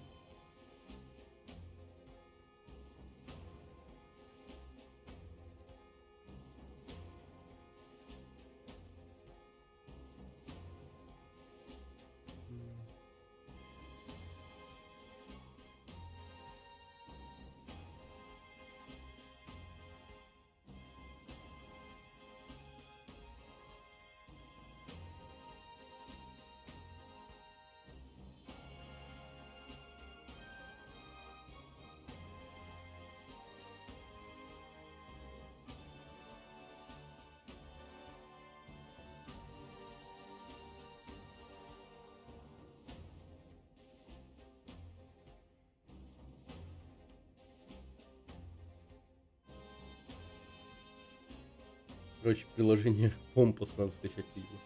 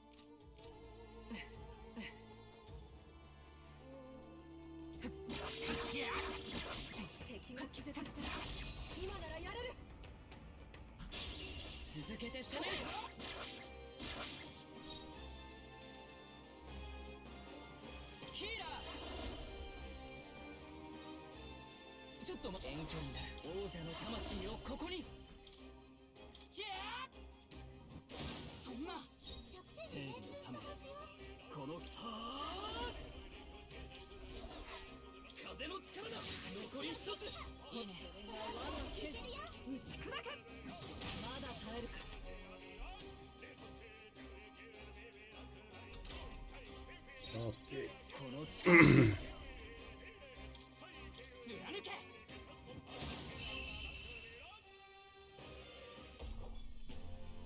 最後の一撃すごかった。この調子でいきましょう。安心して背中を預けよう。 О! Когда вы используете в бою архетип, которым достигли вершины мастерства, вы получаете дополнительный опыт. При накоплении определенного его количества он превращается в особый предмет опыта.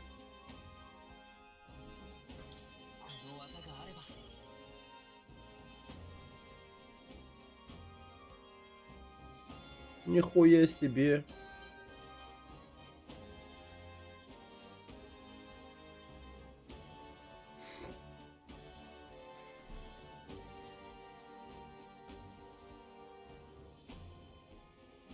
Нихуя.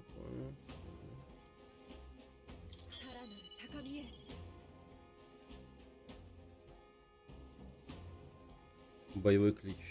これで片付いたみたいね。使えそうなものならもらっとけよ。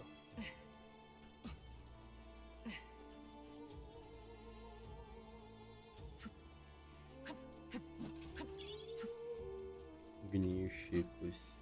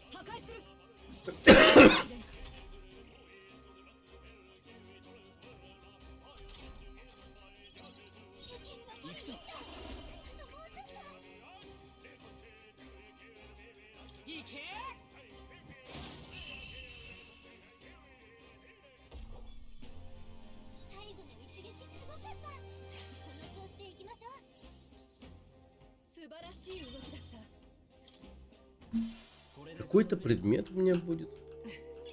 Ну вот мне интересно, что будет, когда я, ну...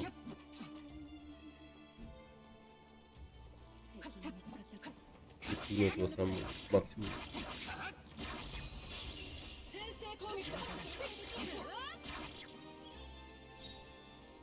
遠距離になる。貫け。そんな。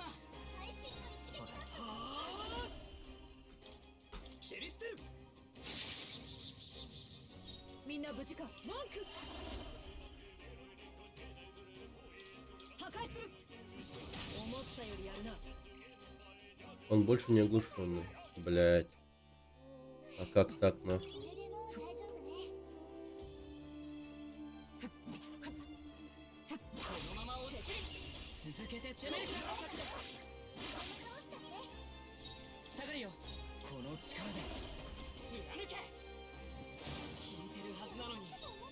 王者の力その身に宿れ。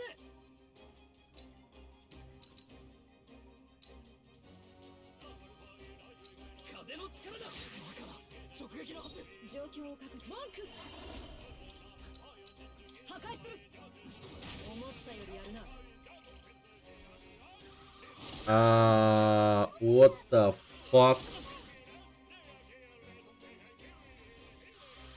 А с какой, блядь, стати, нахуй? Бля.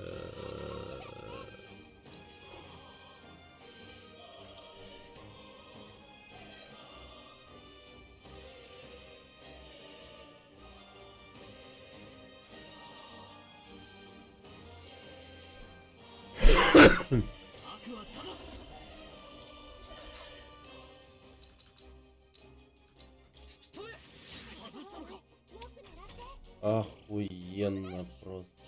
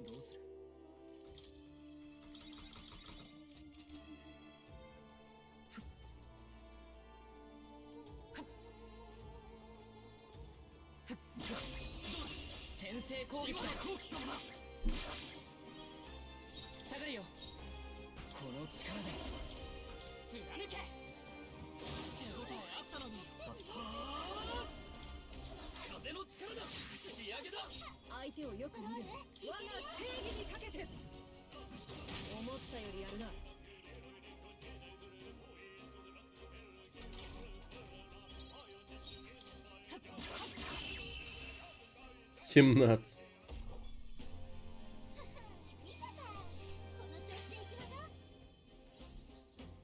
この調子でいこう。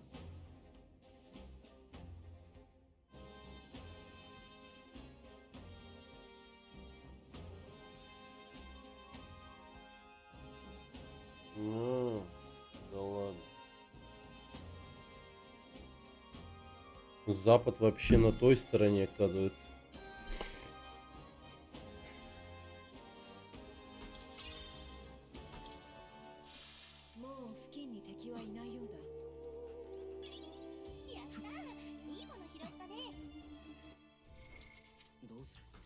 Вот, походу, надо прям вообще выходить на улицу. С балкона не получится, в моем случае.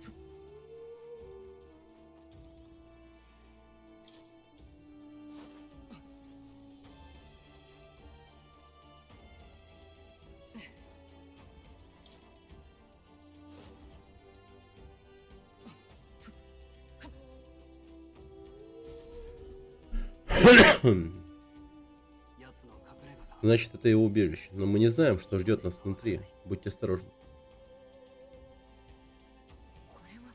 Здесь следы, как будто тут проползало что-то маленькое. Скорее всего, личинка песчаного червя. Наверняка тут их полно. Может быть, человека приняли за какую-то разновидность песчаного червя, хотя они совершенно не похожи. От одного воспоминания о том, как меня сажали камни, вернулось обоняние. А жаль. Пожаловаться, новой. Так сюда все враги сбегутся. А что ты слышала? Не может быть же это быть. Галька, откуда доносился звук? Тихо. Нет, это шаги. Сюда кто-то идет.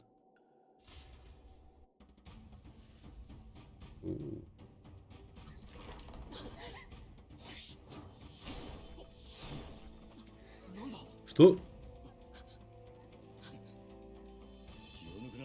Нечего расслабляться. Кто ты?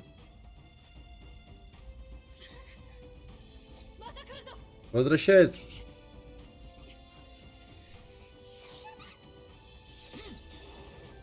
Ля, какой крутой. Тут ты знаешь, где он? Кажется, отстал. Ты тот, кого мы ищем? Назовитесь. То есть, это и есть Эсмер? Никогда бы не подумал, что ты Эйджер. Эйджер? Неужели впервые видишь? Впрочем, неудивительно. Мы ведь очередная низшая раса. Какой? Катана, нихуя. Похоже, мы у тебя в долгу. А ты, как я вижу, королевский рыцарь, поэтому знаешь, как меня зовут. Или, может, вы видели мое имя на объявлениях о розыске. Вообще-то и то, и другое. Я сбежал в самые недра земли, а меня все равно преследуют. Где те, кого ты похитил? Вы о чем? Впрочем, едва ли есть смысл разговаривать с теми, кто пришел за моей головой. Смотрите, такое оружие использует только теневой орден. Теневой орден? Сосредоточьтесь, он рыцарь, а значит, он может быть опасен. Что ж, удачи.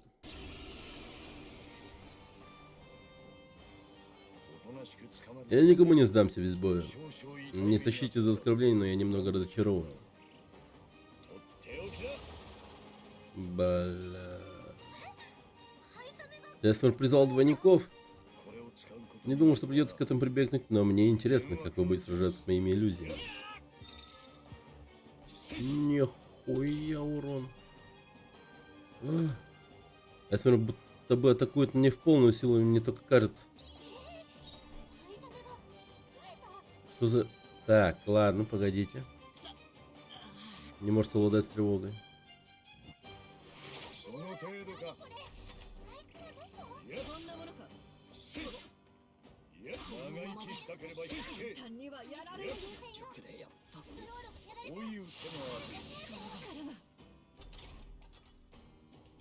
Вот опять, когда Эсмер меня атакует, он будто медлит.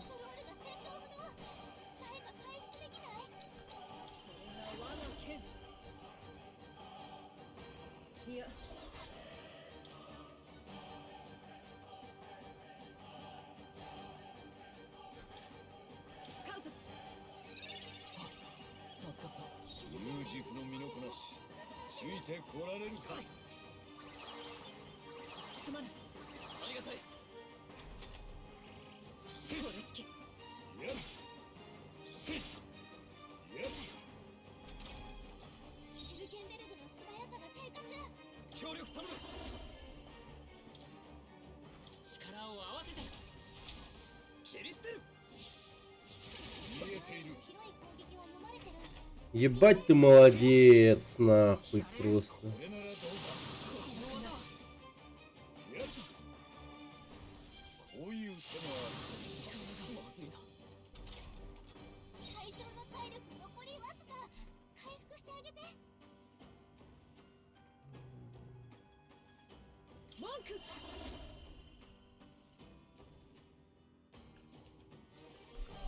この技じゃない。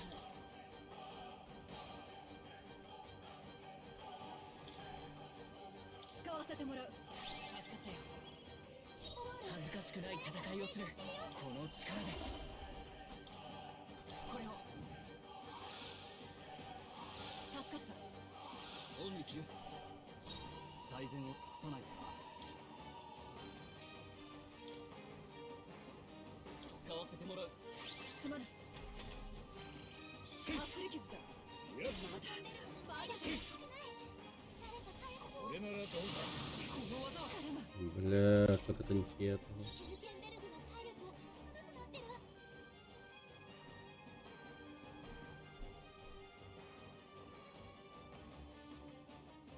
ここはひとまず。ストロール、素早さが片付ける。支援するよ。助かった。ありがたい。さて、俺に続け。任せたよ。叩き切る。 Да иди нахуй, блядь, как ты мажешь-то, блядь, я снял нахуй. Негативные эффекты, пизда. А он продолжает мазать. Не, нахуй, давай-ка заново. 出し惜しみはせん。これを使うか。やつ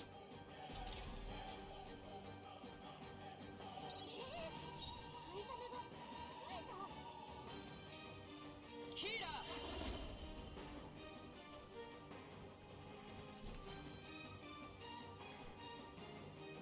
他のやり方は。一緒に行こう。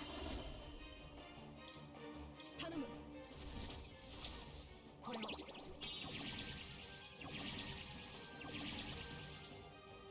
無断も慢心もせん。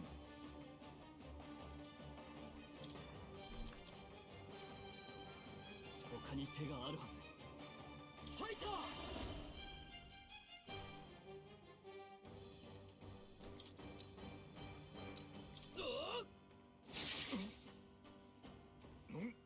偶然 Вам улыбнулась удача или... だがこの Впрочем, какая разница, я не уступлю. 使わせてもらう。かすり傷だ。 Вот это, по-моему, да? これが我が剣。打ち砕く。恥ずかしくない戦いをする。 А, вот так это работает. こ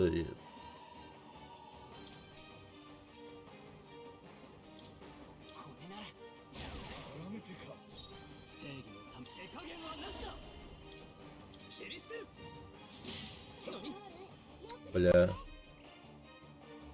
れを使う。こういう手も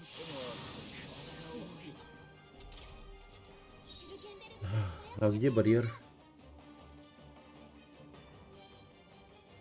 先に行ってくれ。癒しの力を。ヒーラー。支援するよ。感謝する。 Сука, я не обратил внимания, где он. ある。片付けるか。ファイター。この程度か。ないぞ。や負けるか。やつ簡単にはやられる。みんな体力少ないよ。誰か回復できないの？マンク。そうじゃない。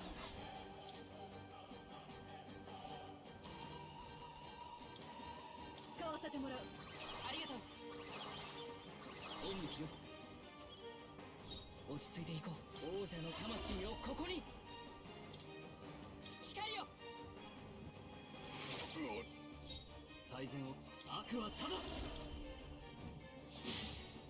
拳マーク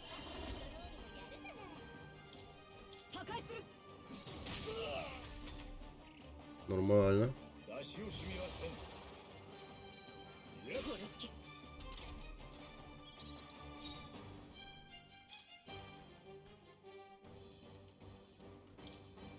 使うよすまない貴族として責務は果たすさ Вот этот, по-моему. 覚悟はいいか叩き切る Угу. 拳一つでもなすべきのために Ух. 恥ずかしくない戦いをするそれ強い Впечатляет. そっちも事情 Я не сомневаюсь, что у вас есть веские причины сражаться, но и у меня они есть. おとなしく捕まって Мне так просто ловушку не заманить.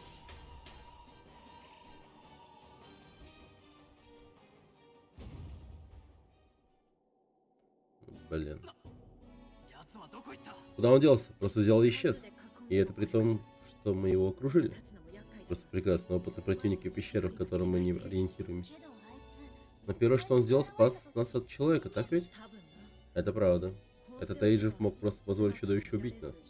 Странное поведение для беспринципного негодяя. Но действительно не стоит торопиться с выводами. Но ко всему прочему, хотелось бы заметить, что магия окаменения не сработала. Наша имена по-прежнему ничего не значит.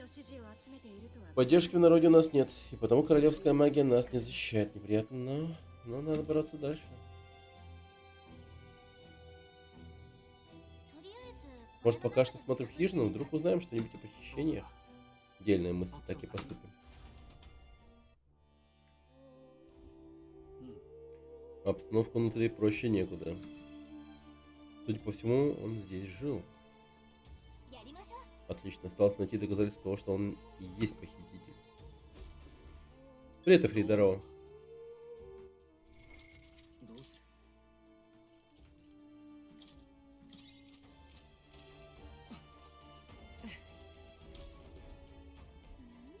Что это за кувшин? Может, откроем его?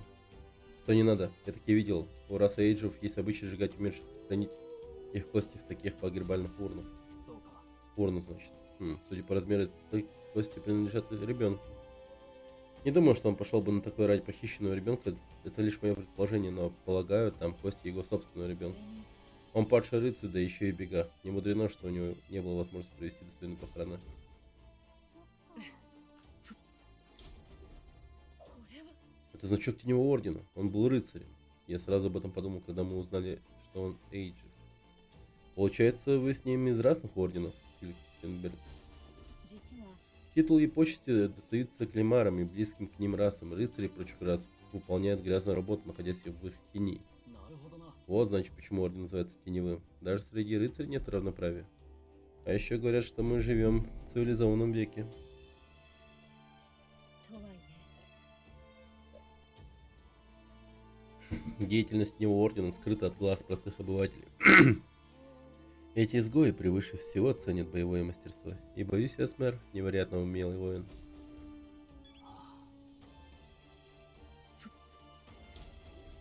見ろ Смотри, все эти вещи обернуты в несколько слоев ткани. これは Довольно плотно. Их явно ценят и стараются уберечь от повреждений. で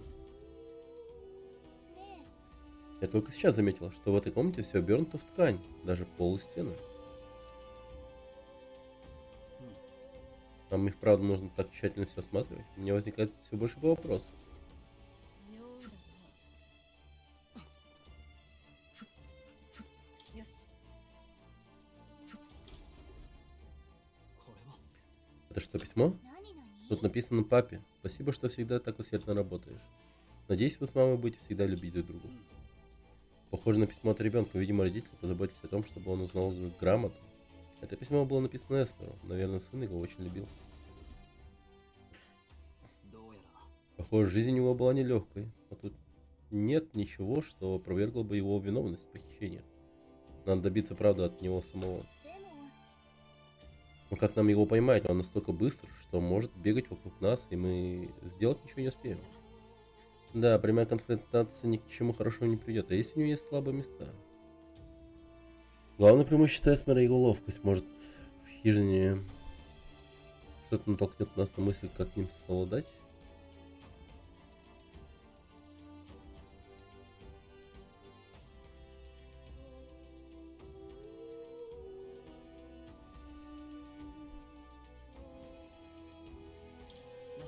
А что если нам забрать эту урну с прахом? Отвратительный поступок. Ты так спокойно об этом говоришь? Слишком жестоко, как по мне. К тому же, если это не его ребенок, толку не будет.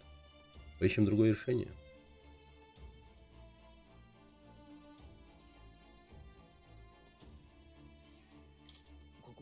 Сколько тут ткани?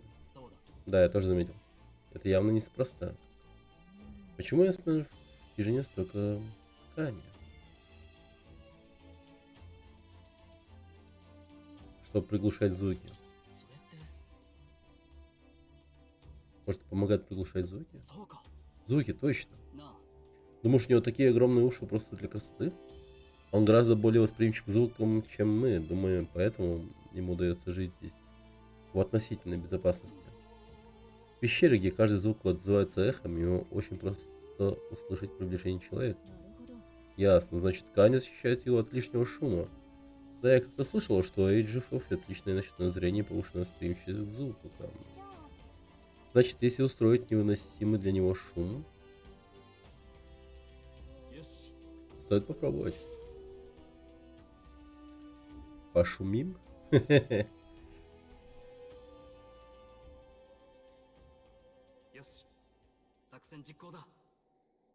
Сковородки. Ладно. Придумали, давайте воплощать. Эсмер, выходи! Покажись! Ого, какое тут громкое эхо. Как, оказывается, приятно поорать во всю глотку, не ожидал. Ой, думаешь, на тебя не найдется управа, негодяй? Эй, ты мерзкий червоподобный человечишка, тебе даже Хюлькенберг есть не станет. Ого-го, сама Хюлькенберг, кровожадная всеядная волчица рыцарского ордена. До чего мы докатились? Кричим все, что приходит в голову. Ну да ладно. Галика, из-за шелеста твоих крыльев я не смогу спать. Я не могу спать по ночам. Тролл, ты считаешь себя самым умным? Я бы тоже, наверное, мог бы что-нибудь прокричать.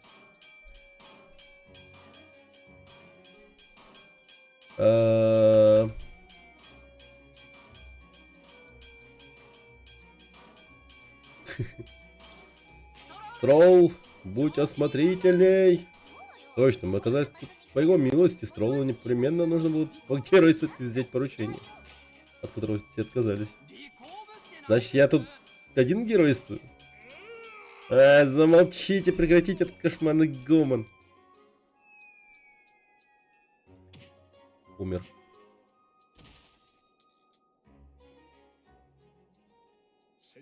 Как думаете, что случилось бы, если бы я бы не услышал это чудище? Вы все были бы мертвы, неужели для вас так важна эта награда? А вот и наш почетный гость. Нет, деньги тут ни при чем. Пропали дети. Разумеется, мы обязаны были найти похитителя. Похитителя? А, тебе понятно. Меня считают похитителем. Бездушным чудовищем, которое охотится на детей. Если ты хочешь доказать, что эти обвинения ложные, я выслушаю тебя. По правде говоря, я и сама начала сомневаться. И почему же, миледи? Ты сам потерял ребенка, так ведь? Сложно представить, чтобы отец, переживший такую боль, стал похищать чужих детей, а уж тем более продавать их.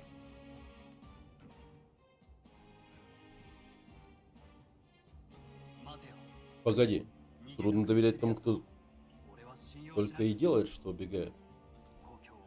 Те, кто сожгли мой дом, Зорба, который заставил мертвых сражаться вместо себя. Тот, кто не может посмотреть в жизни глаза, способен на любое злодейство. Пожалуй, живи мы в мире, где друг другу верят на слово. Мне не пришлось бы скрываться в этой кошмарной пещере. Покорнейше прошу извинить, но я не взойду на эшафот, не успев даже как следует поплакать смерть сына. Если вы не хотите оставить меня в покое, боюсь, миром мы не разойдемся. То есть мы наконец сразишься с нами? Клинки в бою. Да ёбана. Если придется отнять у вас жизнь, я не стану делать этого из тени. Коль скоро отступать вы не желаете, оружие к бою.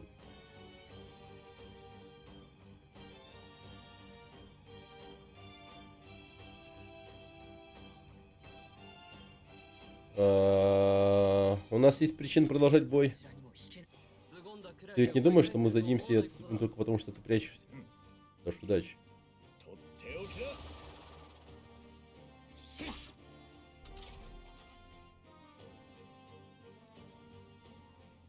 今度は逃がさないんだから。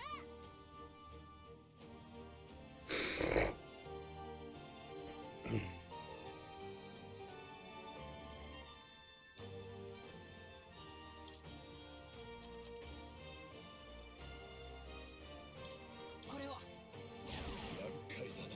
貴族として手加減はなしだ。 Бля, да ну нахуй, не он что ли? 簡単にはやられるわけか。こういう手は手などにシュルケンベルグのパイプ Ну куда за мной? 使わせてもらう。 Это что за Ибагумбала? Это рыцарь теневого ордена по имени Эсмер. 輝け。 Вы меня раскрыли, но все равно. 貴族として覚悟はいいか。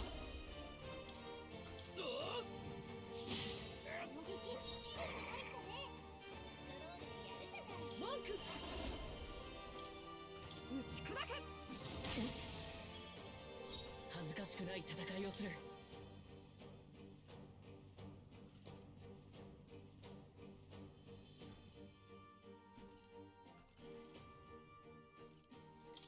これなら厄介だな。いや、かすり傷だ。これならどうだ。力がシュルケンベルグの素早さが低下中。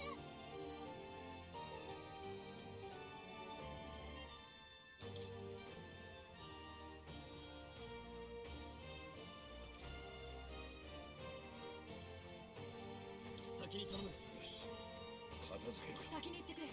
隊長、癒しの力を速さを下げられてるよ。加減はしない。これを助かった。恩に着る。さて、王者の力この身に宿れ。甘い。よく狙って Бля, сука. この技はまずいな。とっておきだ。この分身見分ける方法がないかしら。無駄遣いはできん。マンク砕け。今度は期待外れだ。一刀に防ぐ。シュルケンベルグがどうすれば。さあ、これならどうだ。シ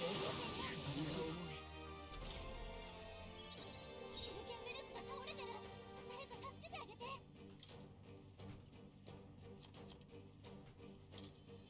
使うよ。我が信念は折れユージフの身のこなし、ついてこられるか。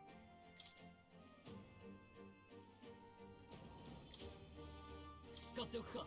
助かったよ。一刀に防ぐ。ザン。私は一戦。諦めるわけには。みんな体力少ないよ。誰か回復できないの？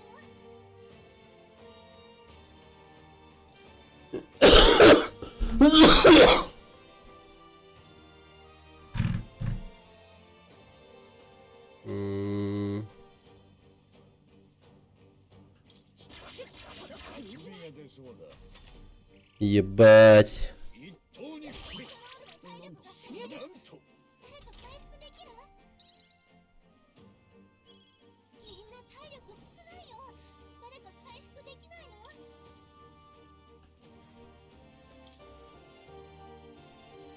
これを使おう。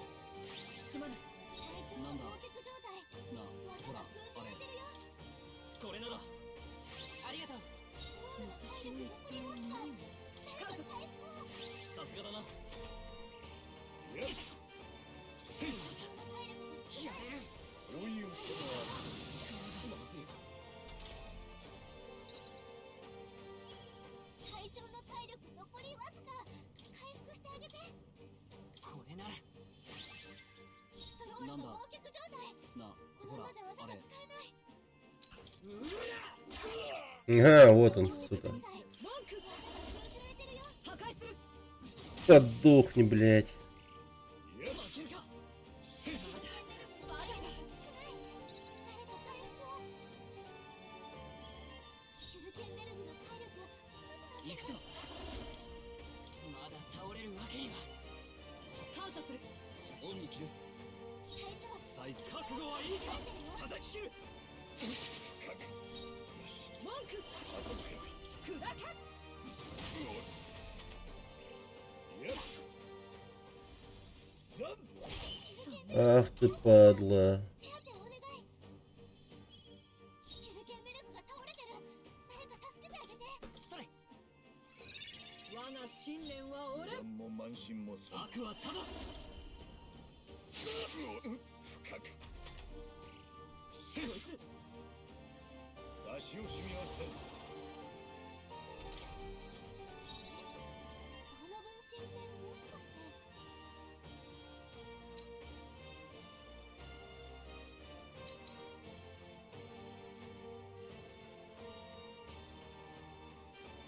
仲間と共に協力する。これで終わらせ。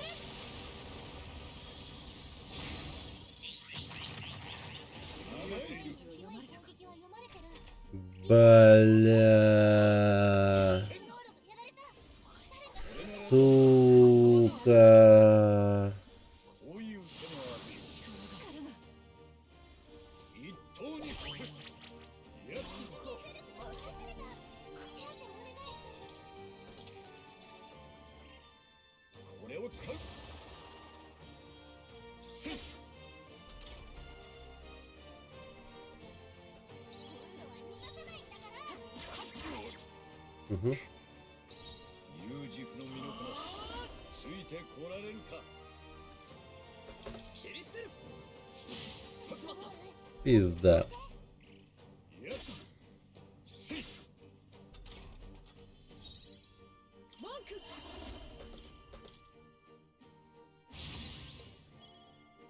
癒しの力を。王者の魂をここに。すまない。恩に切る。よし悪はただ。片付ける叩き切る。 Угу. 行くぞ。破壊する。やっせい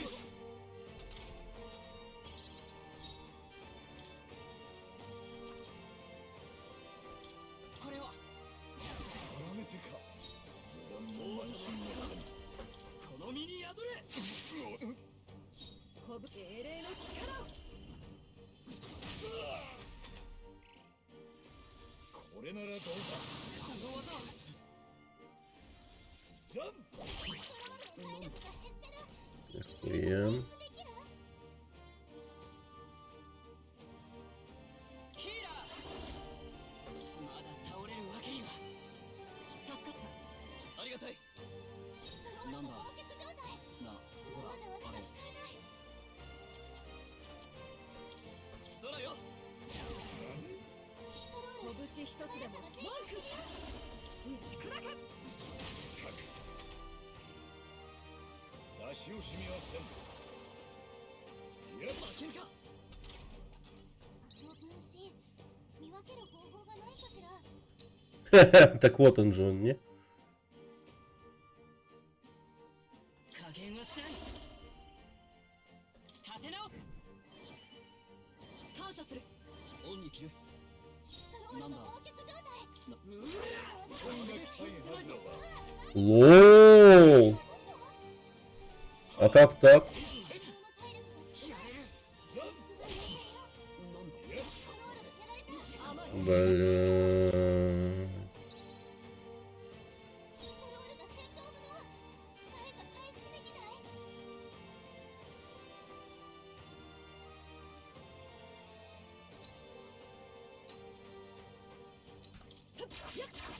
首が出そうだ。 Пизда рулю нахуй. こういう手もある。はっ、長生きしたければ引け。一刀に伏せ。ザン Ясно, ебать. 使わせてもらう。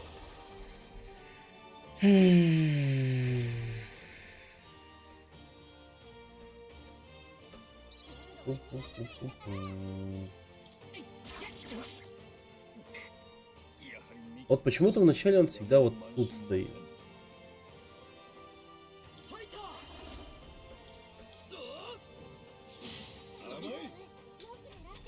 Блядь, какой же ты сука.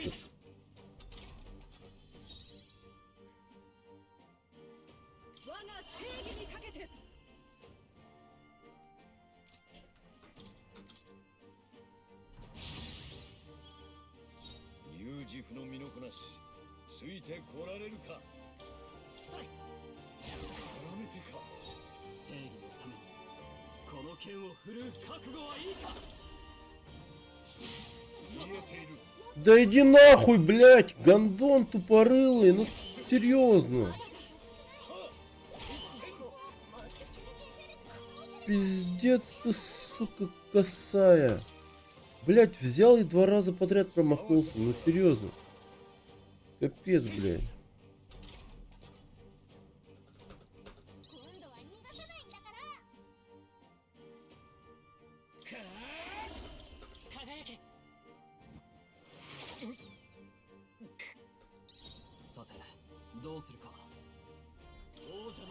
Попади, пожалуйста.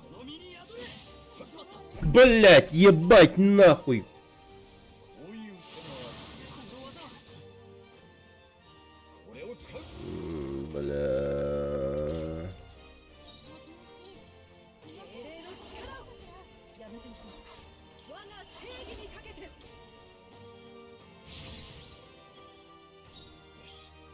片付けるか。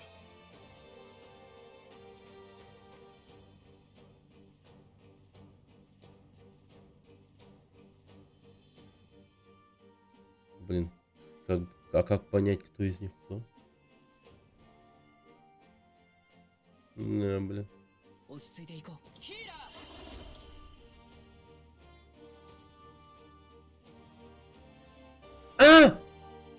Вот я тупой, блядь. У него, у остальных, блядь, только у него тень.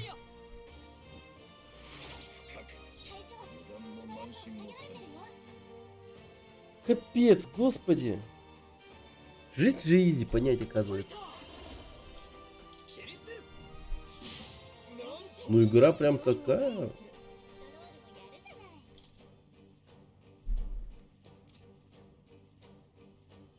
Блин, чисто на внимание тема тут происходит.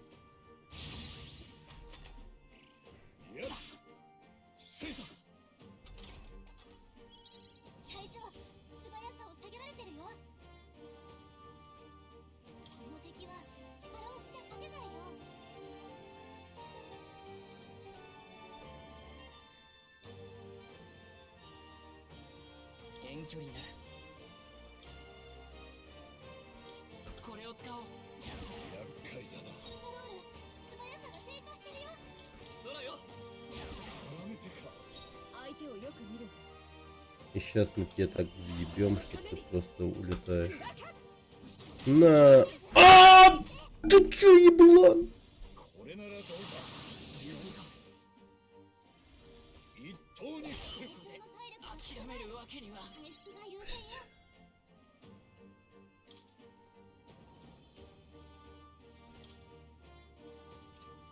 道具じゃないか。王者の魂をここに。感謝する。さすがだな。ユージフの身のこなし、ついてこられるか。 Бля, если ты промахнешься, хотя нахуй тебе, даже пытаться не.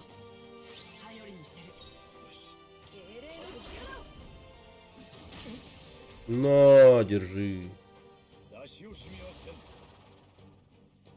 Вот он, сукин сын. まだが少ない。誰か回復を。 Гэндон, блядь. この分身ってもしか加減はしない。まだ倒れるわけには。助かった。オンに切る。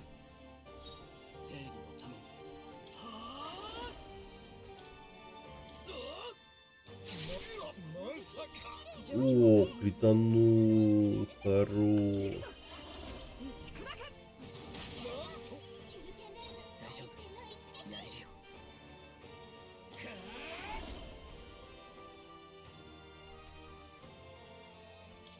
いけ。怒った。ファイター。切り捨てる。やつ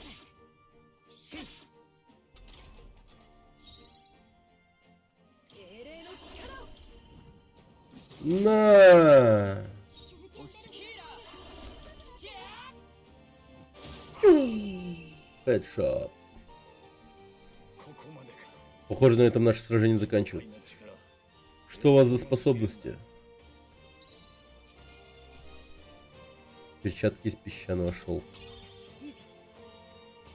また強くなれたみたい。これでまた一つ強くなれた。 Класс. Как им удается творить заклинания беспроводников? Сначала ты ответишь на наши вопросы. Похищение в крепости — твоя работа? Посмотри по сторонам, приятель. Где бы я держал своих жертв, как бы в одиночку похитил столько народу? Сдается мне, вы меня переоцениваете. Хочешь сказать, тебя подставили? Об этом деле узнали даже в столице. Зачем кому-то вещать эти чудовищные преступления на невинного?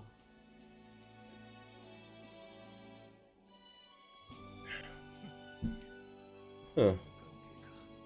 人のいい連中 Да, だ велико.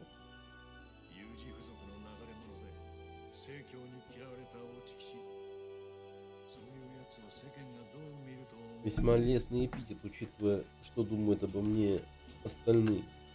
Эйджи бродяга, позорившийся рыцарь, проклятый санкианами, преступлением меньше. Преступлением больше, преступлением меньше. Бля. 断を追われ騎士の Меня изгнали. Лишили титула и в конце концов объявили награду за мою голову. Не позволили даже оплакать мое дитя. もらえない И поэтому お前 ты специально не нападал на нас, 手加 так? 減していたな。 Ты не хотел нас убивать. 命を奪う気などなかった少年を Или не 殺め смог заставить себя лишить жизни мальчишку. Просто не хотел разводить здесь грязь. Убирать-то мне. どうだっただけだ どう思う Что думаешь, Чикось? Эсмер и вправду наш похититель? 犯人なの Да он преступник. Да уж. Не думаю, что он преступник. 犯人ではないのか。そうだな。 Согласна. Вообще-то сложно представить себе, что город предложит такую награду без веских оснований. Сумму награды назвалась Санктрина. А капитан стражи сообщил об этом в столицу. Если мы скажем, что они обвинили не того, то сочтут это оскорблением. Но у них ведь должны быть причины подозревать именно его. Так что тут происходит на самом деле? 裏を返せば。 Похоже, кто-то из них лжет. Или стража, или Эсмер. ここへ来た時は。 Помните, что случилось, когда мы только прибыли? Нас чуть не убила тварь, которая, по их словам, должна была спать.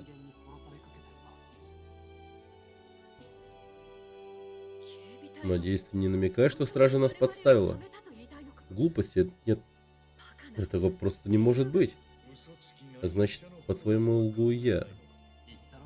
Говорю же, давайте не спешить с выводами. Если ты хочешь рассказать нам что-то еще, мы внимательно слушаем. むしろ Вы странные.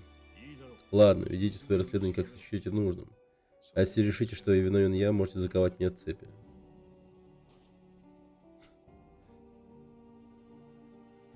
Мелкий какой. どうした Что такое, я раньше не приходилось никого связывать? 何言ってる。 Успокойся, ладно, в качестве проводника ты будешь для нас полезнее, иначе человек нас сожрет. Никто этого не выиграет. 本当に Да, вы очень странные. И невероятно вонючие. 思い出させ。 Не напоминай! Мы, если что, из жопы монстра вылезли. Не так давно. 悪いが。 Извини, но придется тебе потерпеть.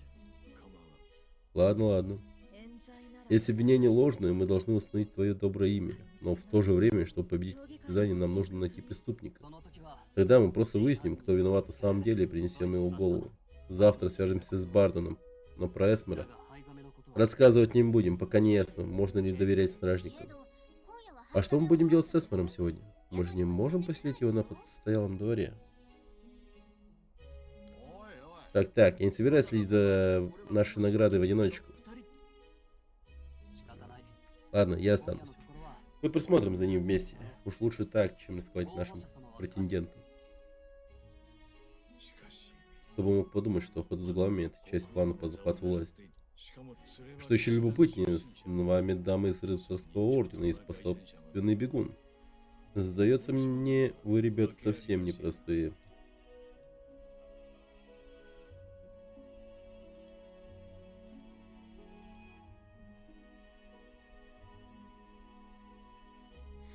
Мы сражаемся с Луи. Если честно, мы хотим победить Луи. Луи — то самое чудовищное дитя. Значит, вы не просто стремитесь к власти. У вас есть убеждения.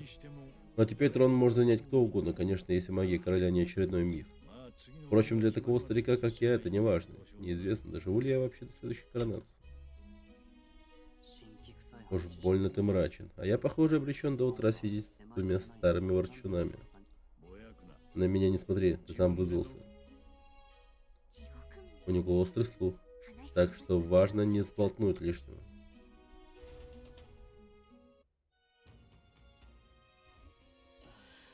Какой ужасный день. Надеюсь, с Нейросом и остальными все в порядке. Предлагаю поспать, чтобы завтра быть бодрыми и полными сил. Ночь.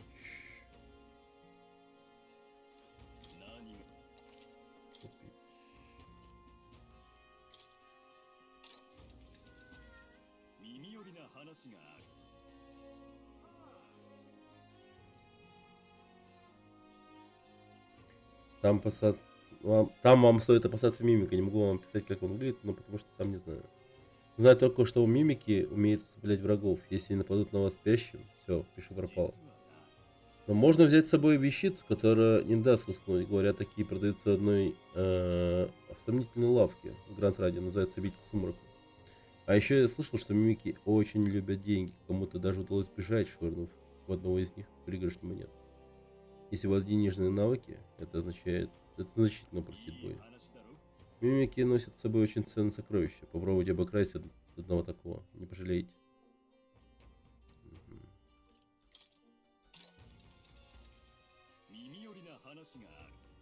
На первый взгляд, это самый обычный лес, но на самом деле там обитает полчища габорнов.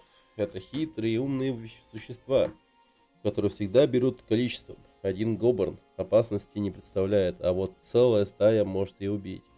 За порядком в стае следит король габорнов. Если прикончите габорнов в черной одежде, тут же явится выяснить, что происходит. У габорнов нет особой слабости, но они любят поспать. Думаю, в местных магазинах можно найти средства, которые вызовут у них сонливость. Вот так с ними сражаются. Главное не ходить к ним с посохом, иначе они впадут в ярость. Что там еще? Ах да, кроме габорнов в лесу водится веспа. Это такое гигантское насекомое. И твари терпеть не могут колющего удара, так что на них лучше идти с луком или, например, копьем.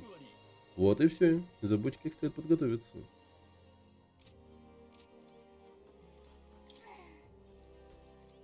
Бля.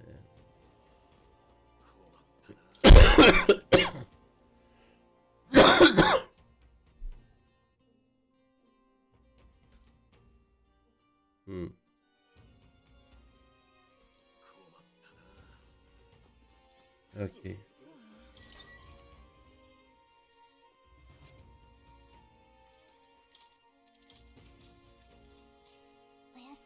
В таком случае спокойной ночи.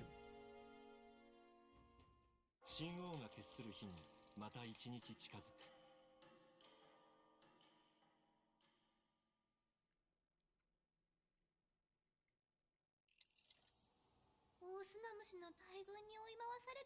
Мне снилось, что нас преследует стадо гигантских песчаных червей, так что толком не отдохнул. Надеюсь, если меня ничего не устроило в бегуне попозже, нужно будет проверить, как он там. А еще надо каким-то образом выведать у Бардена, что происходит на самом деле. Вот только как. Ты не спишь? Барден только что сообщил, что ночью исчезло еще несколько детей.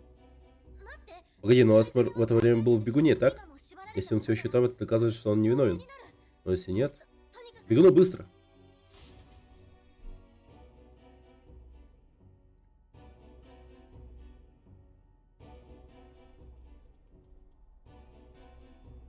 Блять, набухався. Где Строл?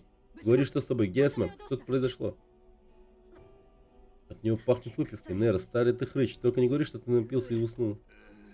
Я не понимаю, что Эсмер рассказывал жуткие истории, так что я время от времени прикладывался бутылку для храбрости. Да, ну и бардак. Ах ты безмозглый. Может, холодная вода приведет тебя в чувство, если нет, пеняй на себе.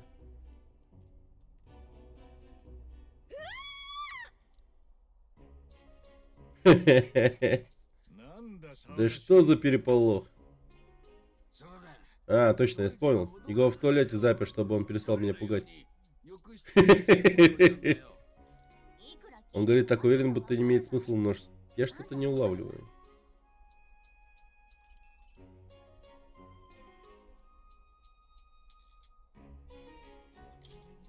Надеюсь, он не будет управлять бегуном в таком состоянии. Если пути хотя бы понюхаешь выпивку, я тебя лично выкину из бегуна. Ладно, понятно одно, Эсмер все это время был связан. Он не выходил из бегуна, так? А зачем было пугать Нейроса? Сомневаюсь, что у тебя вдруг появилось непреодолимое желание поделиться историями с призраками. Я всю ночь слышал какие-то странные звуки. Это явно были шаги, но чьи, я так и не понял. Если это так как-то связано с похищениями, мы сможем доказать мою невиновность. Поэтому я рассказал ему. Мне кажется, он говорит правду. Стоял туман, и я так и не выяснил, куда ведут следы, но я нашел кое-что другое. Детская обувь. Нихуя. Это было после полуночи. Дети в такое время по улице не ходят. Я отнес обувь стражи. Похоже, она принадлежит пропавшим малышам. Значит, ты слышал шаги настоящего преступника. Но страж рассказал, что вчера ночью город никто не покидал. 出てない Никто? Ну тогда получается, что преступник в городе. Да, это логично. Если так, мне нужно поговорить с Барденом, но что именно ему рассказать, а что нет?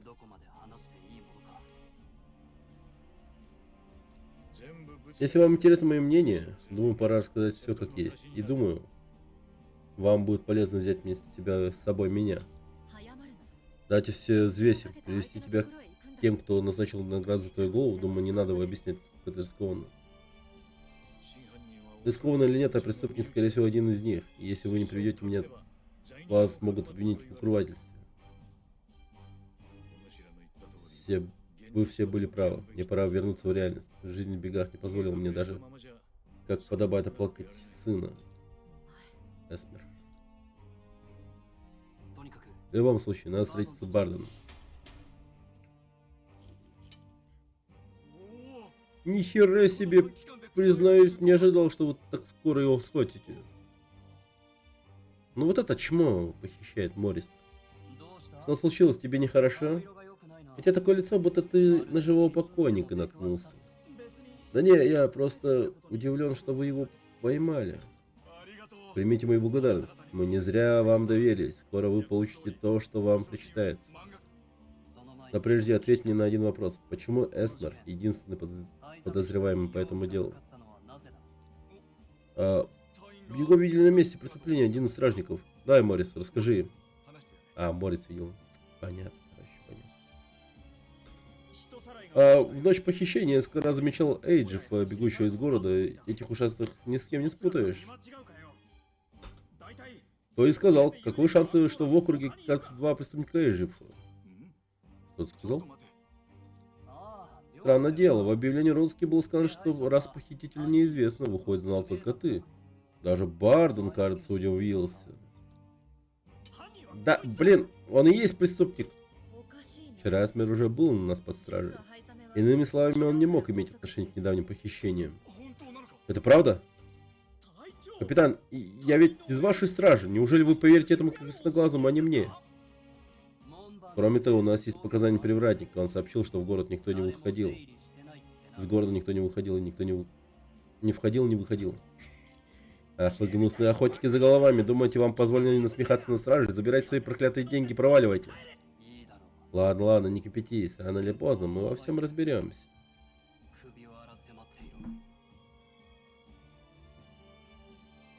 Так, включаем японского игражура.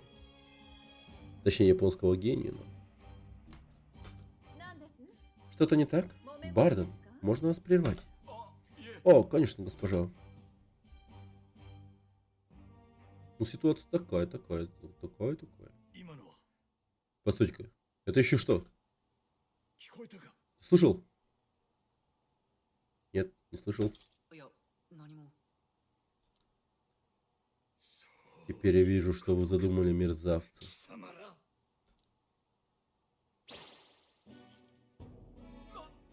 Что? Он сбежал? Эсмер. Найти его, заблокировать выходы, не дать им избежать. Дело плохо, его нигде нет. Что это нашло на Эсмера? Мне показалось, что он что-то почувствовал. Если бы он хотел сбежать, сделал бы это еще вчера. Я думаю, Барден тут ни при чем. Настоящий злодей Моррис, его заместитель. Это он подставил Эсмера, соврав, что застал его с поличным. Видимо, решил, что беглый Эйджев – идеальный козел отпущения. Уход Моррис, который выдавал себя за защитника, на самом деле похищал местных жителей и продавал их в рабство. Возможно. А помнишь, старик Эсмер говорил, что в ту ночь слышал чьи-то шаги? Думаю, Нейрос уже должен прийти в себя. Посмотрим, как идут дела снаружи, и вернемся к нашему бегуну.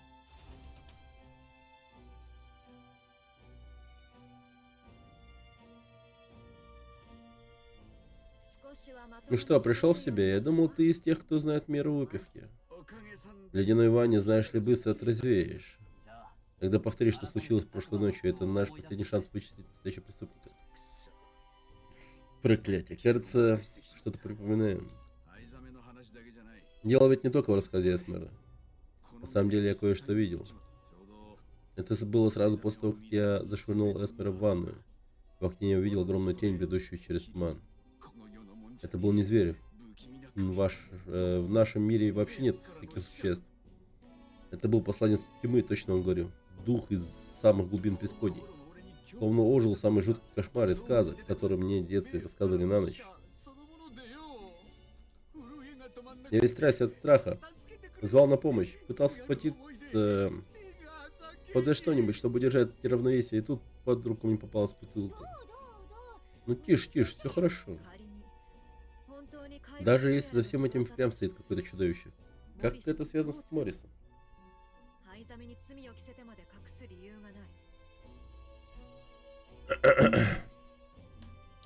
Никак не пойму, зачем ему это скрывать, да еще и подставлять Эсмера. Неправда. Попробуем осмотреть старый замок. Эсмер наверняка не просто так вылетел оттуда, как ужаленный.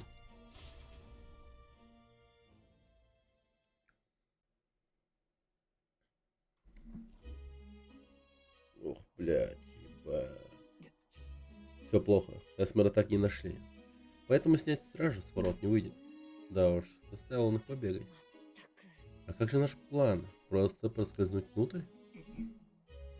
Эй, вы, давайте сюда. Как будто голос доносится оттуда. Это он нас зовет?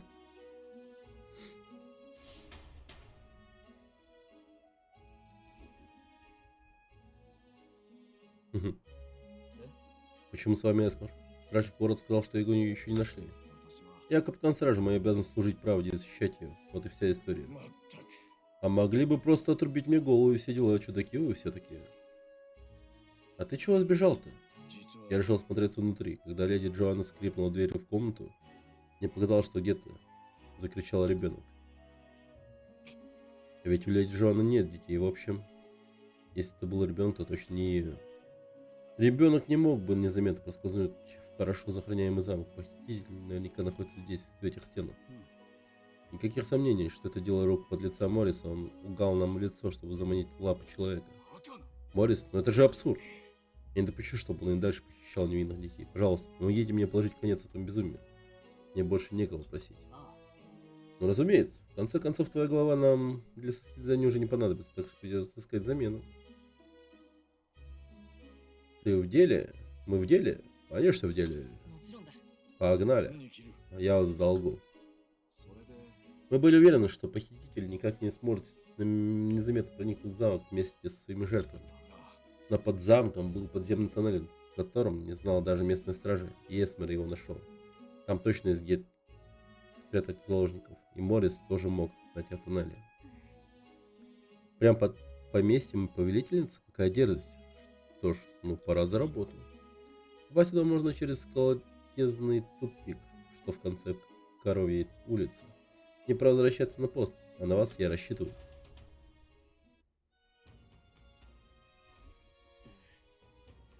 Колодец, который ведет в подземный канал. 確か Все пошли в колодезный тупик. Давай закончим здесь и пойдем с ними по Коровьей улице. 最悪 Вот тут помощь, которую нам прислали. Не ждал, что вы Эльд. Что интересного вас сюда привело? Здесь ничего нет, кроме старых колодцев.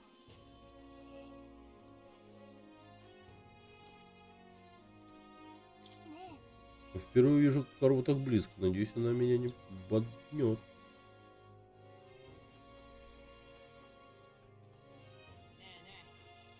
Далее наземные бегуны на стоянке для повозок.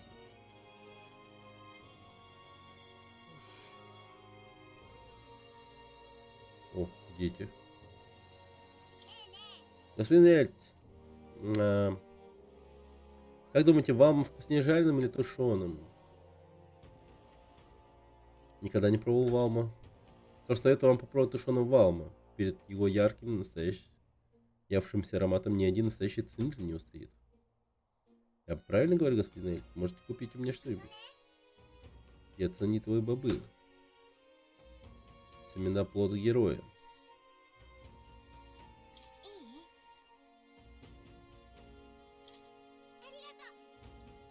いい Аригато.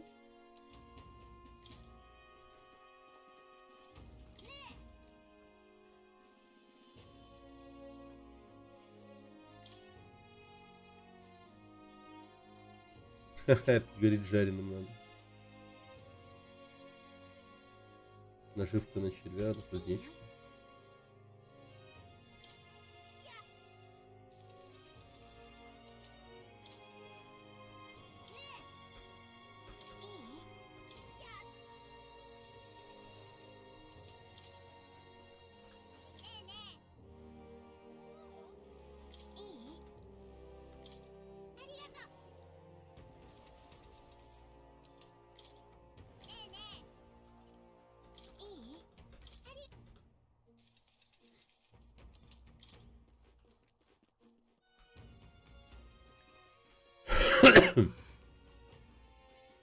Погоди-ка.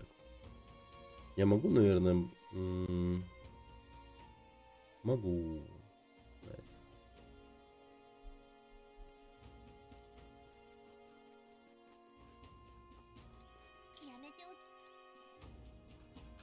Ой, ちょっとね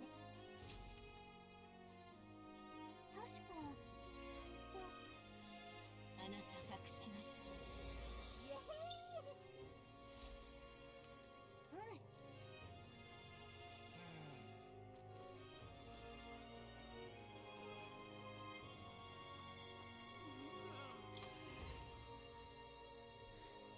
うん ね どれにする？ よし。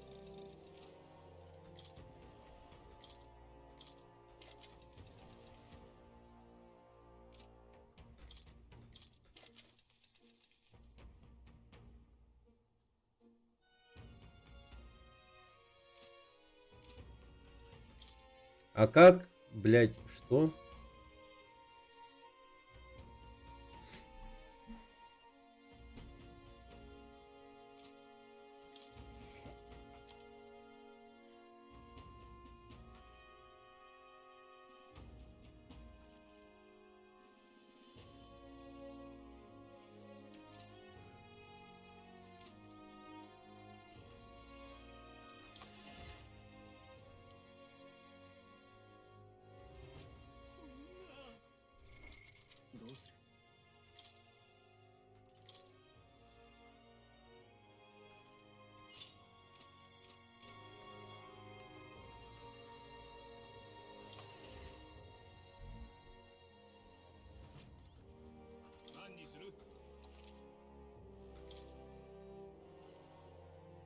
А, он один. Блин.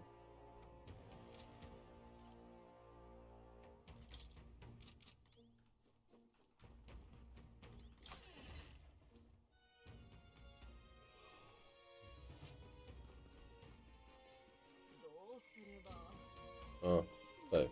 Может сохраниться.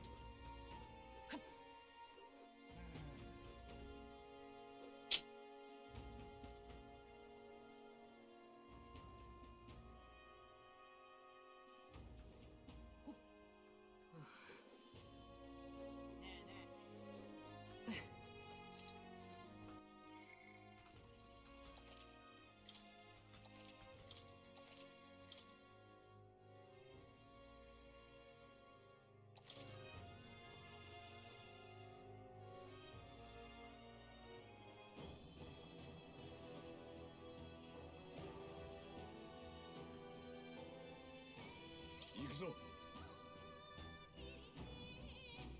あの場所へ。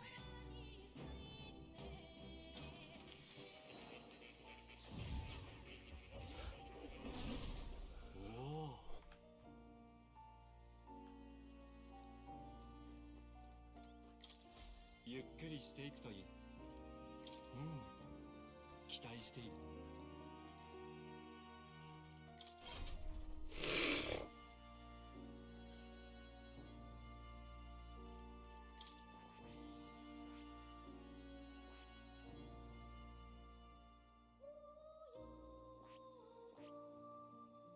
М. М.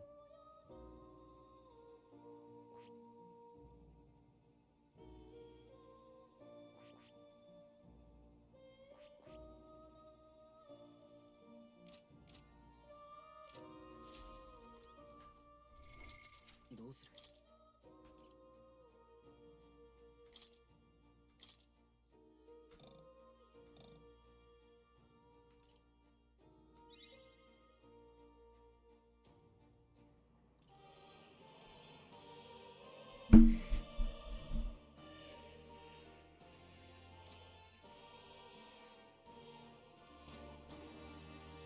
おや？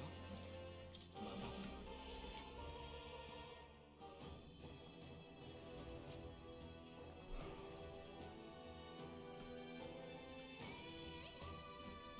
しかし、ここか。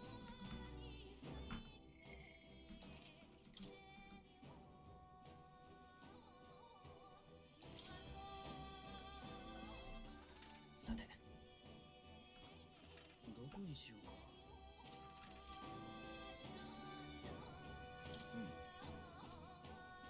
準備はいい？行くぞ。 Нихуя он тупо прыгнул.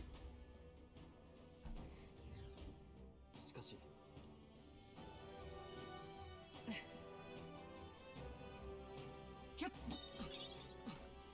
Дамаскару, да. 用心しろ。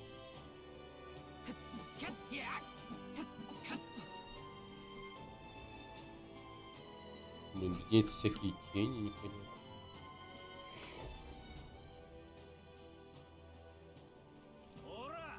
Несите наживку, если тварь взбесится, мы будем следующими, кого она сожрет. Ебать. Тебе не сбежать от нас. Пожалуйста, помогите. Ослабевший ребенок. Дитя еще живо. Здесь у вас нет власти, вы просто чужаки. Значит, все, что с вами здесь произойдет, это полностью ваша вина. Если хочешь что-то сказать, скажи это нам в лицо. Даже такой мерзавец, как ты, должен понимать тяжесть всего, что сотворил. 気をつけろ。 Осторожно, сзади что-то есть. Собаки. こいつらが例の Это и есть те чудовища, о которых нам рассказывали? 違う。奥だ。 Нет, они там позади. Слышишь шаги во тьме? Чем больше вырастает эта тварь, тем сильнее поменялись ее сторожевые псы. И один из них скоро вас прикончит. ここで一体何をしている？ Что тут вообще происходит? Зачем ты похищаешь местных детей? Как это зачем? Они отличная наживка. Кроме того, мне хорошо за это платят. На одно жалование, знаешь ли, не разгуляешься. 金欲しさに То есть ты похищал детей ради денег? ゲドめ。 Какой же ты негодяй. Кто бы говорил, кровожадный Эйджи. На тебя посмотри. сэр. Я не просто лишили русского титула, тебя изгнали. Ты просто трус, который забился в нору и боится высунуться. Вот и все, твое благородство. Ах ты подлый. Не, вообще-то он прав. Аниме?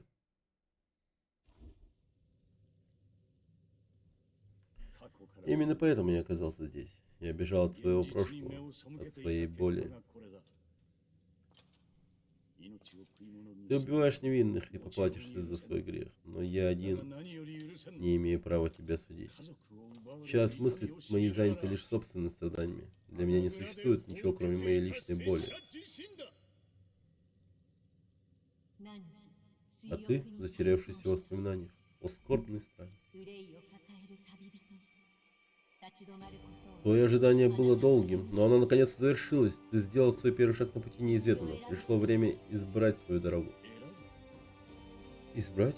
Я уже сделал выбор.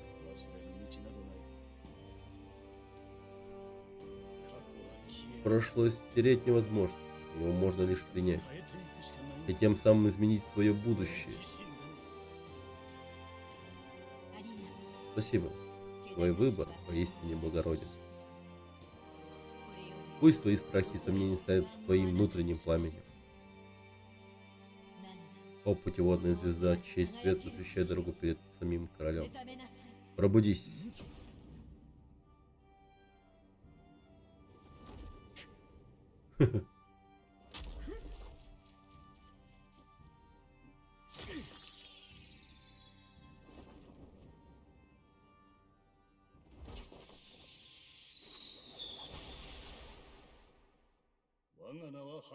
Я Эсмер Ноктурн. Я вижу мир, в котором судьба не определяется по праву рождения, и я готов на все ради этого мира. Нихуя.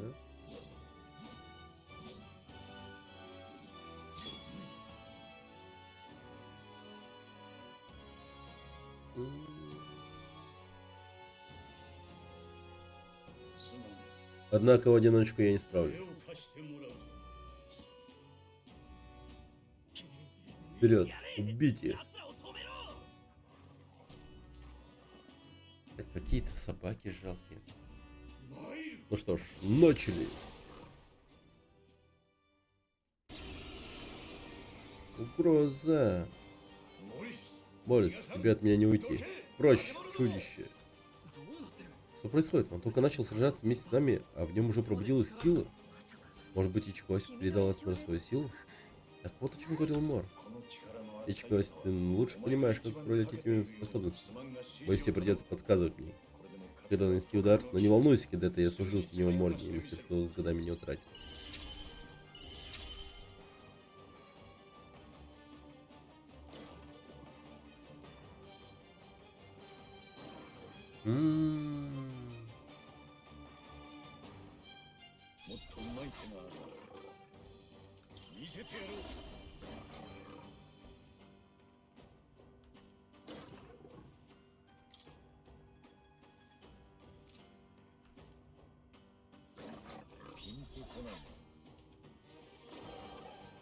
Блин, у нас когда четверо, это жестко.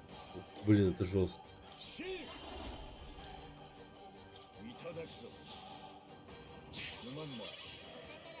Пламенный клык.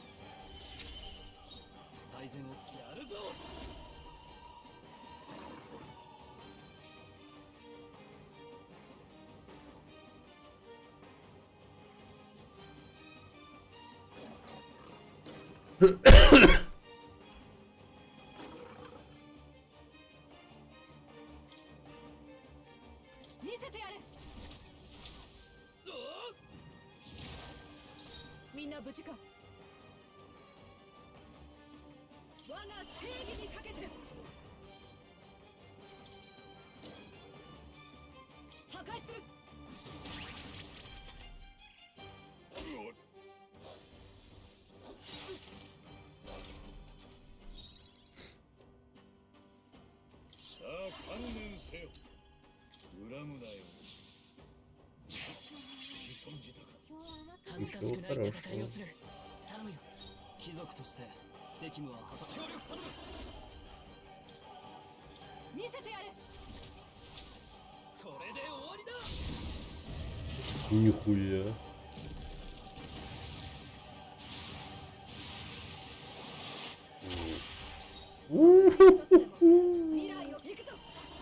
Ебать.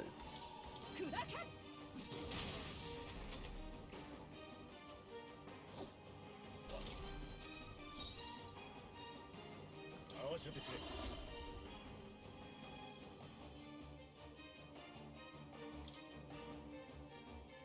俺の力も使え。しまいだ。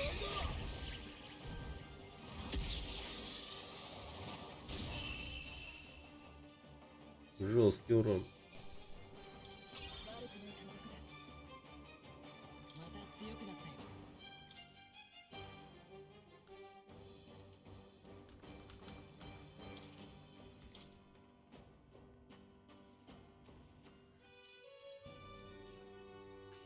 Стой!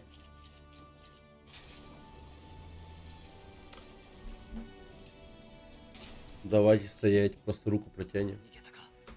子供たちは無事だ。 Зато дети в безопасности. Отлично, ты спас их, Эсмер. 拙者にも Знаешь, а ведь у меня когда-то тоже был ребенок.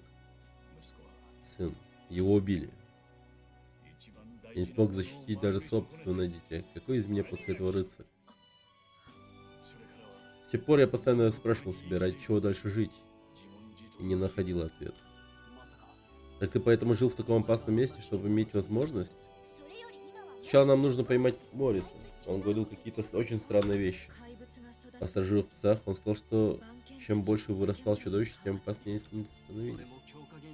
Думаешь, это из-за меланхолии? Что ж, а значит, в будущем все будет обретать еще более уродливую форму.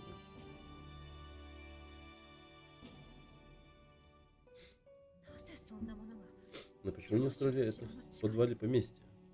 Может, явно помогает его... Может, явно помогает его злодеям. Но кто? はっきりとは分からん。 Точно показать не могу, но с самого начала мне показалось, что 正気じゃないか на это способен только тот, кто совсем утратил разум и представление о морали. Подумай только, я ведь считал себя необычным наемником. Похоже, мы ввязались в очень серьезную историю. 一旦バードンに Нужно доставить несчастных детей к Бардону. У-у-у. После спасения детей местные жители наверняка меня поддержат. 子供たちの Вы спасли детей, даже не знаю, как вас за это благодарить. あなたのおかげだ。感謝する。 Считайте это благодарностью за вашу помощь.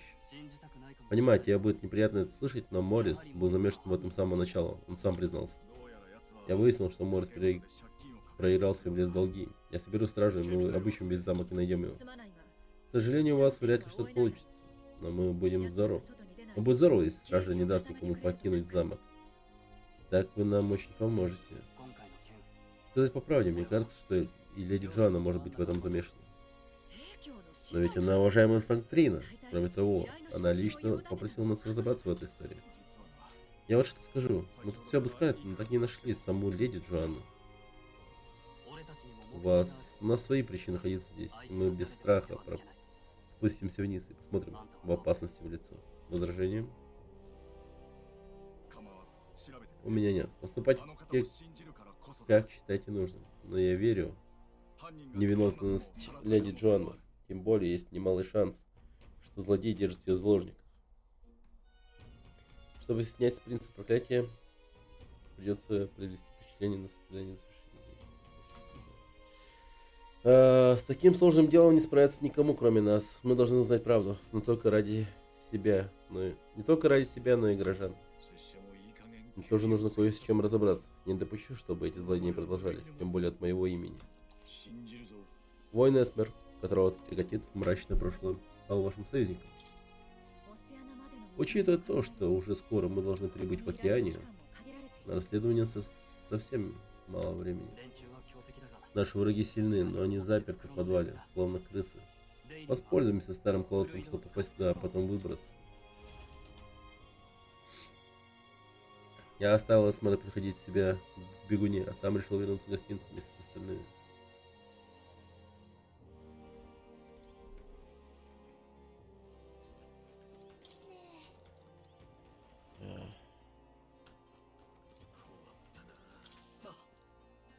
Может, паршивый мерзавец. Ладно бы он нас просто обманывал, но он прищищал детей. Неизвестно, что нас ждет. К ночи мы будем уязвимы. Давай вернемся в подвал замка Криганта завтра. こんにちは。 Похоже, наша кухня вам по вкусу.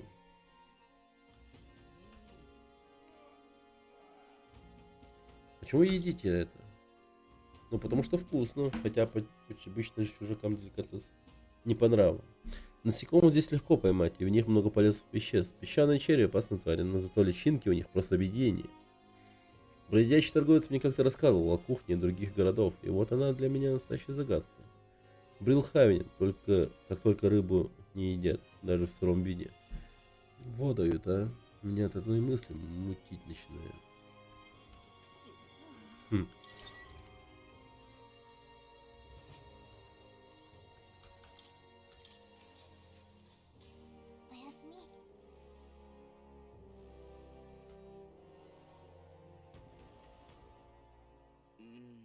Не могу уснуть из-за всего, что случилось. Может вернуться на бегун, посидеть с книжкой под вечерним ветерком.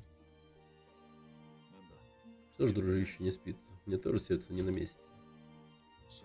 Книжку читаешь? Необычное развлечение. Позволь задать тебе неожиданный вопрос. А что вы ищете? В чем ваша цель?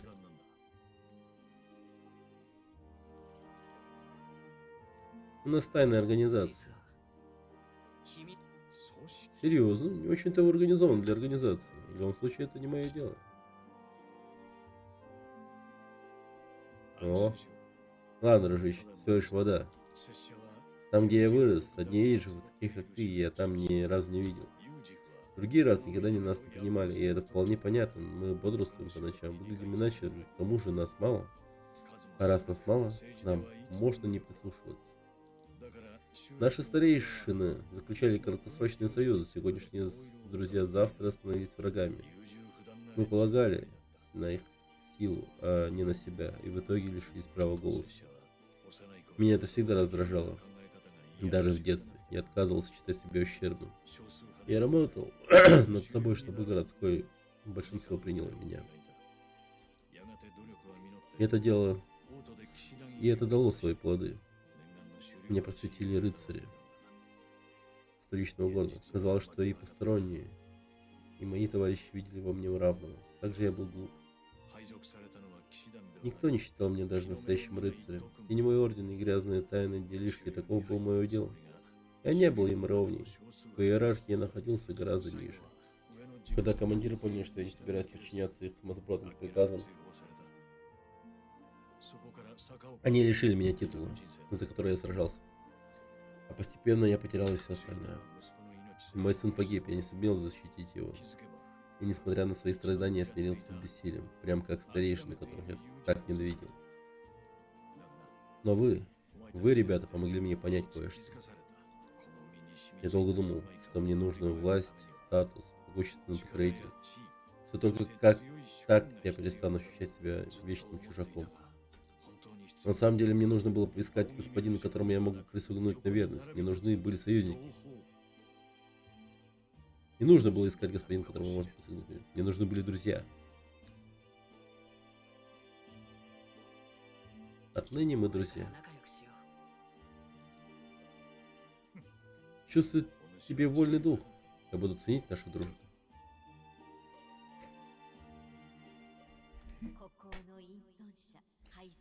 Истинный вор. Вор.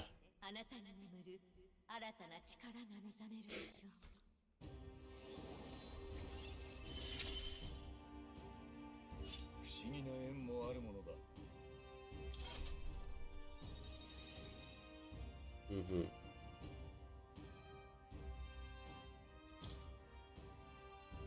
Вот такого героя воплощается БСП.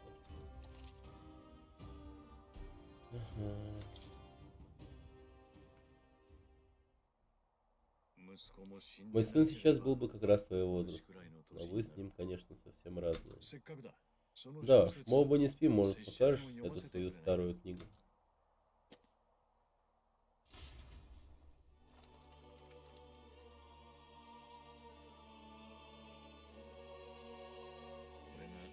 Как это фантастическая повесть.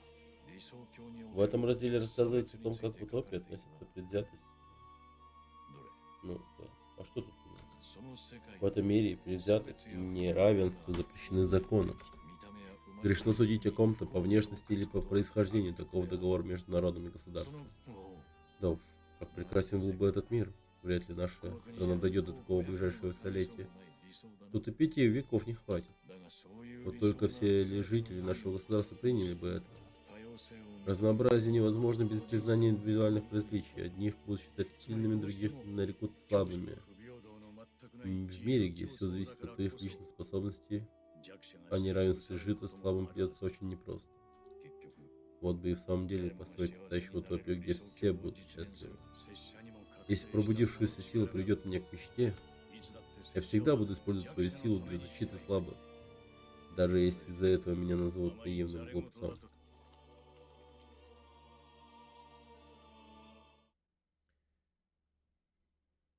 Время было позднее, мы решили вернуться в гостиницу и лечь спать. Нормально. Посидели, воды попили. Отлично, все на своих местах. Сегодня мы спустимся в подземелье замка. Будьте начеку, там прячется не только Морис, но и чудовище. Если сомневаюсь, что мы справимся, можешь наведаться куда-нибудь еще и испытать себя. Времени у нас еще вполне достаточно. И верно. Я чувствую, что еще не до конца овладел своими навыками. Впрочем, решение за тобой, капитан.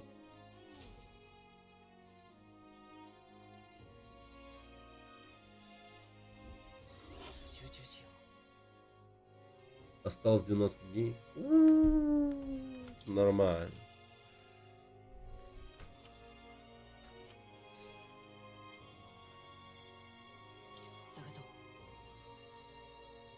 В этом замке есть что-то необычное. Кайф. Так.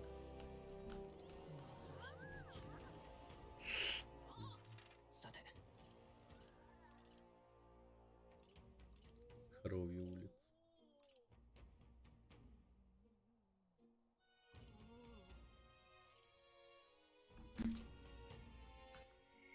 Так, сохранимся.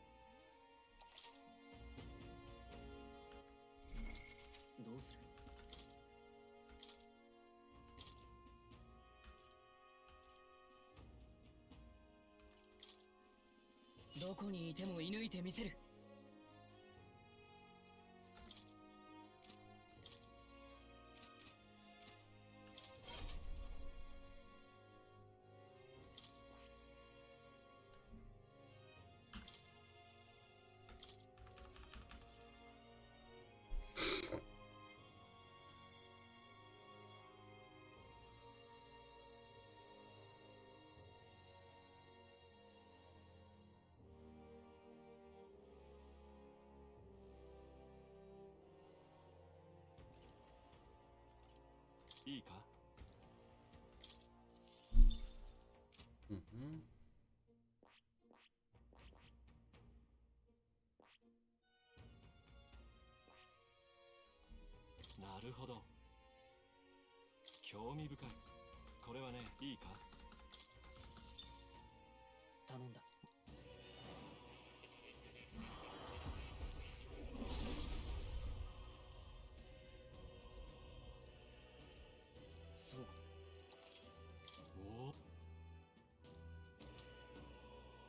Слот героя.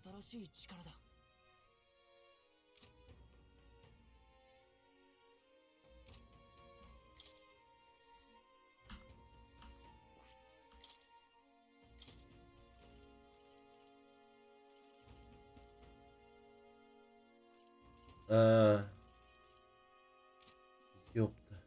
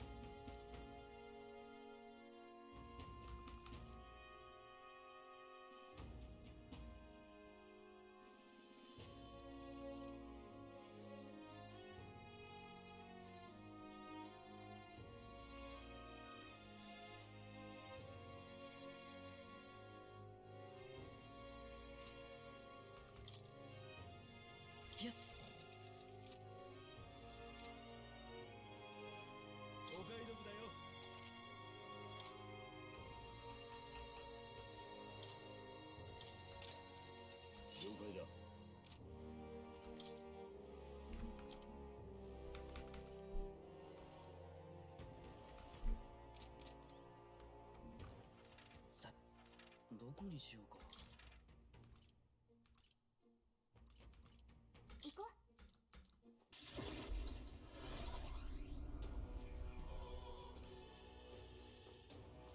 王子が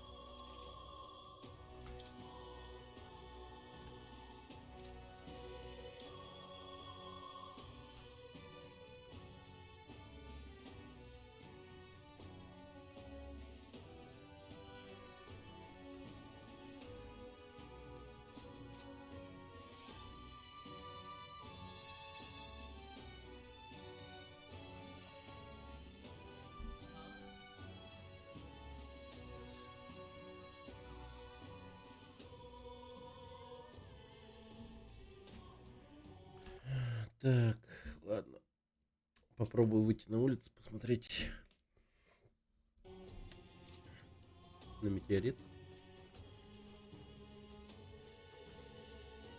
Будет ли он?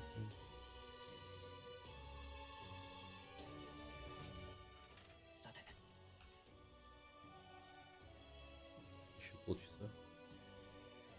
Разве? Осталось час 17. 行こうか。 Он быстро, по идее, должен. Ну, типа, да. よし、みんな集まってるな。さて、今ここだね。ここが依頼があるぞ。 Это же те руины полные чудовища, которые говорила хозяйка лавки проводников. Кажется, раньше это было усадьба какого-то знатного рода. Может, там остались сокровища и другие ценности. Нам все равно надо разобраться с чудовищем. Почему бы потом там не 気を смотреться? つけて。 Только сильно увлекались. Ладно, наша задача убить чудовище. ここなら Можно добраться до полудня. Можно ли мы вернуться до темноты? よ Вперед. し行くか。 Сейчас у меня. 何し Ну, よう。 типа, да, 7, ну, почти полчаса, да.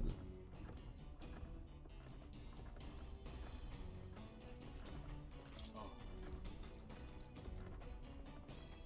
とはいえ、なあ。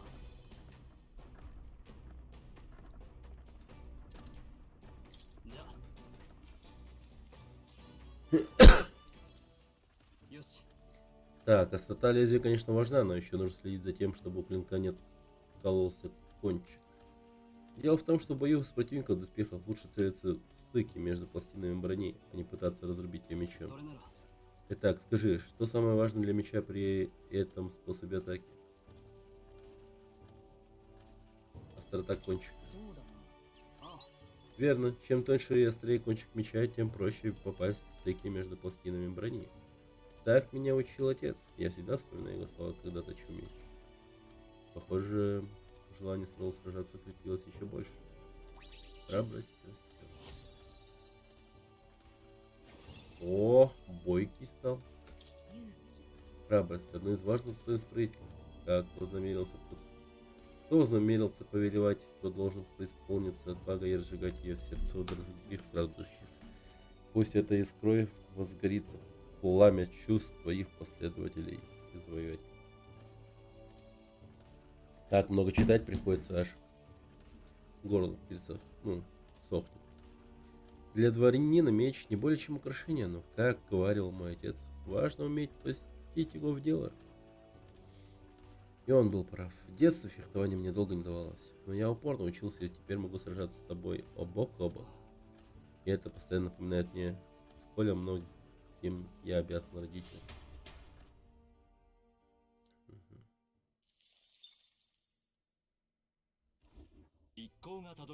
Путешественник наконец-то добирается до тропы Белика. Когда-то здесь был дворец Малого Королевства, о котором когда-то сегодня мало кто вспомнит. Много воды утекло с тех пор. Ныне ничто не напоминает о былом величии этой земли. Теперь здесь обитает чудовище, привлеченное неподвижным магой. Наши герои ступают на их тропу. И словно зовет вперед призрак давно сгинувшего королевства.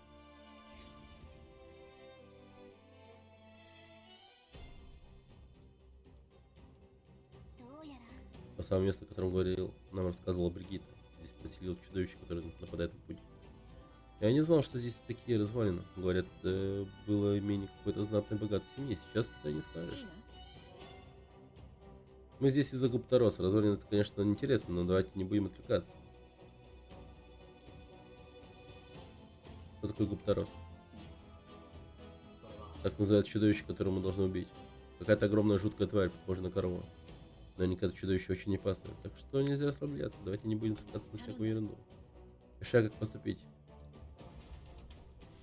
Мгм. А тут Эсмера не должно быть, видимо. Поэтому он молчит. Во что внутрь собрались? Вы что, внутрь собрались, мой совет? Уходите отсюда поскорее. Я слышал чей-то свирепый рев. Он совсем не такой, как у Габорн. Значит, ревел не Габорн. Может, тут завелся Гуптарос? Гуптарос? Ну, с ним-то я точно не справлюсь. Я пришел сюда только потому, что здесь одни Габорны водятся. Говорю, а внутри затаился кровожадная тварь. Если жизнь дорога, поскорее носить отсюда ноги. Все, я пошел.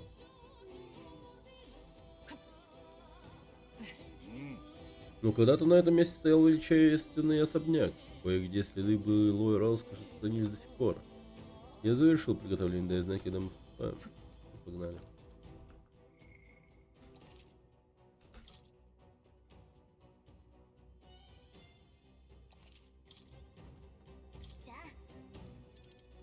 Идем. 行こっか。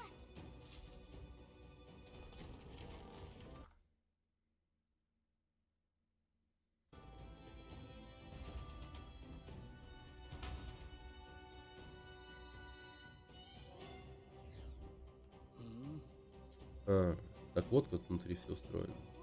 Знать бы, где этот Гуптарос. Подождите, немного мне нужно смотреться. Не до конца уверенно, похоже, поблизости его нет. それじゃあ Полагаю, пока мы продолжаем поиски, нам лучше побыть начеку. Здесь довольно темно, так что смотрите, чтобы вас не застигли врасплох. Мы прикроем тыл. Просто не... Но... Прости, но тебе придется идти вперед. 安全よ。 Не, я совсем забыл об этой функции. 異常なし。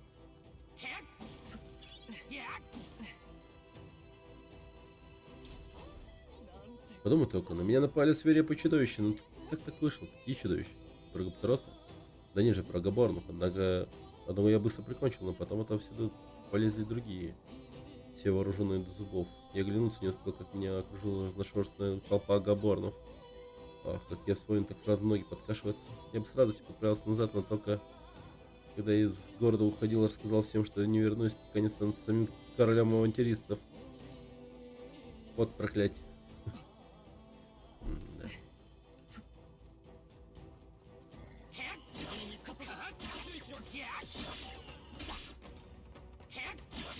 やるじゃないか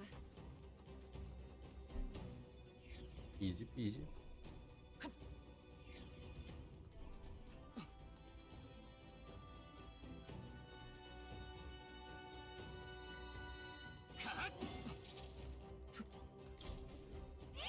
Эй, парень, какие у тебя есть оружие?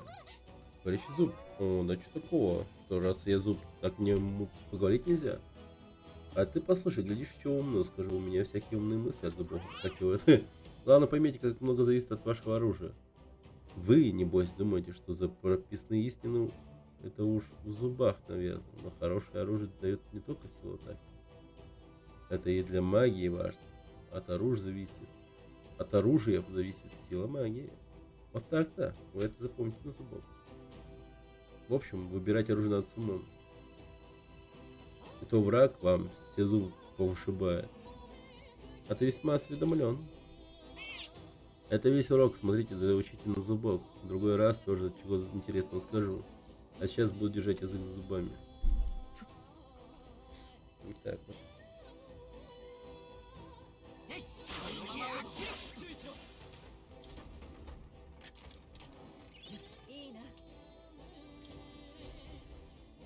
Неплохо.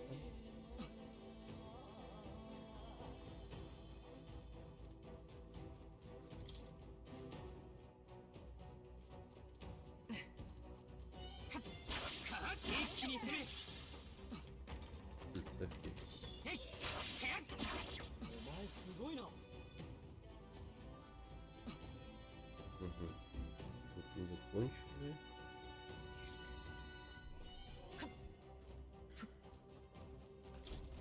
Блин, как полно народу. Здесь только габорные водятся, поэтому сюда часто приходят молодые искатели приключений, чтобы испытать свои силы.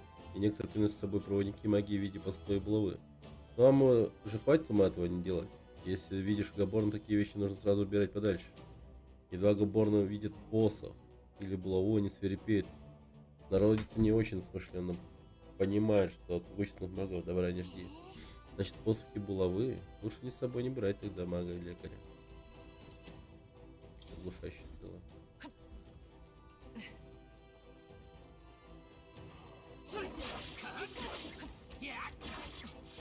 やるじゃないか。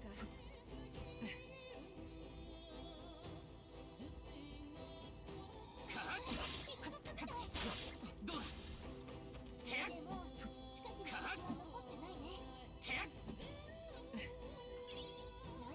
А, я же это. もらっときましょう。 Стрелок вроде как, да.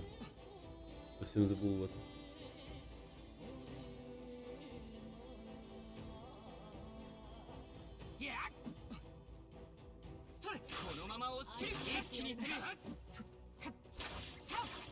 Блин, че я подхожу к ним? Я же могу издали стрелять. Лоу. Ну, по привычке.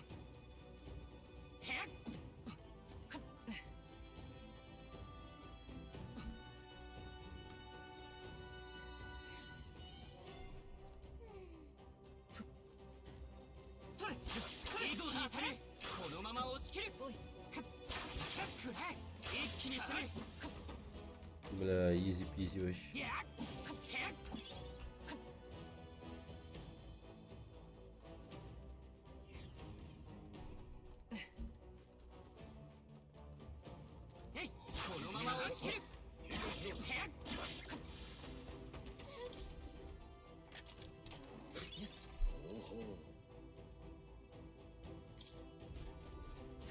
Ого.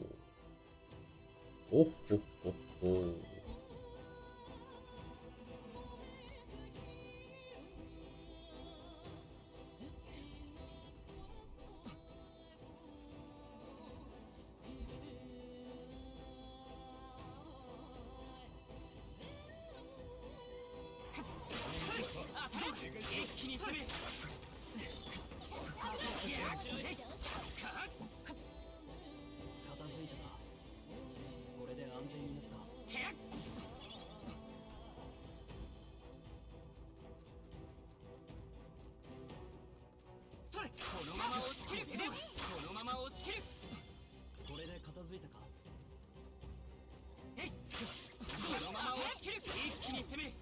Ха-ха-ха-ха. 使えそうなものはもらっておきましょう。 Как же легко.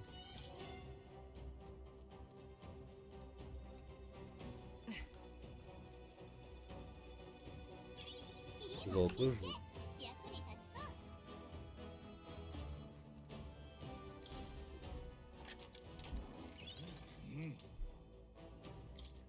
Фига ведьма. Ничего себе. いいわね。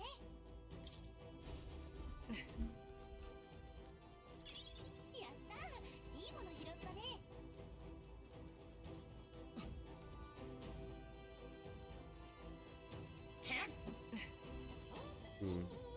Тут невидимых стен, по-моему, нет, да? Нормально.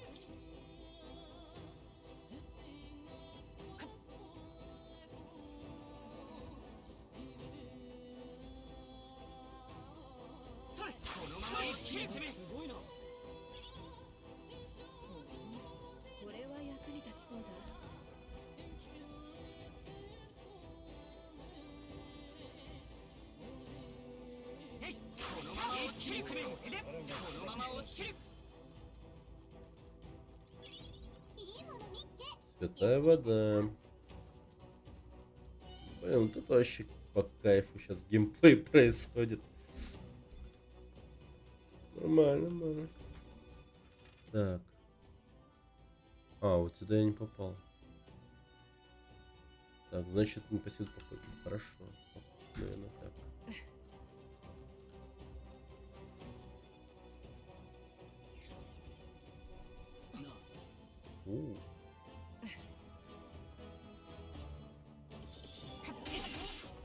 Ах вы суки.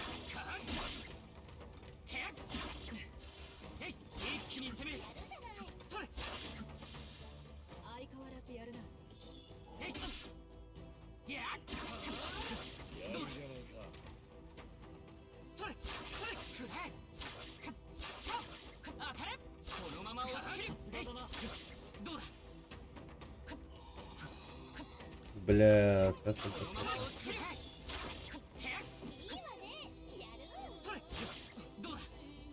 片付いたか。しばらくは安全だ。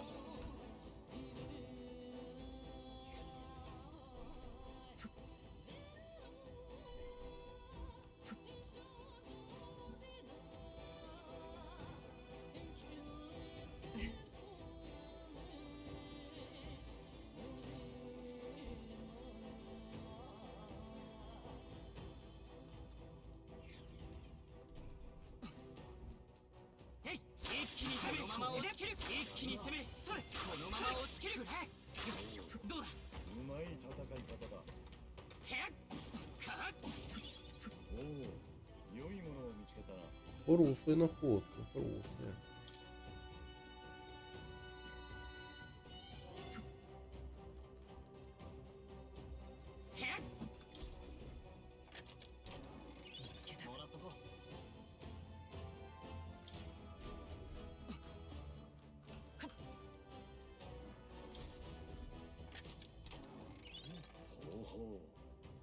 Он уже страж.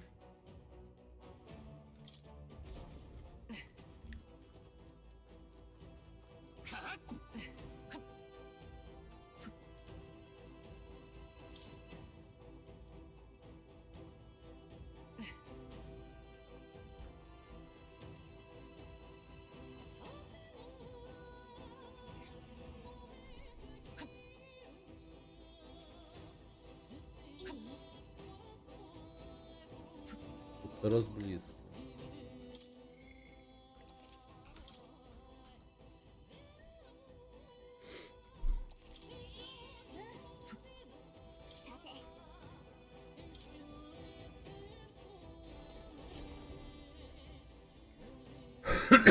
Опа, Минотавр.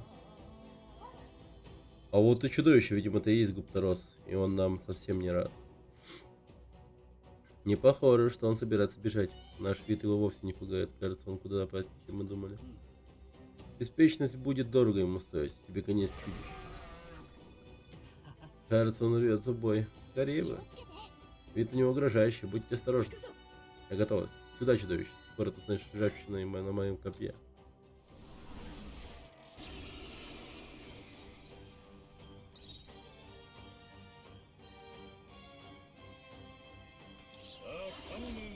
Пройдем.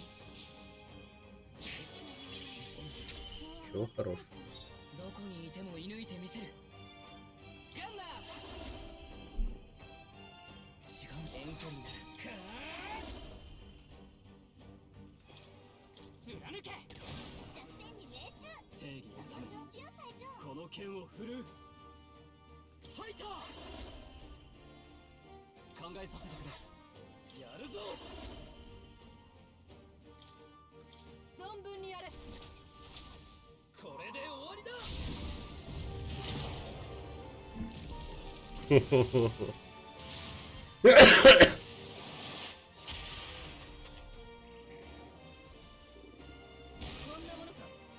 Ебать.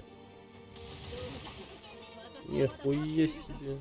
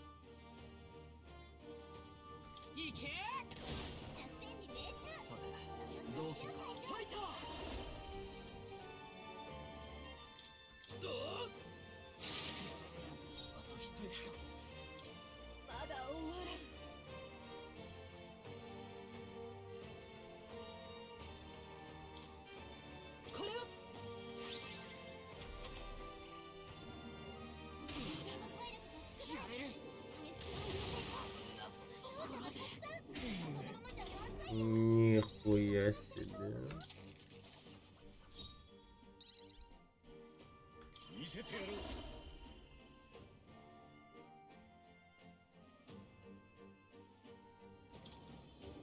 協力する。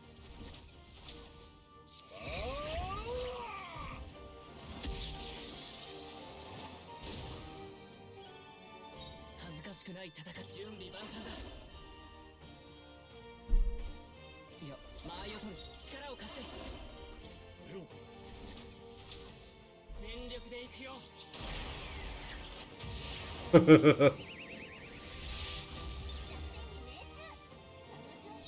最善を尽くさないとな。やるぞ。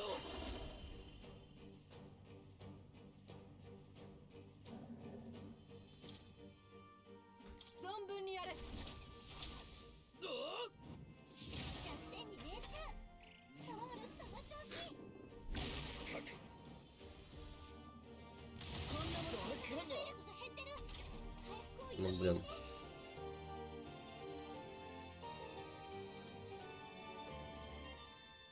文句。打ち砕け。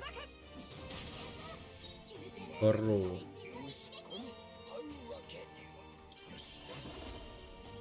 ピンココナン、王者の力よ。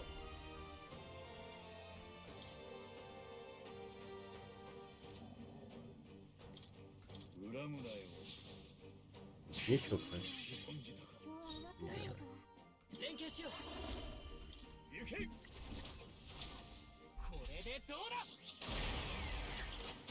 100点に命中。その調子よ隊貴長。族として俺に続け。行け。 Ну все, мы его убили, по-моему. Найс. Пала. よし、うまくいった。よし、これでまた一つ強くなれた。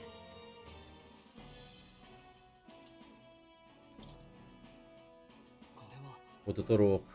Как представлю, что он мог нас на него насадить. Уф. Кайф. Правда, мне показалось, что во время боя вы все были настроены очень спокойно. Нет, он был сильнее, чем мы думали. Любая ошибка могла дорого нам стоить. Это ты тоже, Хилькинберг. Ты что скажешь?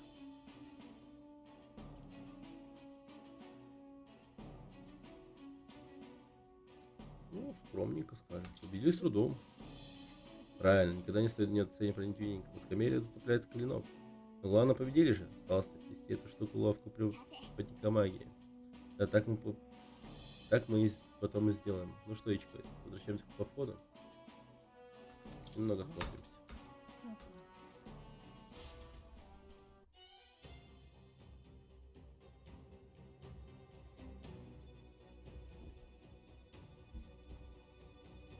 そうか。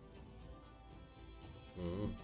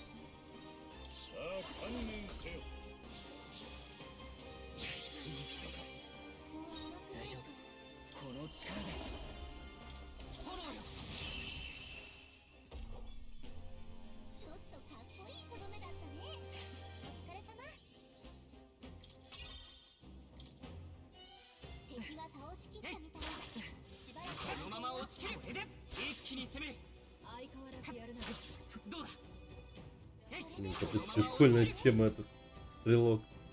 Прошивает все.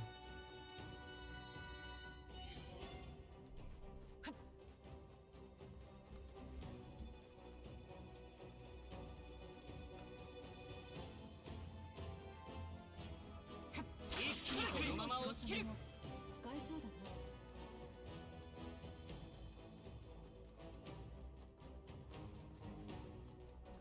それ一気に攻める。このまま押せる。一気に攻める。もう敵はいないわ。 Ладно, 安全 ну-ка, だったみたい。 я пойду-ка. Стрим выключать тогда уж не буду.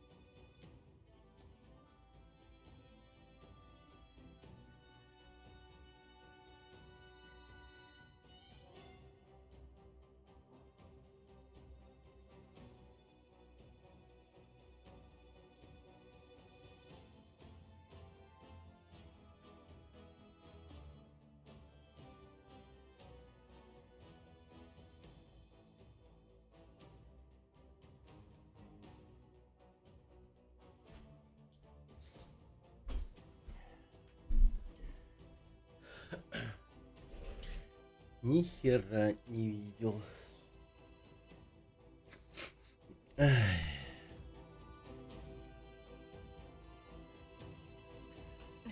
Короче, горизонт у меня закрытый. Если что-то и было, то горизонт закрытый. Я только на западную сторону смотрел. Ну, может, что-то и было, но... Может, пропустил.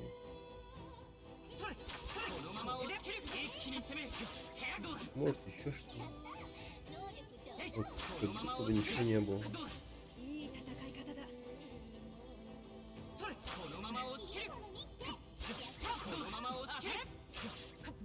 いい戦い方だ。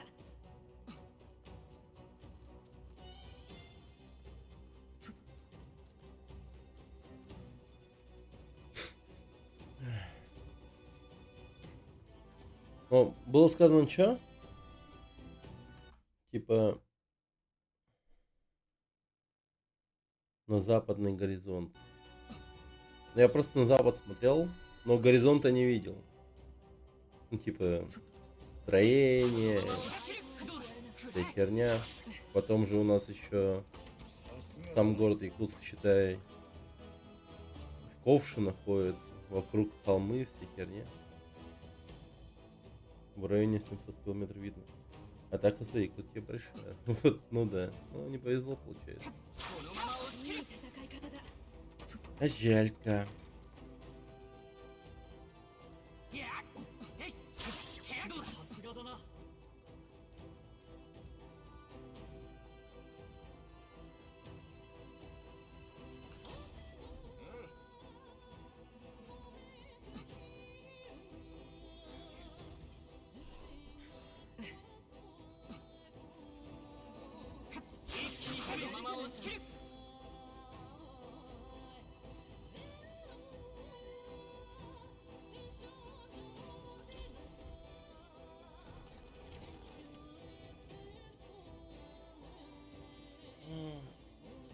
Эх, не свезло, не свезло.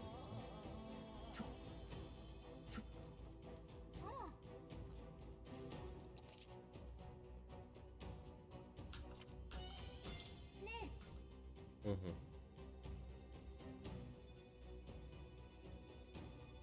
Так, возвращаемся в город. そうね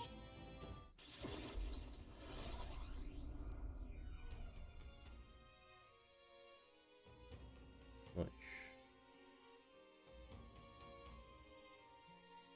Но снова в таверне Мартира. よし。 Что ж, это было нелегко, но Гуптарос уже на том свете. И главное, мы раздобыли доказательства нашей победы, и которым просветила женщина из магазина проводников. Когда покажем доказательства, наконец разрешит нам закупиться в ее магазине. Ее товар пригодится нам в будущем. Не подведи нас, Вася. Скоро нам надо отправляться в путь. Сколько осталось дней? 12. Нужно успеть поймать Мариса и вытащить из него правду приключения. Он утверждает, что им двигала алчность, однако я склонен полагать, что это лишь отговорка. Несомненно, у него был более веский мотив. さて、 Нужно поесть, скорее ложиться спать. Чтобы выспаться. Мы сегодня отлично потрудились. Пора и отдохнуть. 神王が決する日にまた一日近づく。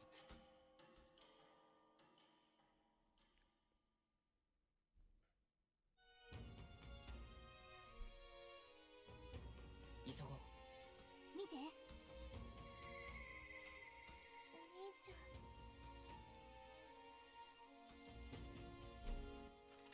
お兄ちゃん さて、 ничего. どこにしようか。 行きましょう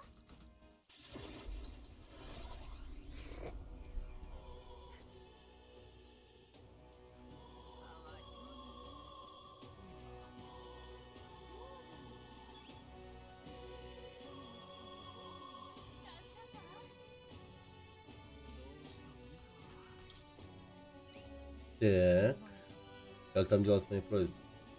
Я принял рог в качестве доказательства. Рог зверя. Ну да, даже ты справился. Обсудим все внутри. 確かに倒して Итак, задача выполнена. Хоть ты лопни, хоть ты тресни, аниме на первом месте.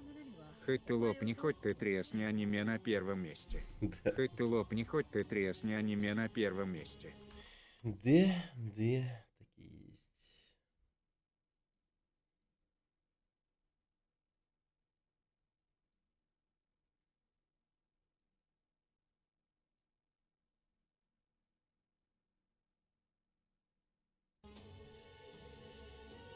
Я заплачу, как договорились. Скажу торговцу, чтобы отныне не пропускал вас. 7500. よし Нормально. やはり部外者 Я знал, что церковь не обратит внимания на чужака, не зря поручила это дело именно これ тебе. で輸送も滞 Теперь переводчикам проводников нечего бояться. Благодарю за помощь. ところでお前 И вот что, хочешь ли дальше выполнить мои поручения? エルダ族に Полагаю, Эльдам не так-то просто найти в городе приличную работу. А мне все равно какой-то расы.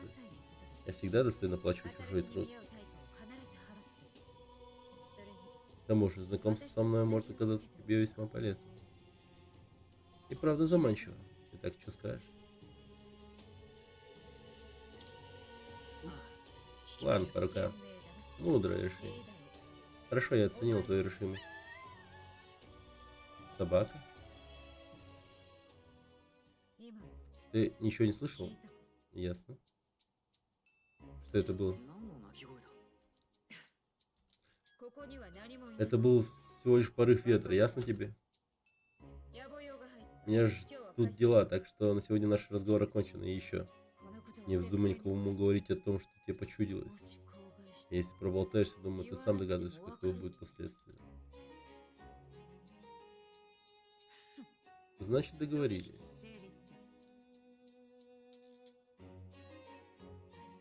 Несмотря на осторожность Бригитты, я чувствую, что она мне доверяет. Торговец. Торговца нашел. Бригитта бунтарка, которая знает цену деньгам. В глубине души она истинный торговец. Не пренебрегая связующими нас узами, в тебе пробудится неведомая сила.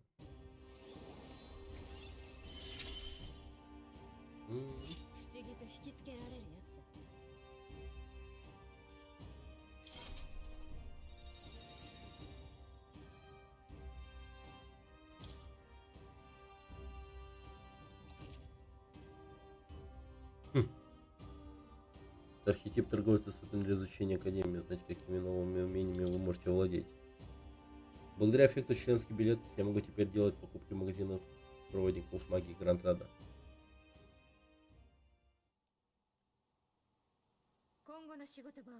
Что, игра большая какая-то? Да, вообще. Довольно крутая игра вообще. Приходи в другой день, мне найдется для тебя занятие. Окей, чел. ど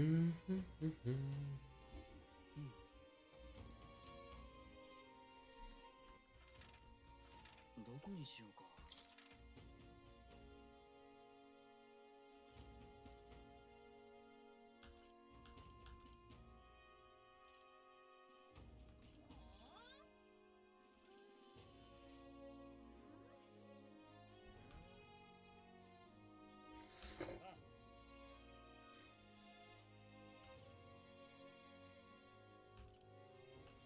行こう。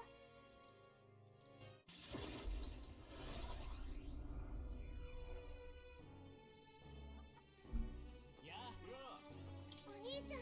Ой, ты здесь. Я вспомнил, что у меня в кармане лежит рисунок. Подарю рисунок Марии. Картина «Золотоносная пустыня» оказывается в руках Марии. О, белая пустыня — это большое здание. Это похоже червяка. Значит, за городскими стенами есть и такие удивительные места. Большое спасибо. Я спрошу госпожи Фабьена, можно ли развесить их на стенах гостиницы. Я буду смотреть на рисунки и думать о тебе. И здесь что-то мир штормит. Что такое? Что еще случилось?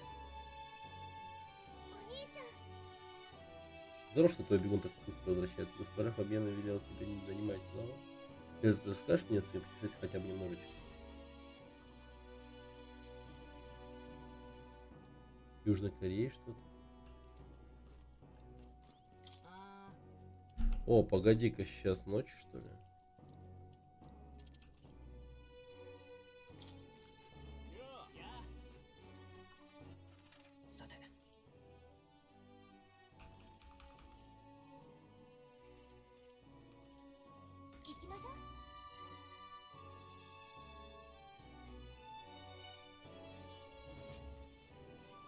Парламент берут.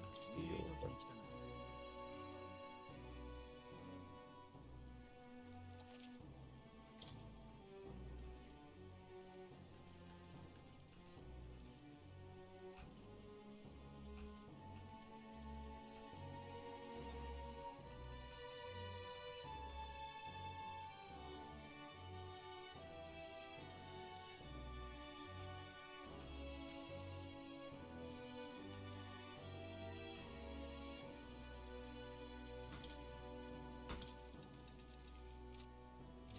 Нихуя.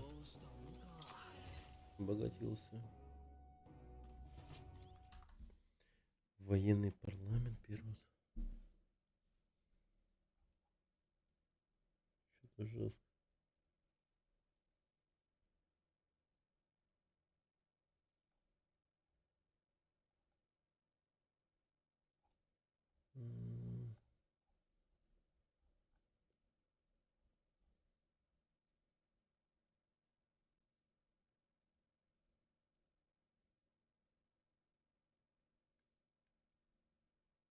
А, она упала. Все. Вот право метеорит. Я поздно вышел, оказывается.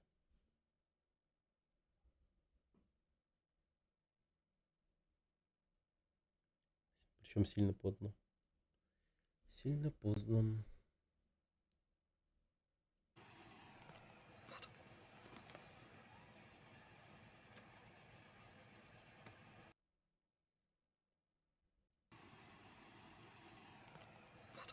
Упал ровно в час 15, оказывается. А я в 17 вышел.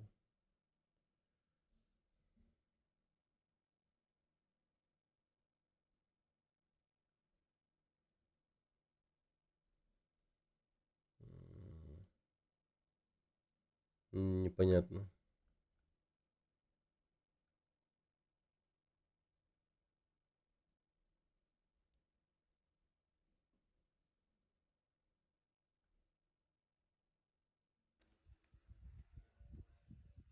Нифига.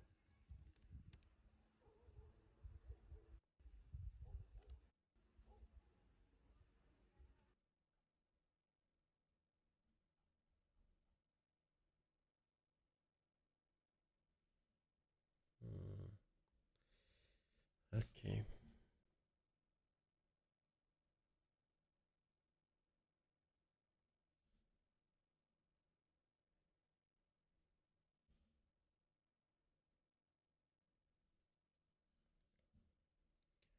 Ща.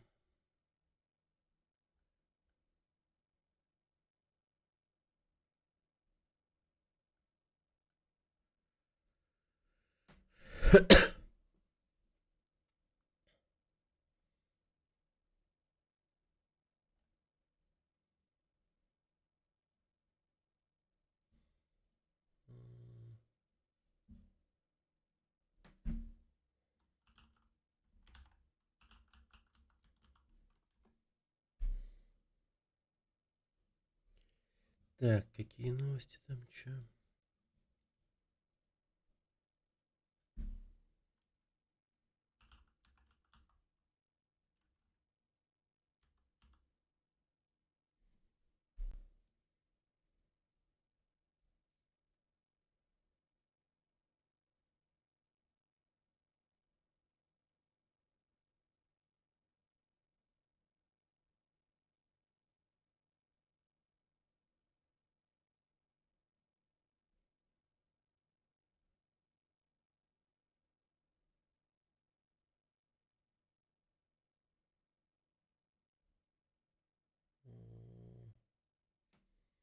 Да ничего, как будто бы.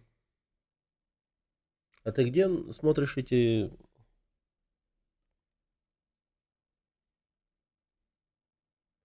Я думаю, завтра выложат. Появится какое-то видео.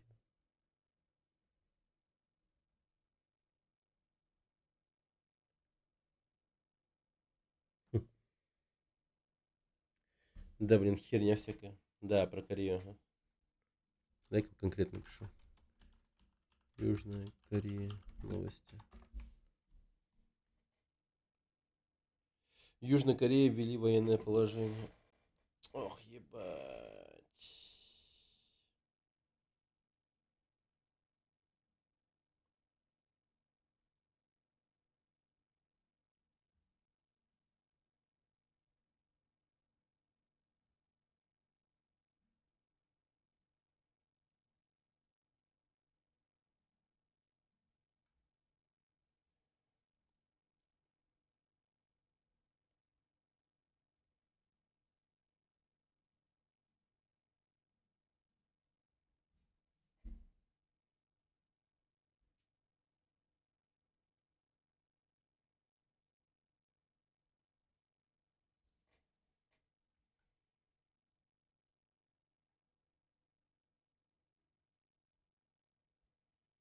Так, военные покинули здание парламента в Сеуле. Спикер парламента Южной Кореи призвал отменить военное положение. Так. Партии президента Южной Кореи признали военное положение утратившим силу.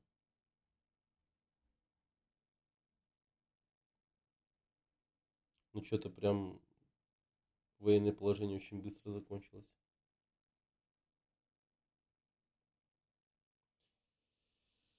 Так.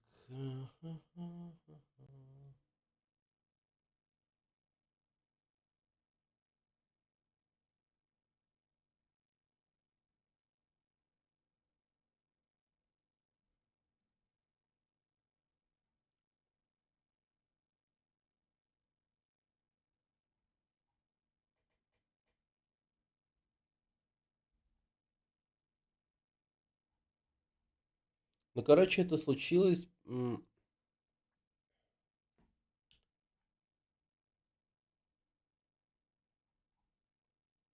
Президент Южной Кореи Юн Сок Йоль в ночь на среду объявил о введении военного положения для вычистки северокорейских сил и удержания либерального конституционного строя.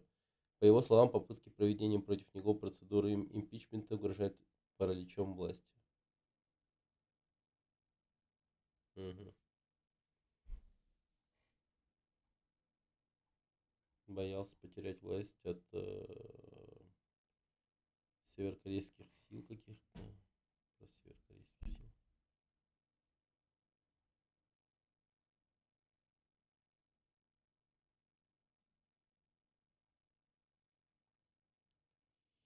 Военные покинули здание парламента Южной Кореи, сообщает агентство Рёнхап. Со ссылкой на спикера парламента Вон Сига. Парламент ранее проголосовал за отмену военного положения, введенного президентом. Военное положение запрещает работу парламента и политических партий.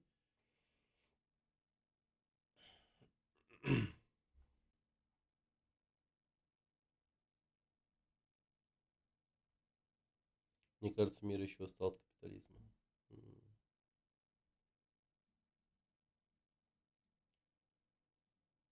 Да.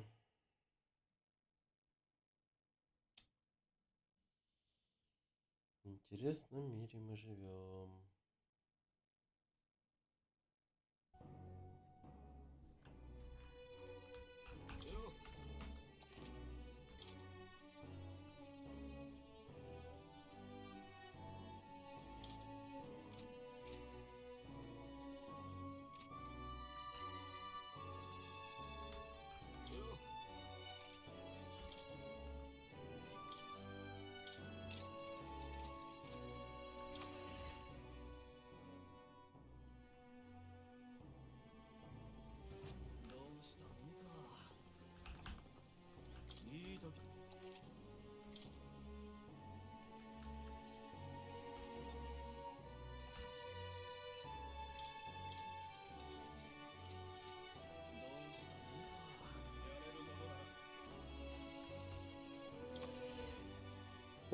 何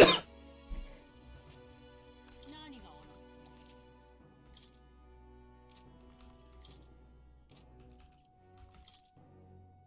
よし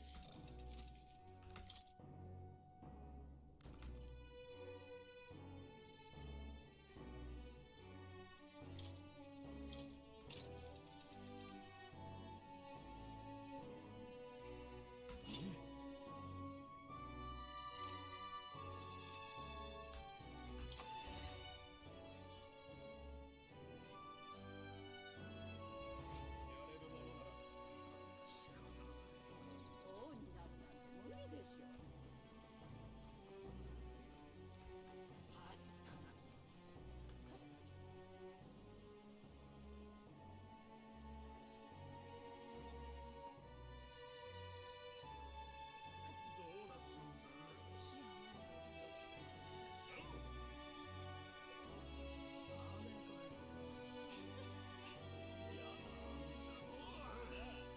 スタここ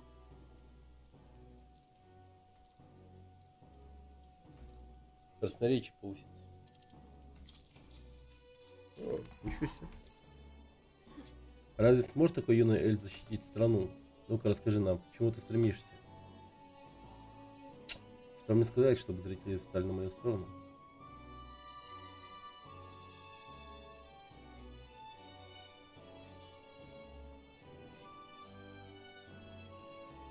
Я хочу, чтобы все помогали друг другу.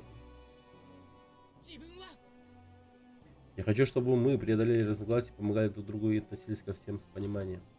そんな Что, разве такое вообще возможно? Да он просто пытается нам подольститься. Если так случится, значит припасы перестанут быть изгоями. Благодаря выступлению мне удалось завоевать сердца собравшихся. Красноречие мне явно повышается. Нормально.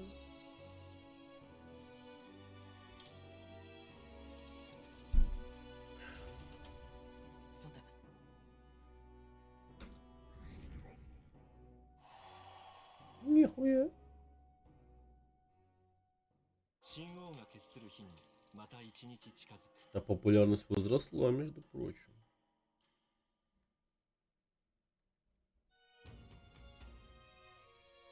そろそろだな。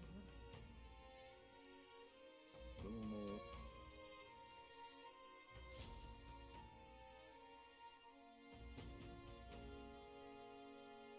慎重に行こう。さて、どこにしようか。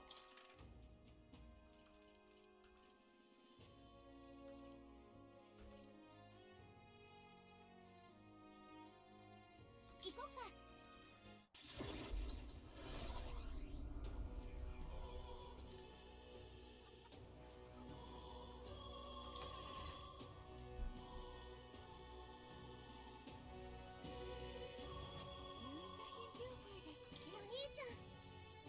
Ура, ты приехала, я так тебя ждала. Мне столько всего нужно тебе рассказать. О, меня за покупками надо идти. Ну, пошли. いいの お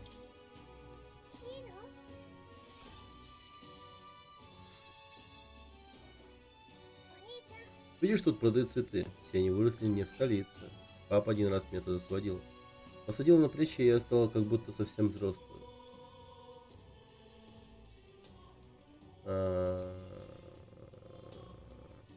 Давай соберем цветы. それじゃあ Правда, можно, ты знаешь, где это? Надо идти прямо по ветру, пока не окажешься очень чуть далеко.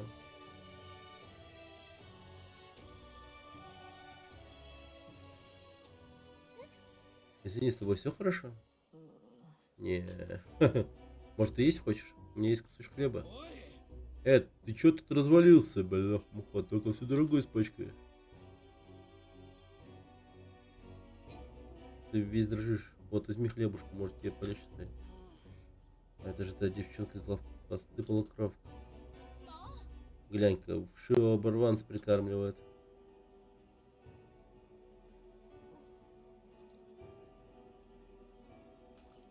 Ты все делаешь правильно. Никого не слушай, ты все делаешь правильно. Ладно. Это мне? Правда, можно? Я подумал, ты голоден. А где ты живешь? Я бездомный. Вся моя семья погибла. Один злой торговец хотел продать меня в рабство, а я сбежал. Теперь совсем один. Лучше бы я умер вместе с мамой и остальными. Ты плачешь? Я не хочу жить, но от голода так сводит живот. Спасибо за хлеб.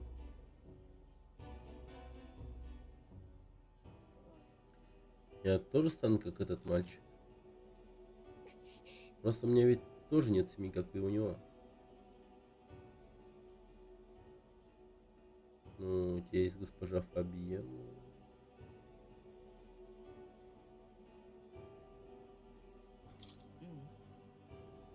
Госпожа Фабиен всегда будет о тебе заботиться. Нет, я ей только мешаю. А можно мне с тобой? Возьми меня с собой, я тоже хочу путешествовать. Обещаю вести себя хорошо. Когда-нибудь обязательно. Ладно, только я не знаю, чем тебе помогать. Наверное, только мешать буду. Прости, не надо было просить. Только госпоже Фабине не говори. У меня больше никого нет, кроме нее. Хочу показать ей, что я умница и хорошо себя веду. Может, ты чем-то поможешь ей, Мария? Много чем, она ведь все время чем-то занята. Когда мы с тобой болтаем, у меня внутри становится тепло. Ну ладно, ты ведь все еще придешь?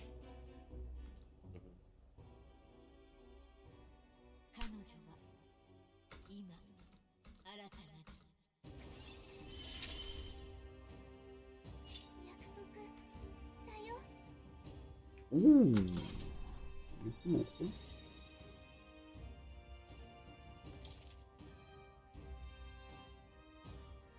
Лирик.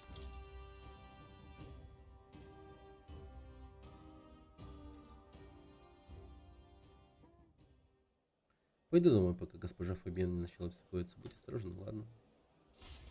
Давай, давай. Нормально насыпал. Хорошо.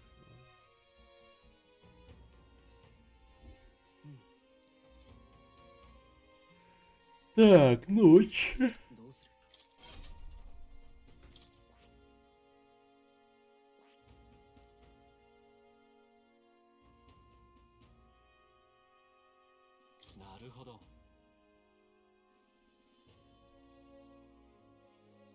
Фамаон.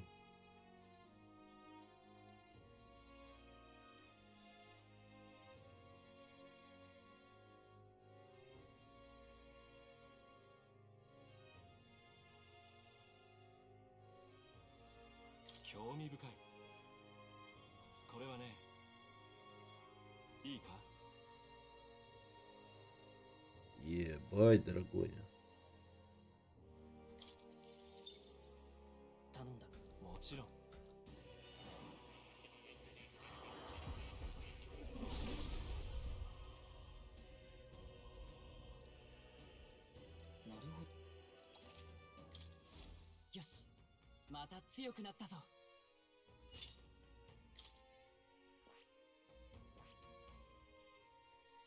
Восьмой ранг, нихуя себе.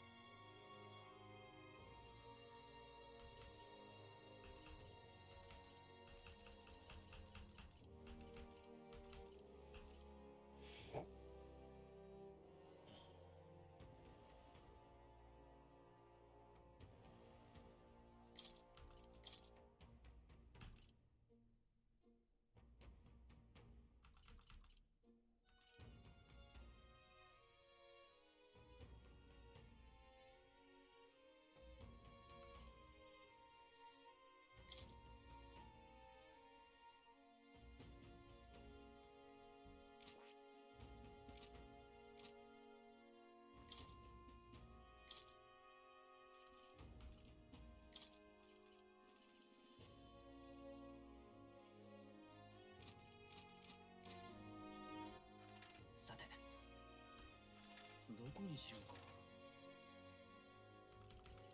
行こっか。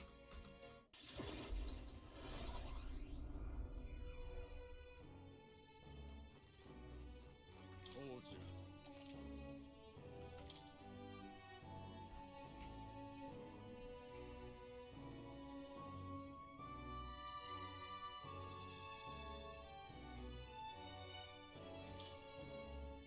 Ага.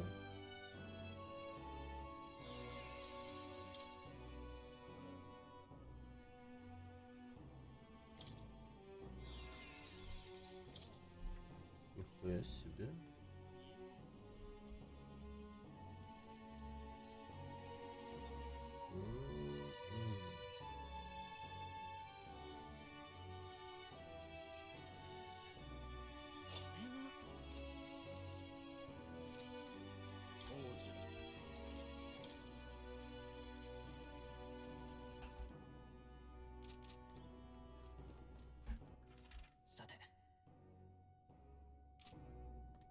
А, ночь на улице. Так, ну ночью что вызвать? О, давайте пойдем снова выступать.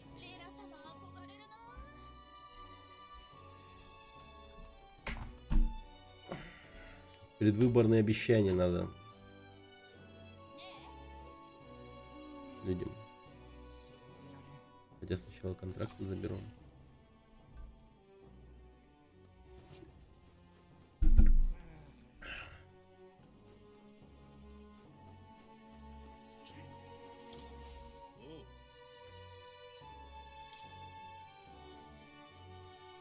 Полтайный чудовище каменный червь. Альфа. Валма.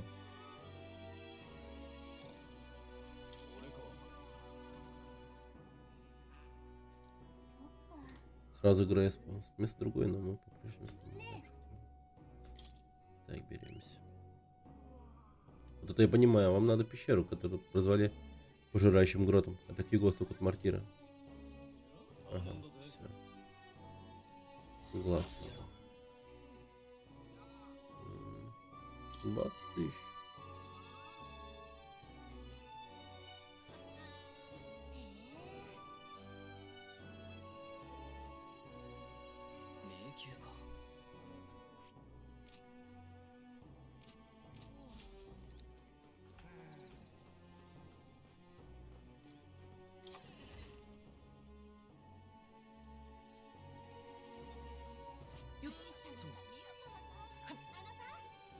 Так, погнали выступать.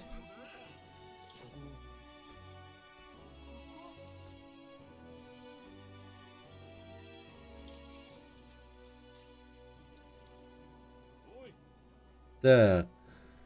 Гранд Ради с каждым днем все опаснее. После смерти короля неужели нас некому защитить? Все беды от припасов и язычников с тенистого переулка. Что ты делаешь с этим проемом, зайдя на престол?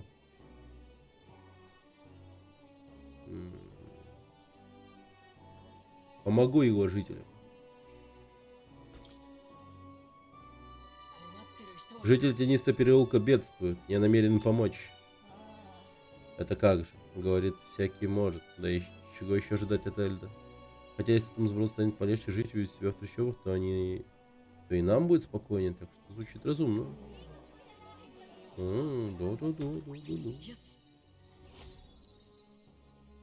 Ебой. Уровень. Так, кто замерился появлять, то должен говорить искренне, внушать доверие к простому народу. Пусть от этой искры возгорится пламя чувства их последователей. Кайф.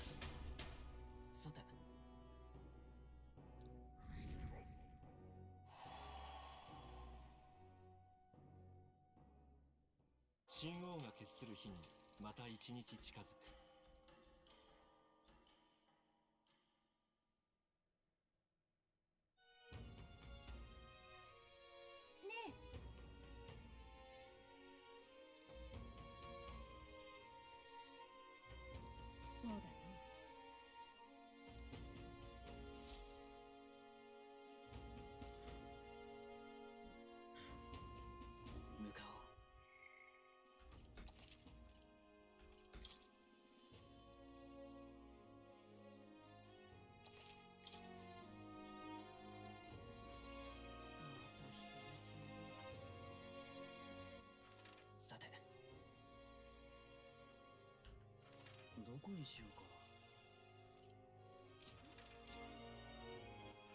さて。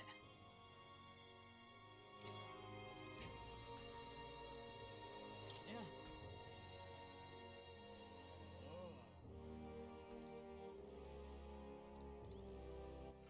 さて。どこにしようか。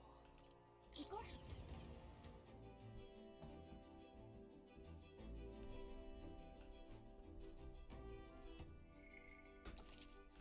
Ладно, здесь сохранимся. Думаю, завтра продолжим дальше. どうする？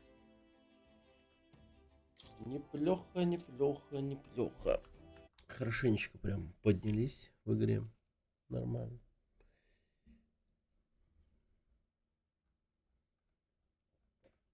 Угу. Так. Ну все. Будем прощаться. Увидимся завтра. Не знаю, в какое время будем дальше проходить. Сие развлекалово, да.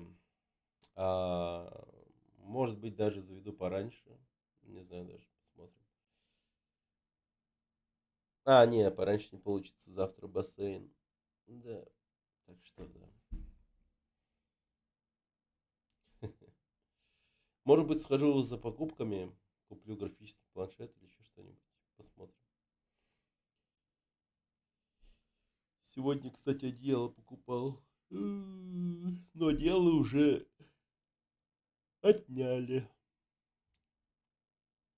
Дети укутались и спят. Да. Ладно. Спокойной ночи, ребят. Завтра увидимся. Подписывайтесь на Телеграм. Всем пока.